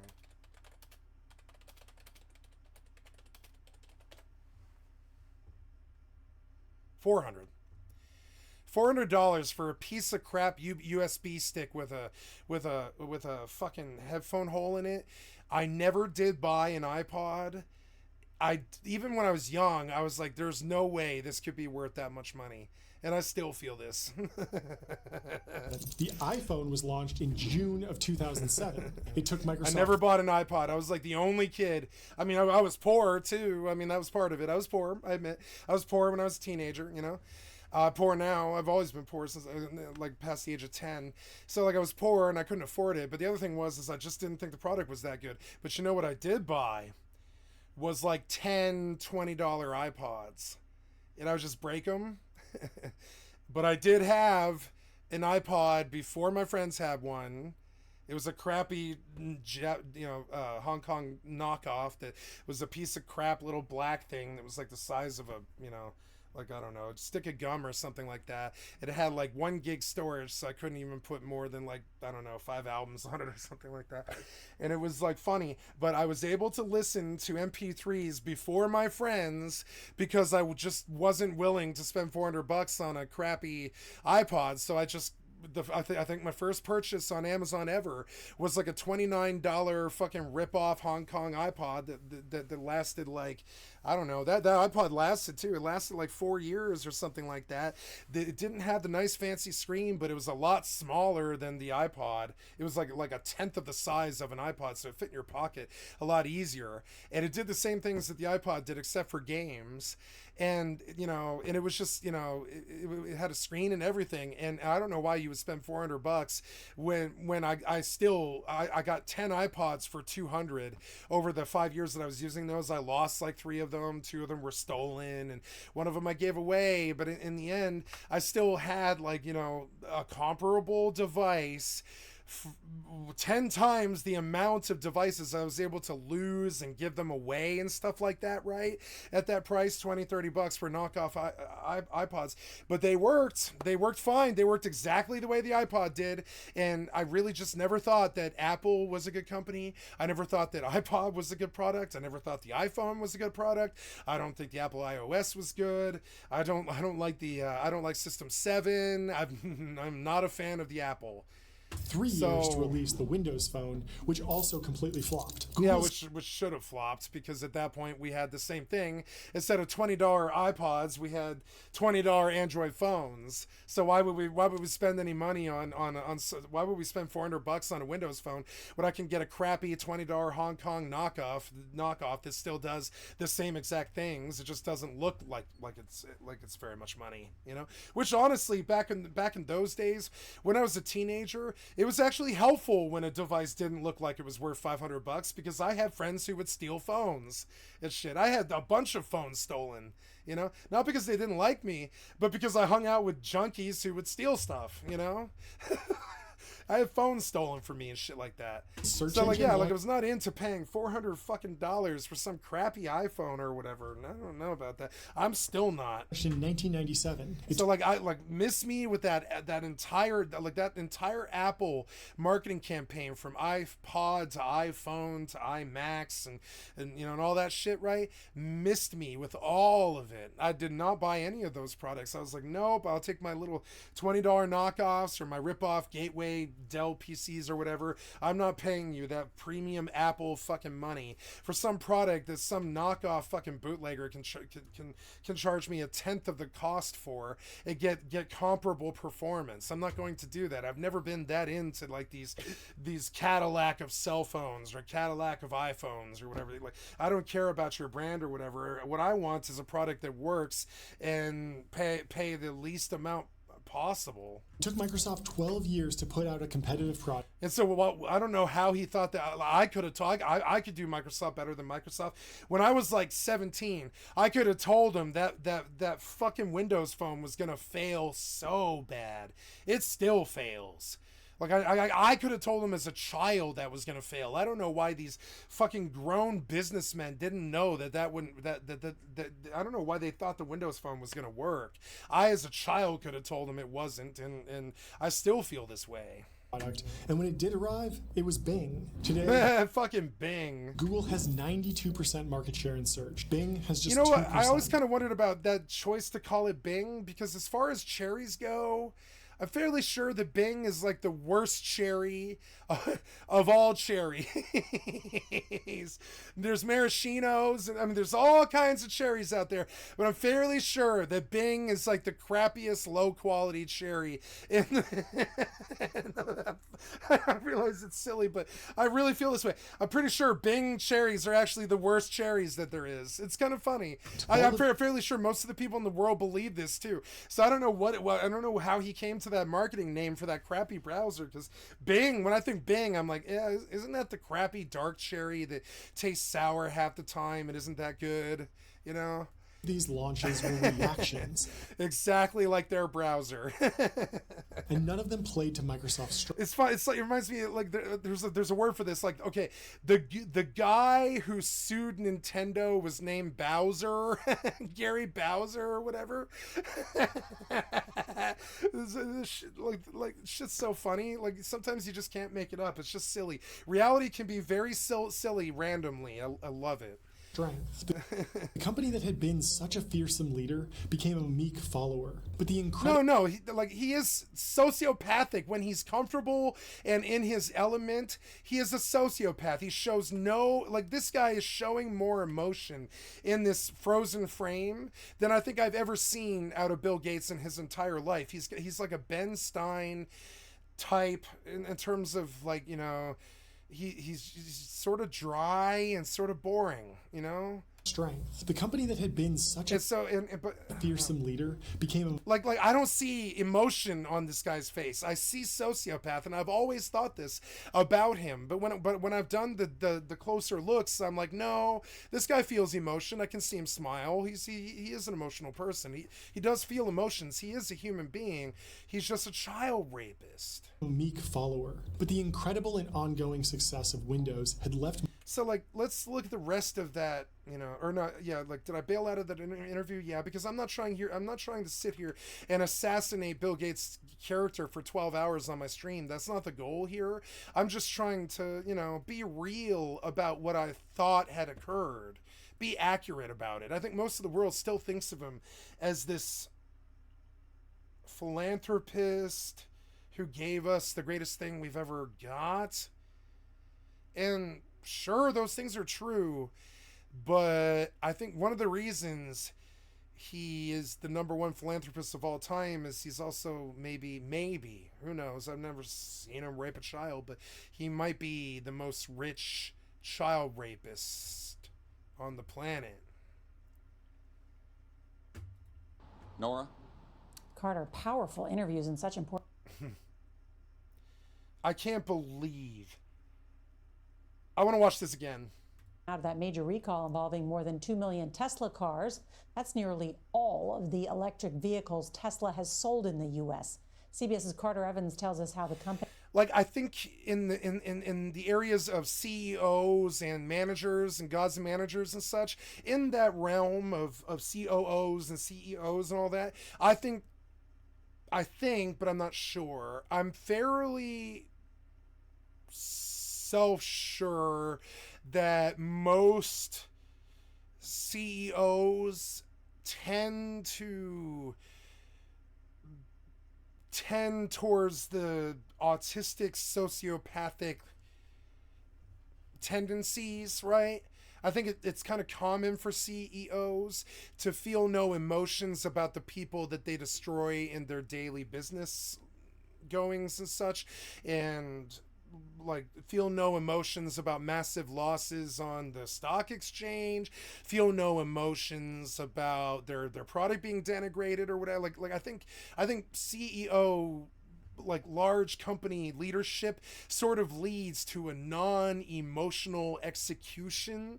And I think what we're seeing with Bill Gates is a cold-blooded individual who was made that way from his job. I do not see a naturally born sociopath here. I see somebody who has become calloused because of the nature of the nature of how Microsoft is because of him. He made Microsoft this cutthroat and bleedy as it was, cutthroat. He made it that way. He wanted it that way. I don't think software development was ever like that until he made it like that, right? So I don't know why he wanted it that way, but I think we mistake his cold-bloodedness for sociopathy. I don't see a sociopath here. I do see a real smile, which is worse because I wanted to blame the child rape on his sociopathy. But I actually think this guy is a human. And I don't think he's a sociopath, and I don't think he's criminally insane. And I think if he were to face trial, he would go to real jail, not a state mental hospital. If he were to use the defense that he was a sociopath and insane, and try for the insanity defense on all the children that he raped, I think he could actually maybe pull that defense. He could potentially actually use a defense like that, because if you were to look at his face over the years, what we're seeing here is somebody who has been coached by his lawyers and his investment firms and his peers to never show emotion, because there might be millions and millions of dollars at stake. If he smiles about something, that could affect Microsoft's goddamn stock charge. Or I'm sorry, stock prices, I think. That's how closely this man is watched by the financial sector. So his emotions are real. He's a real person. He has emotions. He is not a sociopath. But the nature of what he wanted his job to be, what he made his job into, is so cold-blooded and shitty that we mistake it for sociopathy, because this kind of behavior you usually only ever see in sociopaths. But I think he's a real man. I think he's got real emotions. I think he feels real lust for those children that he had sex with. I think he's got actual blood running in his veins, and that's not very good, because I'd rather blame the sociopathy on the child rape than to say that he just likes doing those nasty things but still has a soul and has emotions and is a human being. I want to blame the sociopathy on the child rape. I'm sorry, I want to blame the child rape on sociopathy, but I don't see that here. It would be an easy excuse, but the man does feel emotions. More, I suspect that There, he's smiling. He's actually kind of fascinated, and I think he's actually having fun right now in this interview with her. These are emotions you would never see on a sociopath's face. Situation will become harder. So because we're gonna move on now. I'm just, I just didn't want to denigrate him and accuse him of being something that he's not.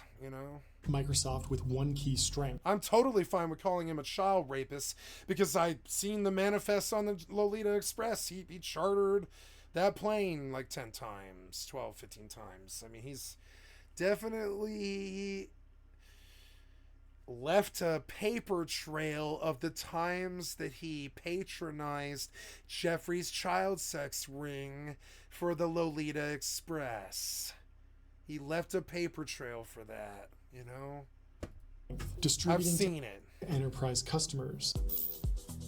Microsoft was still trusted by the world's largest corporations, many of which they were still trusted, right?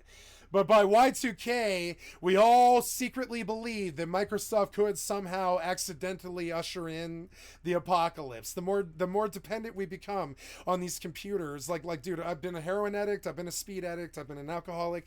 Trust me, those things do not have the addictive fucking the heroin has the addictive fucking qualities of computer gaming and computer lifestyle, but nothing's quite as addictive as computers and social media and living online. There's nothing quite as addictively like destructive as it either. If you want to destroy your life, the slowest way to do it would be to just do what I do, be interminably online all day long every day and only play video games. It's not good for humanity if all of us were to do that.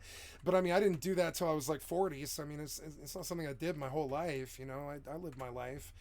So now, now that we're all like interminably online, like the men who make the hardware that we live on are gonna be astronomically elevated into the financial stratosphere. We have an addiction to the least deadly drug, which is like computer gaming and just computer, just the computer lifestyle anyways, like social media or gaming or just like, learning about Windows or fucking around on computers and stuff. It's like almost like a lifestyle at this point. I mean, it is a lifestyle now. So like all of us living like computer lifestyles and all this, where would we be without that guy? Where would we be without Bill Gates? I don't like biting the hand that feeds, but I see a monster. I see a monster when I look at him. I'm sorry, but I do. I see a monster.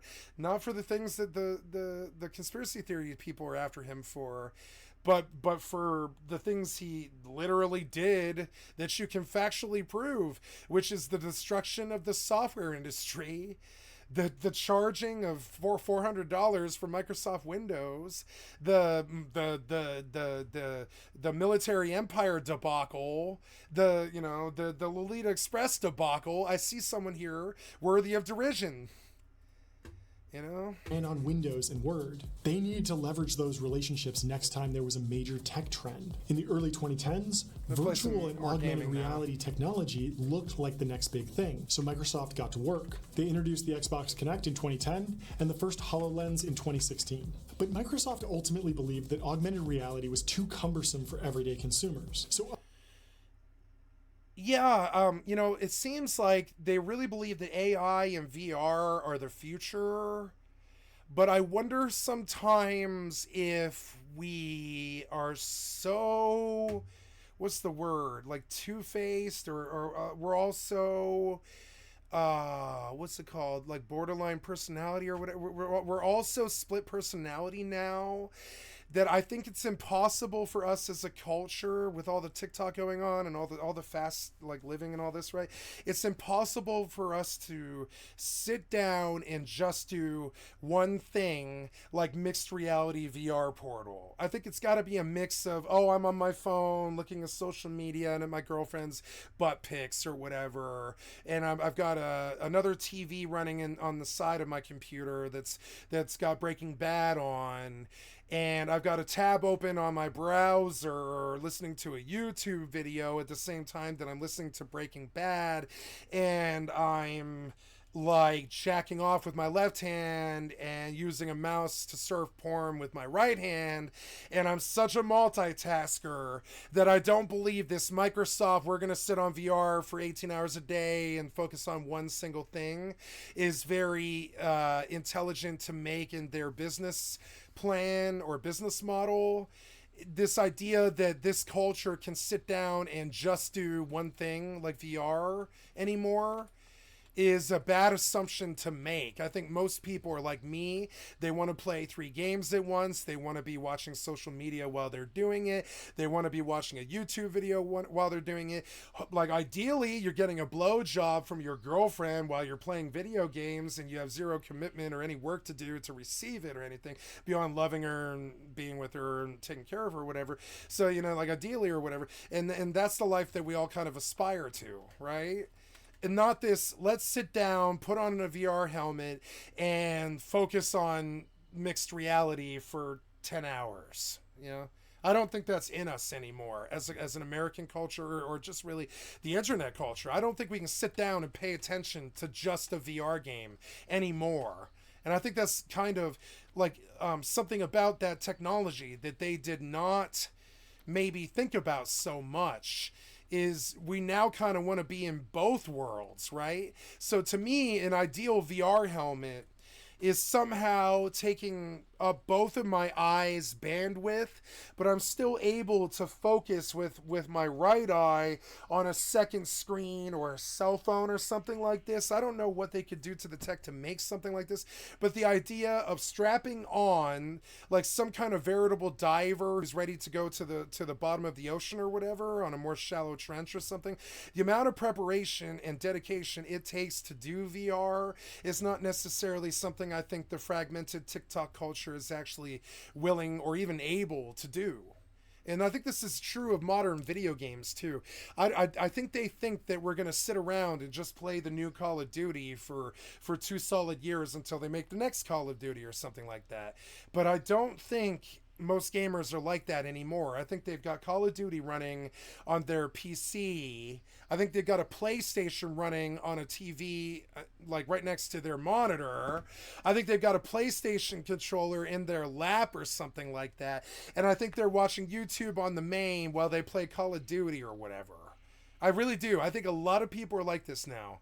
So this idea that we're going to sit down and focus on just one VR game and just have a helmet that doesn't allow us to surf TikTok at the same time or stalk our ex-girlfriend on Facebook at the same time or whatever, right? I'm not so sure that tech, like the portrayal of it that they did in Sword Art Online, I really, really loved. I thought it was the evolved vision of VR and what I wanted it to be. But now in 2020, let's call it 2024. We've got like 2 weeks left in the year, right? And now in 2024, I don't know how capable most people are of sitting down and actually paying attention to one single game on a VR headset that removes that fragmented, like TikTok-esque sort of like paying attention to 3 or 4 different things at once reality that a lot of us are doing. And so I'm not so sure how successful VR will be until they can basically like sync it up to a chip that lives in our brain or something like that. I don't know. I think VR is not looking as good of a tech as we initially thought it was. And let's go look at this. I may not be the only one thinking this. I have never bought a VR helmet, but I have prided myself on being on the cutting edge of especially video games my entire life since I was 8 years old. I've always bought the console the day, or stole it. I've either bought or stolen, excuse me, a console or a PC the day it came out since every console ever came out. I bought the PlayStation 1 the day it came out. I bought the PlayStation 2 the day it came out. I bought the Xbox 360 the day it came out. I bought the fucking, I bought a brand new Alienware R11 pretty much the day it came out. I bought, I'm into buying like new tech the day it comes out so you have as much time with it as you can get. And like the shelf life of VR, I don't know. I don't know about how long those VR helmets are supposed to last. I don't think the price of the helmet is realistic. I don't, and I'm kind of against VR at this point. I've been watching Asmongold kind of like lean in that direction. I think VR is a really great promise and a really great dream that we will live one day. But for as an average household tech, I don't know so much about that, or Windows mixed reality wouldn't have failed so horribly. And like, I don't even know that much about like mixed reality. So let's go look at it. Mixed reality failure, right? Let's go see what I pull with that. AR, VR, mixed reality confused. We break it down. The real reason VR keeps failing, I suppose this would be a good one to look at because this is probably really current.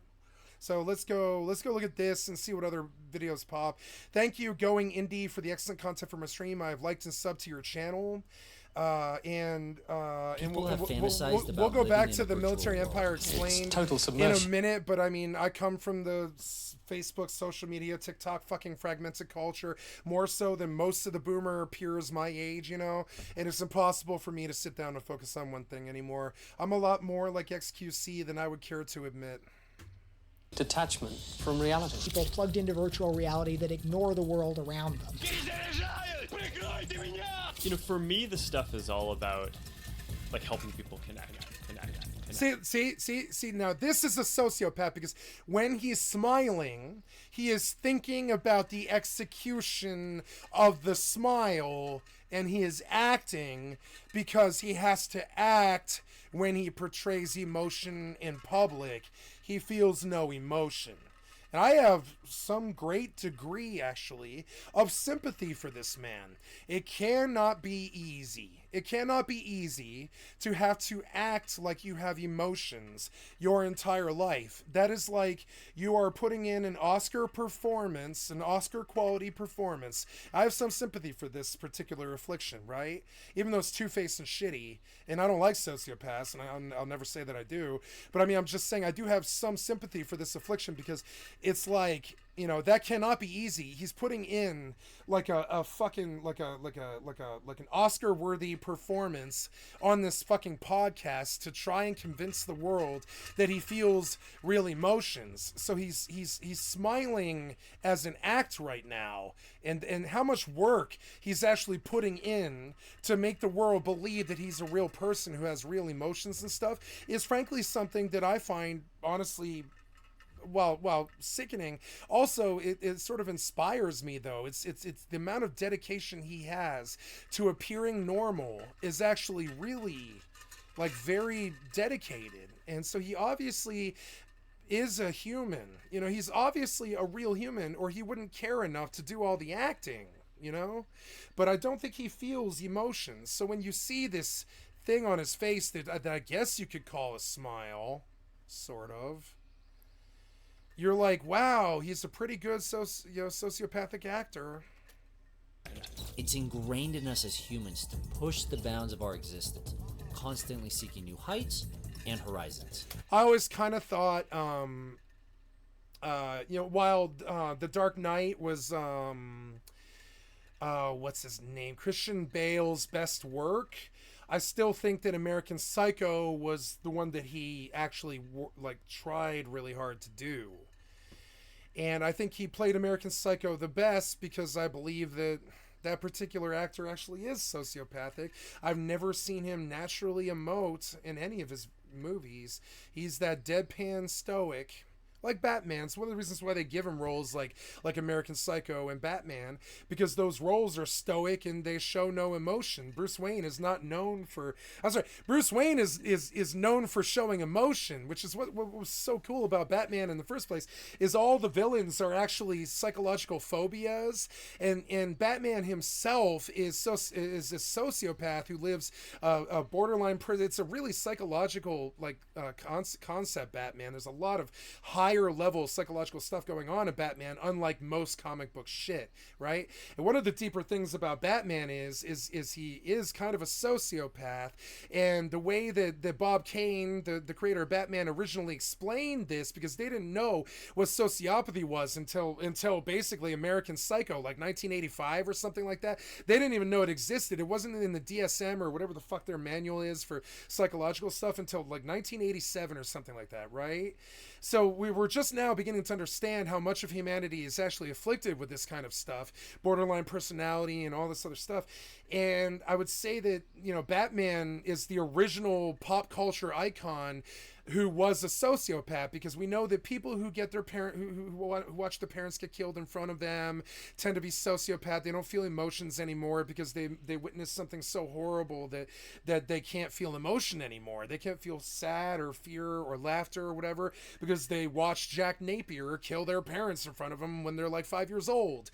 And we all know why Batman dons the mask and goes out at night. It's because he wants to stop what happened to his parents. There's a lot of psychological things going on in Batman. I loved it.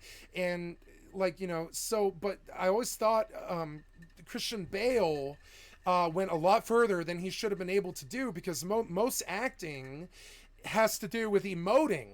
But I believe Christian Bale, one of the reasons why he did such a good Batman and such a good Patrick Bateman in American Psycho, was that he himself as an actor is sociopathic, I think, or at least he has the tendencies, because I don't believe I've ever seen Christian Bale emote.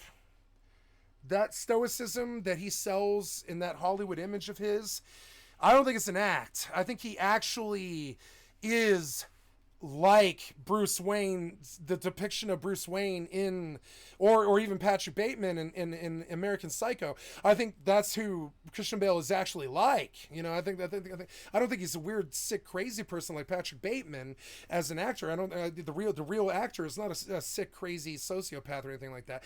I just don't think that it's like a hobby of mine now, because I was the victim of a sociopath in the last 10 years. I put a sociopath in jail for 2 years.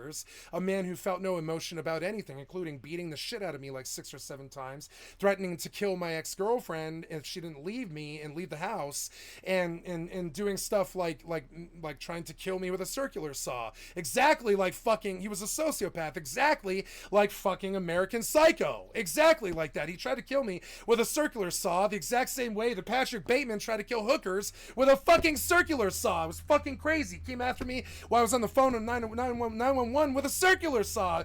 Patrick Bateman shit. It was just insane. It was, or whatever that guy's name is from American Psycho. And so I have some history with sociopathy, and I've been a victim, and I put a sociopath in jail for trying to kill me, like a fucking psycho killer in jail for trying to kill me, so I have a bit of a past history with this. So I try to learn what sociopathy looks like, because I have been a victim of it twice, And so one of the reasons I suspect a lot of famous actors and a lot of famous streamers and stuff are actually sociopaths who feel no emotion, and the public mistakes that for stoicism, right? I think they mistake Christian Bale's deadpan, never ever show emotion, Hollywood execution as acting, but in reality, I think he is just full blown like a person who feels no emotion and never smiles and never does anything at all. And so if I were to go like I don't wish to talk shit about Christian Bale. I like Christian Bale, great actor, got no problem with him, love everything he's ever done. He's a great fucking actor, one of our best, maybe the best man in Hollywood, I'd say. I think he's one of our best actors in Hollywood. I'm not trying to denigrate him or speak ill of him, and if he ever sees this, I'm sorry. I was not trying to talk about you in some disrespectful way. I just think it's interesting when sociopathy occurs in the real world. It's kind of interesting to see it. It's very rare. It's a diamond in the rough thing when a sociopath isn't killing people. And when they're like Christian Bale, it's like seeing a zebra in the wild. You're like, oh, cool, it's a sociopath that doesn't kill people. It's actually kind of cool. So we could do something really nasty here. And if Christian Bale ever sees this, please don't sue me or accuse me of slander or libel or something like that. I am not trying to accuse you of something you are not, and I hope that he's not. But I'm sure I am not the only person on the planet who suspects that is Christian Bale a sociopath. Right? And the reason I think this is not because of who he is or the actions that he's made. I think it's because he never ever shows emotion. He never ever shows emotion in any of his roles. Christian Bale's American Psycho co-stars thought he was like a sociopath psychopath in reality. I don't think he's a psychopath or a sociopath in reality. He doesn't need to be. But it's, yeah, I guess it's psychopathy. He portrays psychopathy in American Psycho very well, but I don't know what the actor themselves. Yeah, what famous actors have been diagnosed as psychopaths? Because I'm sure it's happened. This is a small list of famous actors who potentially are psychopaths, right? Mel Gibson, Faye Dunaway. Faye Dunaway was really. I think Faye Dunaway was the victim of rape. And I think this turned her into a sociopath. I think that's what happens to a lot of sociopaths. They're either raped or they see their parents killed when they were a child, which is how we got the Batman, the Batman story was how does someone get so crazy that they want to use all of their money, and not all their money, but they want to use their parents' money to go stop crime themselves and be a vigilante. And so how Bob Kane explained how he became that way was that when he was like 5 years old, he watched his parents get killed. This is how they explain Dexter's origin story. This is what they always sort of assumed about Darth Vader. Is just, the man himself didn't really actually feel any emotion ever. And we always kind of wonder, Roseanne Barr I always kind of felt might have been definitely a psychopath. Christian Bale is known for starring in budget Hollywood movies. One of them is American Psycho. He assaulted his mother and his sister on the eve of the Dark Knight premiere. He assaulted his mother and his sister the day before. Like, literally. Okay, while I remember this night because I was only about a mile from Century 16 when it happened, and we actually bought tickets for the Century 16 showing of the 10 p.m. of Batman, or sorry, the midnight show. I actually bought, now the Century 16 was, I believe, the 10 p.m. show, but I bought tickets for the for Century 16. We went to the midnight showing of the Dark Knight that night that Century 16 happened, and the one that I was going to, the one that I actually went to, was sold out for the midnight show, which was socially what my entire crew wanted to do. My entire crew went with me to see Batman, the second one, the Dark Knight, the night that Century 16 happened. And I bought the tickets for everyone, and 7 people went to that fucking movie that night, right? I bought the tickets and on my credit card and got everybody to reimburse me when they showed up, right? And so I pre-bought the tickets at like 2 p.m. that day, and I bought for midnight at Century 16, and I think the Century 16 happened at like at the 10 o'clock showing, I think. But apparently that was a very interesting night. Something happened that night. That night was just crazy. The full moon or something, like whatever caused that asshole to do what he did. But there was something going on in the world that night. I don't know what it was. And so apparently that same night, Christian Bale assaulted his mother and his sister in a hotel in London, like while Century 16 was happening. He raged out on Shane Hurlbut on the set of Terminator Salvation. He is a perfectionist, which is something that happens with sociopaths a lot, you know. And he's battled major depression his entire life. And the verdict is he's not a sociopath, he's not a psychopath, but he has those tendencies. And I think I tend to see it. I see somebody who was probably a victim when he was a child, is what often is the case, you know. This is one of the reasons why we don't like child molesters so much, is we happen to know that when someone is raped as a child, they tend to grow up to be a child molester. Is, you know, it's the gift that never keeps on giving. It's fucked up. And then another thing is they end up being sociopaths. They stop feeling emotion anymore when they're raped, when they're like 5 years old and stuff like that. And then they end up being like Ed Gein or somebody like that. We know that when people are raped as a child, they end up being fucked up when they're older, which is understandable. And it leads to stuff like the emotions that person would have normally felt their whole lives, they don't feel anymore because they were like raped when they were 5, or like Dexter, they witnessed their parents getting murdered or something like that. You know, it's just, you know, it's crazy what leads to this stuff. But I mean, I try and look out for it, because I think in the background a bunch of humanity actually feels no emotion at all. And I think it's in my best interest, in my best survival interest, because a sociopath did make an attempt on my life in the last 10 years. I've had 2 sociopaths make attempts on my life in my lifetime. And one of them I put in jail, and I don't know. Like I feel like it's like a skill that I need to cultivate now, where I can identify people who feel no emotions, kind of like Bill Gates. I don't think Bill Gates feels any. Bill Gates feels, or no, I don't know. Let's go look at him again in that interview. I closed that interview, but yeah, I don't think he's a sociopath necessarily. I don't know. It's hard to say. I would need to meet him in real life, I think, but I don't see a lot of emotion out of this guy, which is one of the reasons why I thought it was so easy for him to destroy everybody like he did. Which were aimed mostly at gamers, Microsoft positioned the HoloLens as a professional device for large corporations. HoloLens. I've never heard of that. Microsoft HoloLens. I've never heard of even what that is. Untethered mixed reality headset that's designed to help you solve real business problems today using intelligent apps. You know, I saw VR used the other day to do a AutoCAD layout of a van conversion. You know, they're all into like living in vans now. And I watched somebody use a mixed reality VR set to do the layout of the conversion of the van that they were doing, and that really moved me to see the VR used for something really actually productive. It really changed me when I saw them doing the layout of the van in the VR before they actually did all the cutting and all the work and everything. I was like, wow, I never thought of VR as this like trial and error tool. But that aspect of it is actually so cool. You can do things like fix the mirror, the mirror or whatever, the Hubble telescope or whatever, theoretically in a VR. I mean, I knew the VR could do training like that. I knew it had a high value for that. But it never occurred to me that people would be using it so soon in their work. I always thought that VR would make its big revolution in the video game industry. But no, it turns out that I believe architecture was the one that actually used VR for its best purpose so far, I believe. And that's really cool.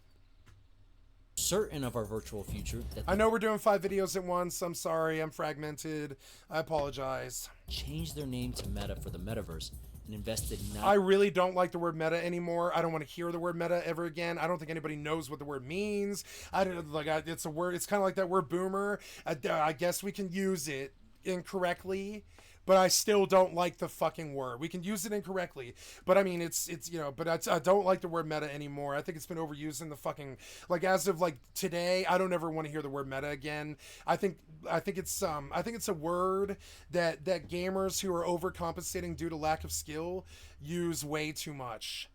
I think they chase the meta, not because they're writing the meta, but because they are compensating. And so, and subsequently, you hear the word meta on every single fucking YouTube video that I watch and all this, and it drives me crazy because it is not a word that you would normally almost ever fucking hear naturally in a conversation. And the reason that we're hearing it so much is because they're using it incorrectly, like that word boomer. And I'm sorry, but if they keep setting precedences, like the younger generations and stuff, keep setting precedences of slanguage that actually is incorrect, like logically, like literally is like incorrect usage and stuff, if that becomes the norm, it's gonna drive me crazy because people misuse the word meta all the fucking time, and they misuse the word boomer too. Even I do it too now. I for 2 years you couldn't have paid me to use the word boomer, you know, but now I do when I understood that most of the culture actually understands what baby boomer means. They're just using the word boomer incorrectly as language, you know, I guess. So when I understood that they knew that it was incorrect, it became a lot more like possible for me to use the word boomer, but it's very hard for me to use the word meta. I almost never use it. I don't go, what's the meta or whatever the fuck. That shit, I don't like that word. I think they overuse it, and it's a word that I frankly could do with never hearing again. 96. I don't think it means anything. I think they use the word meta when they should use the word good. What's the, or really the word best, right? They use the word meta incorrectly when they should just say the word best. What's the best spec? What's the current, what's the best way to raid right now? What's the best class in SoD raids, right? And they say meta, but really they could just use the word best and they would be more accurate and less annoying and definitely more verbose and more, you know, what's the word? I'm forgetting. There's a very fancy word for you know, extensive vocabularies and stuff, but the misuse of the word by nerds offends me. Nerds should know better. Gamer nerds should know better than to use the word boomer or meta. They should know better. Zuck should have known better than to call it the metaverse, because it's kind of like saying the best verse, right? But there are many multiverses in the human lexicon that are considered the best. Even Christianity is kind of like the meta for religion or whatever, right? The things that are considered like not the best, but just, you know, whatever. So like this complete misuse of words that by nerds that should know better irks me. Most nerds should know better than to use this word or the word boomer, but that's all you hear out of their mouth. Also, I really dislike the overuse of the word bro by the young middle class white culture, because that shit straight came out of like places like the ghettos in New York, LA, Chicago. It's black language. It's not the sort of word that you would hear out of white people. And I think the reason that young white shitiots use it so much is because they're on a slightly racial tip, trying to reappropriate words that they like from other cultures. That's what most white language actually is, like words like weeb and, you know, douchebag and, you know, shit like that, right? But honestly, that one, I think they should have let it be. Hearing a bunch of white people say bro after I lived in the ghetto for as long as I did really stands out to me as I mean, the word I would use is, it could potentially get me banned, so I'm just not going to use it. But it's like weeb, I guess, is the socially acceptable word, the closest acceptable word to white people who act like black people, right? But all the young white people from like middle class Missouri using bro like the people in the movie. I recently watched what's it called? Don't Be Messed, South Central, where you're drinking juice in the hood, was making fun of what's the original source material in LA? It's Boys in the Hood, right? I watched Boys in the Hood recently because that hit Netflix, and I love that fucking film because that film is so much like my life. It's actually like scary, a lot of it, not the murders or the drive-bys and stuff, but almost all the rest of it was a lot like how I grew up. You know, I relate a lot more to Boys in the Hood than I do to The Office. I think most white people relate to The Office. I relate to Boys in the Hood. Frankly, my life was a lot like Boys in the Hood. It kind of sucked past the age of 10. We were very poor. Boys in the Hood is a lot closer to me than The Office is, you know. So, and where I'm going with this is like, you know, something about like so all these white people watched like Boys in the Hood and I don't know, MC Hammer and like Public Enemy and stuff, and they started using the word bro, which I don't mind because bro implies brotherhood, right? I don't mind the usage of the word. There's no color or race significance to the word, really. You know, I'm being a little bit, you know, nitpicky here. My issue is it was stolen from black culture in a way where I think I'm more likely to hear a white person say it now than black people would be.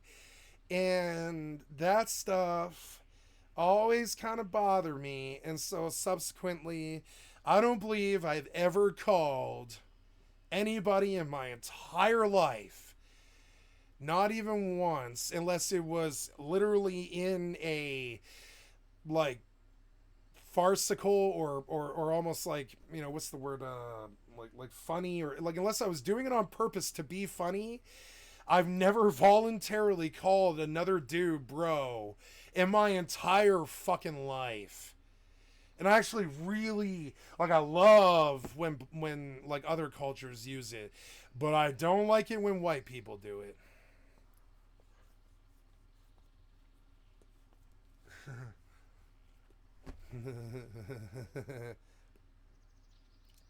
They made fun of this on The Office, right? They talked about I forget what his name was, but he makes up this fake word to make fun of how white Michael Scott actually is, right? And they're like, made up words in The Office, right? I guess I'll have to pull them because I can't remember. Made up words in The Office was such a funny thing.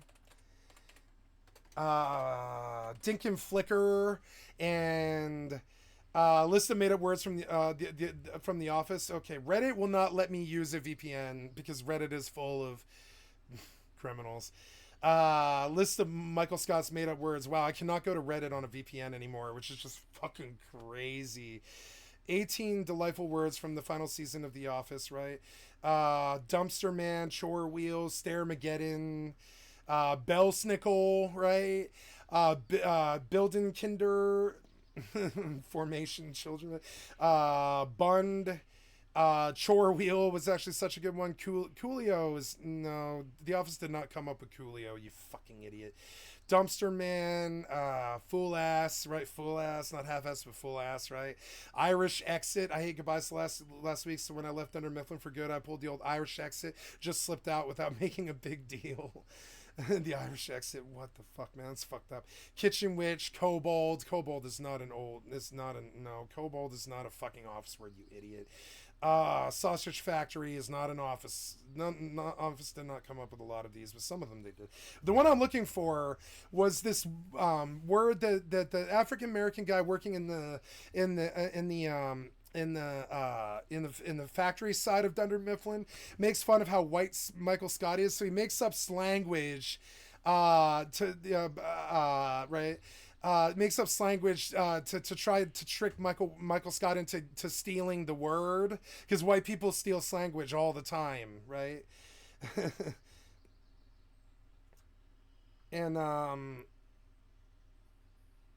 yeah, buzzwords, right? It's like, bro is like a buzzword that was misappropriated or stolen by the white culture. They were trying to act black, and I know because I'm one of them. I came up on people like Coolio. I came up on people like Snoop Dogg and Nas and, you know, fucking New Edition right, and all that, or I guess it would be Busta Rhymes and all this, Wu-Tang Clan and all this, and I was very much a white person using black language and black culture as their main culture. When I got in my car, I didn't put on metal most of the time or punk.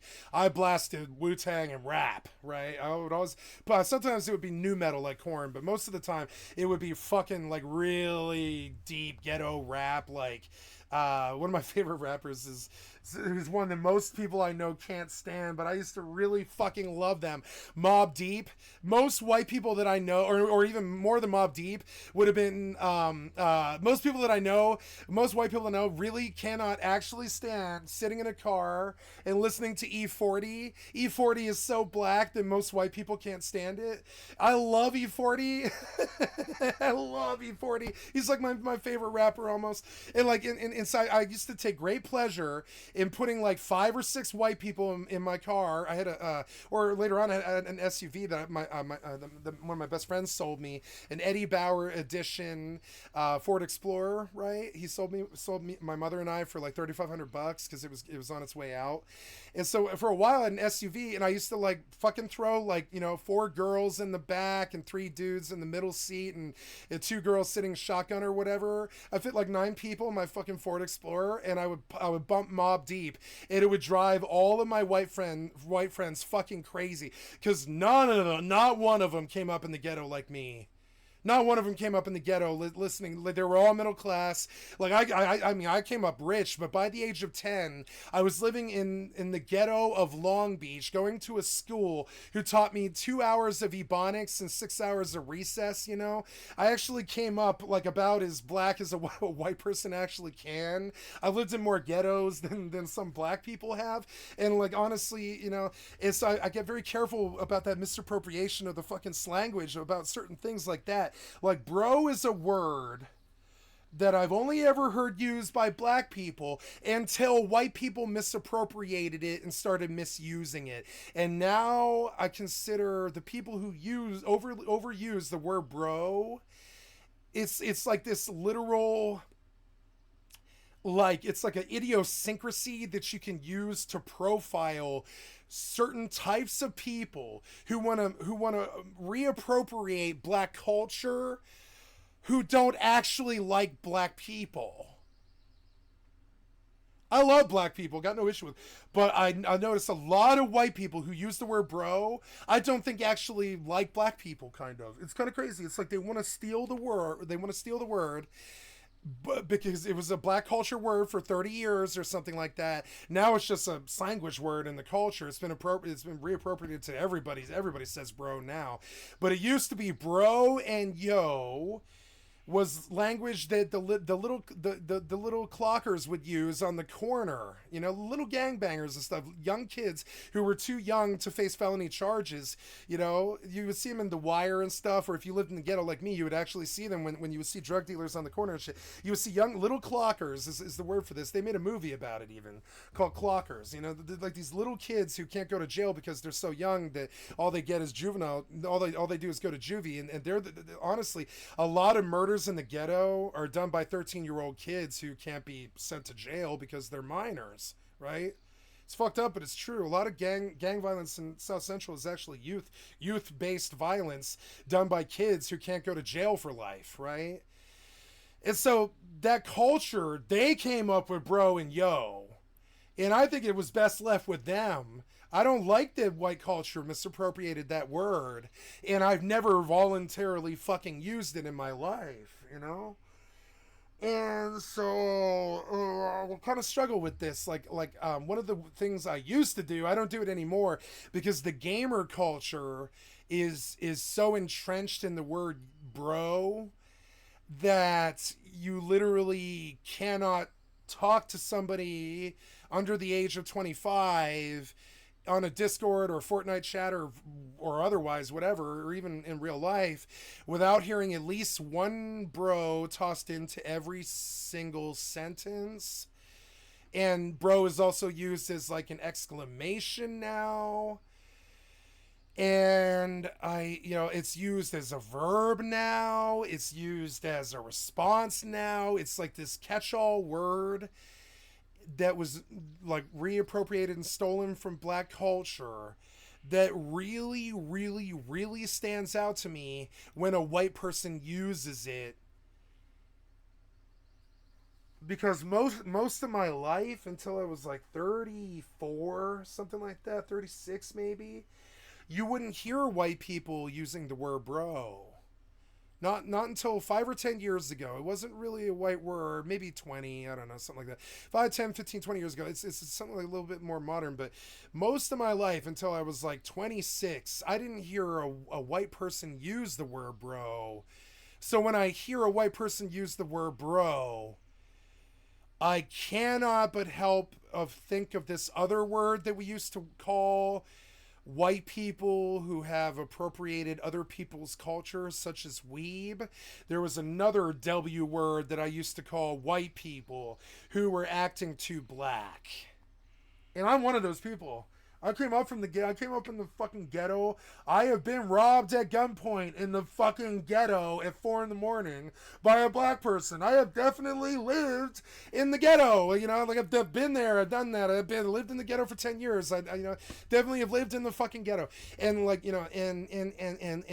I don't think most white people are aware of it, but I think, and I would say I'm more black than I am white at this point. I would say, even though I'm not a black person. I got no African blood in me or whatever. But I relate more to black culture than I do white. A lot more. And one thing that you could say is I've never voluntarily used the word bro. And I dislike white people who do. And it's something I've never gotten over. And it sucks. And I'm fairly sure this happens to black people too. It happens to me, and it happens to black people and Mexicans, I think.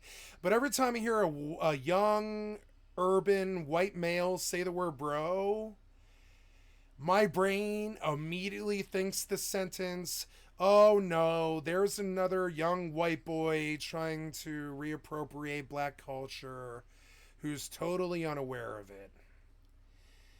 And that's okay. It's their culture. I mean, it's whatever. They can say that word. There's nothing wrong with it.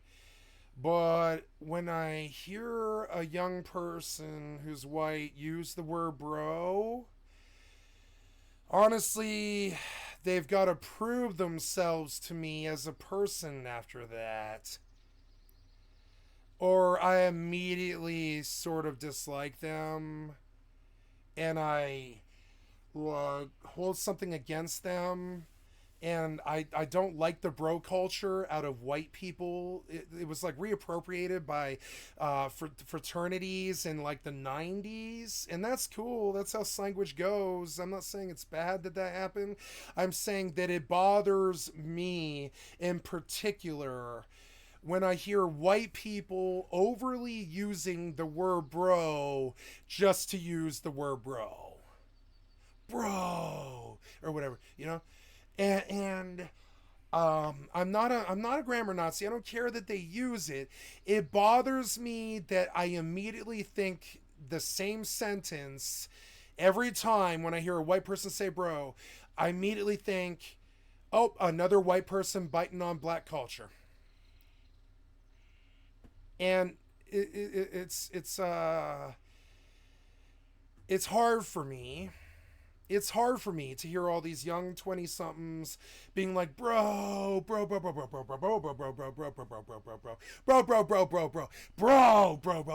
It's hard for me, And now, right as I basically reached my conclusion about the word bro, right around like beginning of 2023, I was like, I don't ever want to hear the word bro in a white person's mouth ever again. I just don't.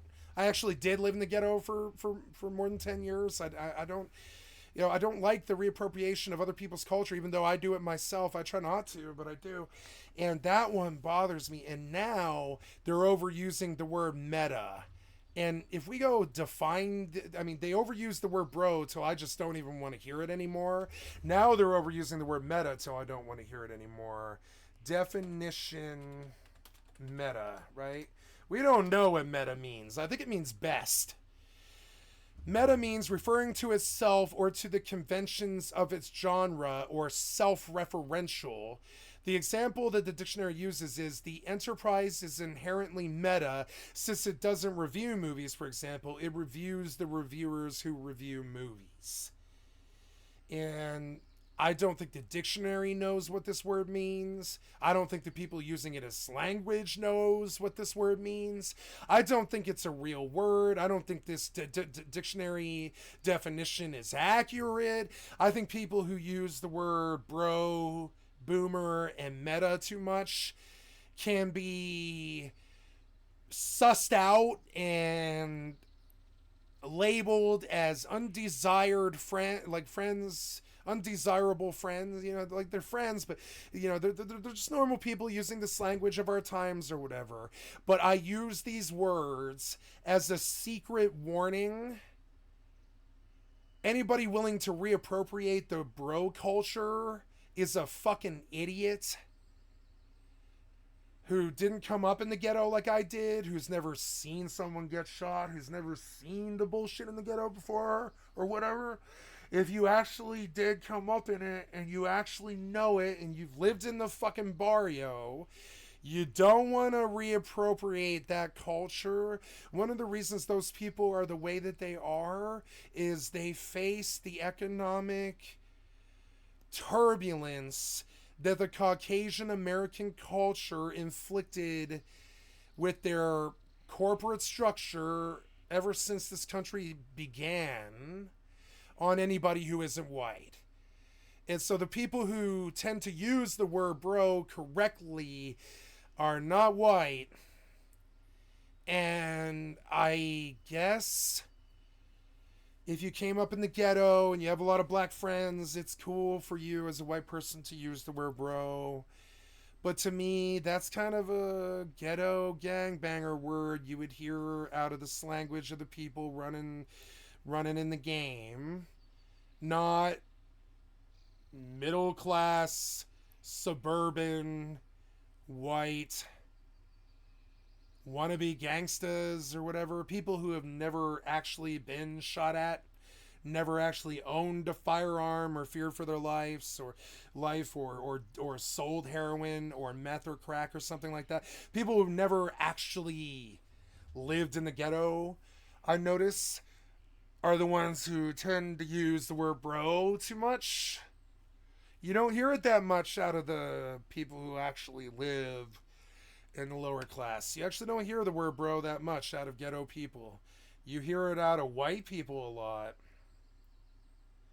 And so and so now the three words that I hate in the American language the most are bro, meta, and weeb.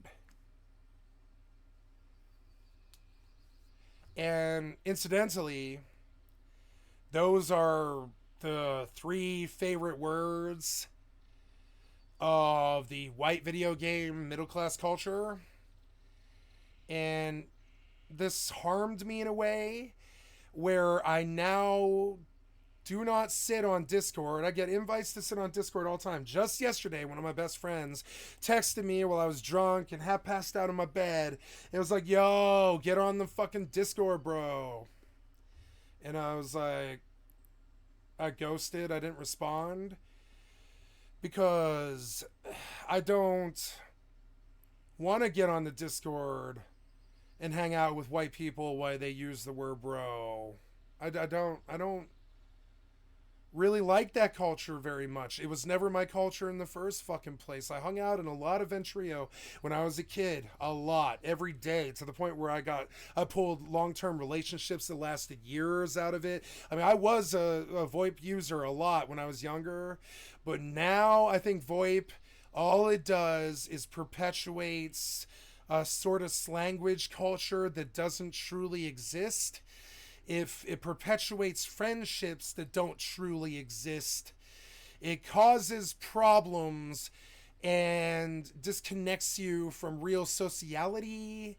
And I don't like living on Discord as much as I used to.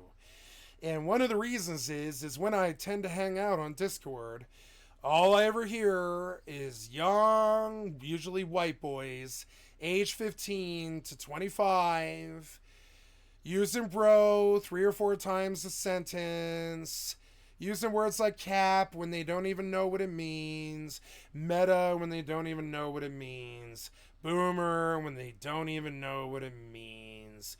And at some point, I stopped being, I used to be a grammar Nazi, and I used to correct them, but that's not my job anymore. I feel like that is not my job anymore, you know? It's not my job to correct white boy lad culture anymore. I think it used to be when I was young and I was in it. I don't think so. Not at the age of 40. It's not my business to tell these kids how bad their slanguage is or whatever the fuck it is, right? But those words do fucking bother me, and I will repeat them, right? Bro, weeb, and meta, right? And this is specifically because I don't think the white people using those words know what the words mean. I don't think white people made those words. I think they made up the word meta, but I don't think they made up words like bro or weeb.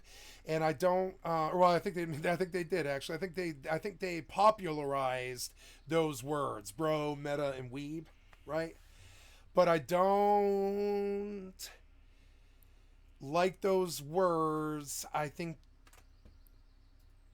I'm a bit of a linguist. I think I use the language as a weapon or a tool, and I'm very skilled at using my language correctly. And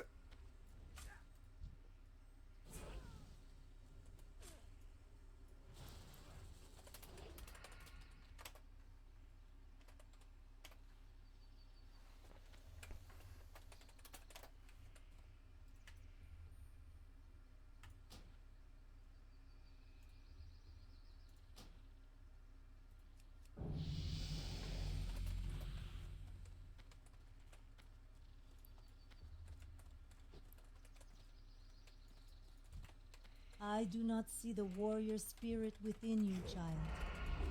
I have no teachings which would benefit an adventurer such as yourself.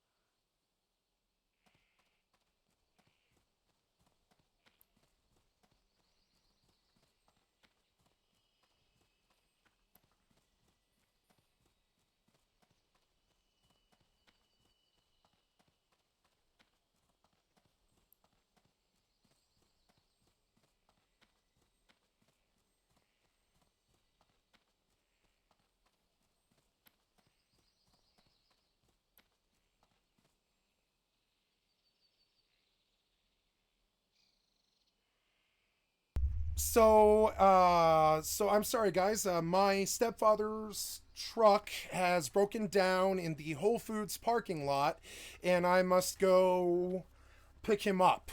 They're gonna tow it away and all that.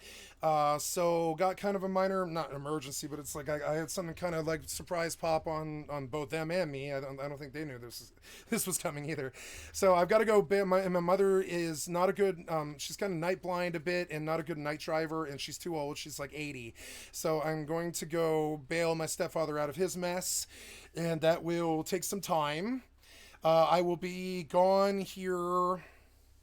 It is half an hour, it's like a half an hour drive to town and a half an hour drive back, and I think that's all I have to do. And I need about 10 minutes to get ready here and get my shoes on and all, or not 10 minutes, like 5 minutes to get ready and stuff. So I will be gone here. I'm going to pause this video.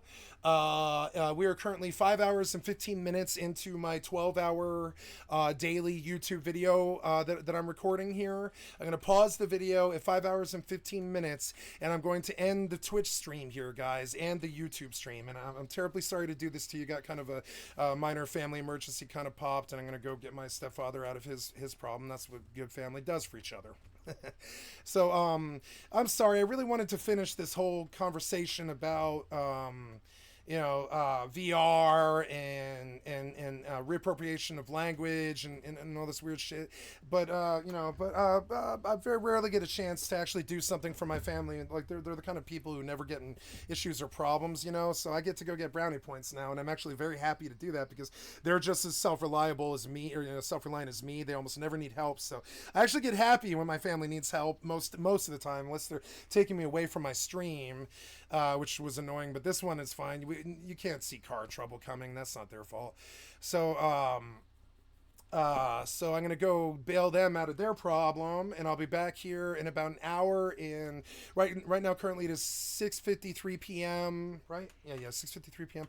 And I will be gone roughly. It takes about half an hour to drive to town, and half an hour back. I'll be gone about an hour and 10-ish minutes or some such.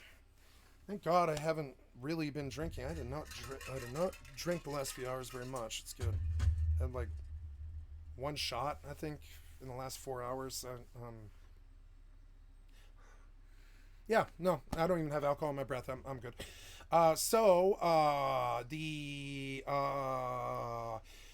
reality is, be going about an hour and 10 minutes here, guys, and that will cut my session short today. Usually I do between 12 and 24 hours, depending on what day it is or how gung-ho I am to fucking go that hard. Like just 2 days ago I did, or I'm sorry, it was yesterday. Well, 2 days ago. I took the day off yesterday because I did a 23-hour stream on Sunday. So, so I kind of took like a half day yesterday and took a long break today. So, and I don't know how long the session will be today, but I will be back here in about an hour and 10 minutes at the latest. And I'm sorry to bomb out on you guys in the middle of prime time. I was having a pretty good, soliloquy there. And I see some beloved people in this channel right now. And I want to say thank you for being here. I fucking love you guys.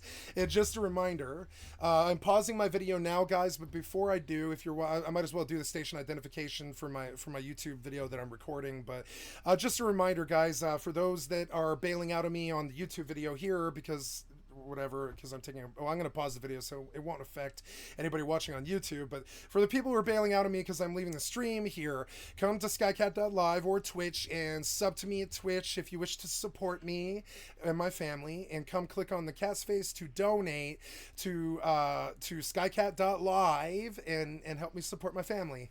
And I love you guys. Thank you so much. If I lose you, I don't blame you. I understand if I don't see you for the rest of the evening. I'll be back here in about an hour and 10 minutes. Got to go bail some family out of a problem like, a good person does. And I will be back here in about an hour and 10. Just a reminder, come to skycat.live, click on the cat's face to donate. I love you guys. Come to Twitch, come sub to me, come to YouTube. Oh, yeah, come in my mouth. No, I'm just kidding. The rest of it is, I love you guys, and I will talk to you later. Bye. Hour and 10 minutes, I'll be back for at least another 8 hours, 7 hours something. So stay tuned, guys. We'll give you some we'll give you some more video games soon. Okay, come back in about an hour. We'll give you some more sweet video game loving. Okay, down by the fire.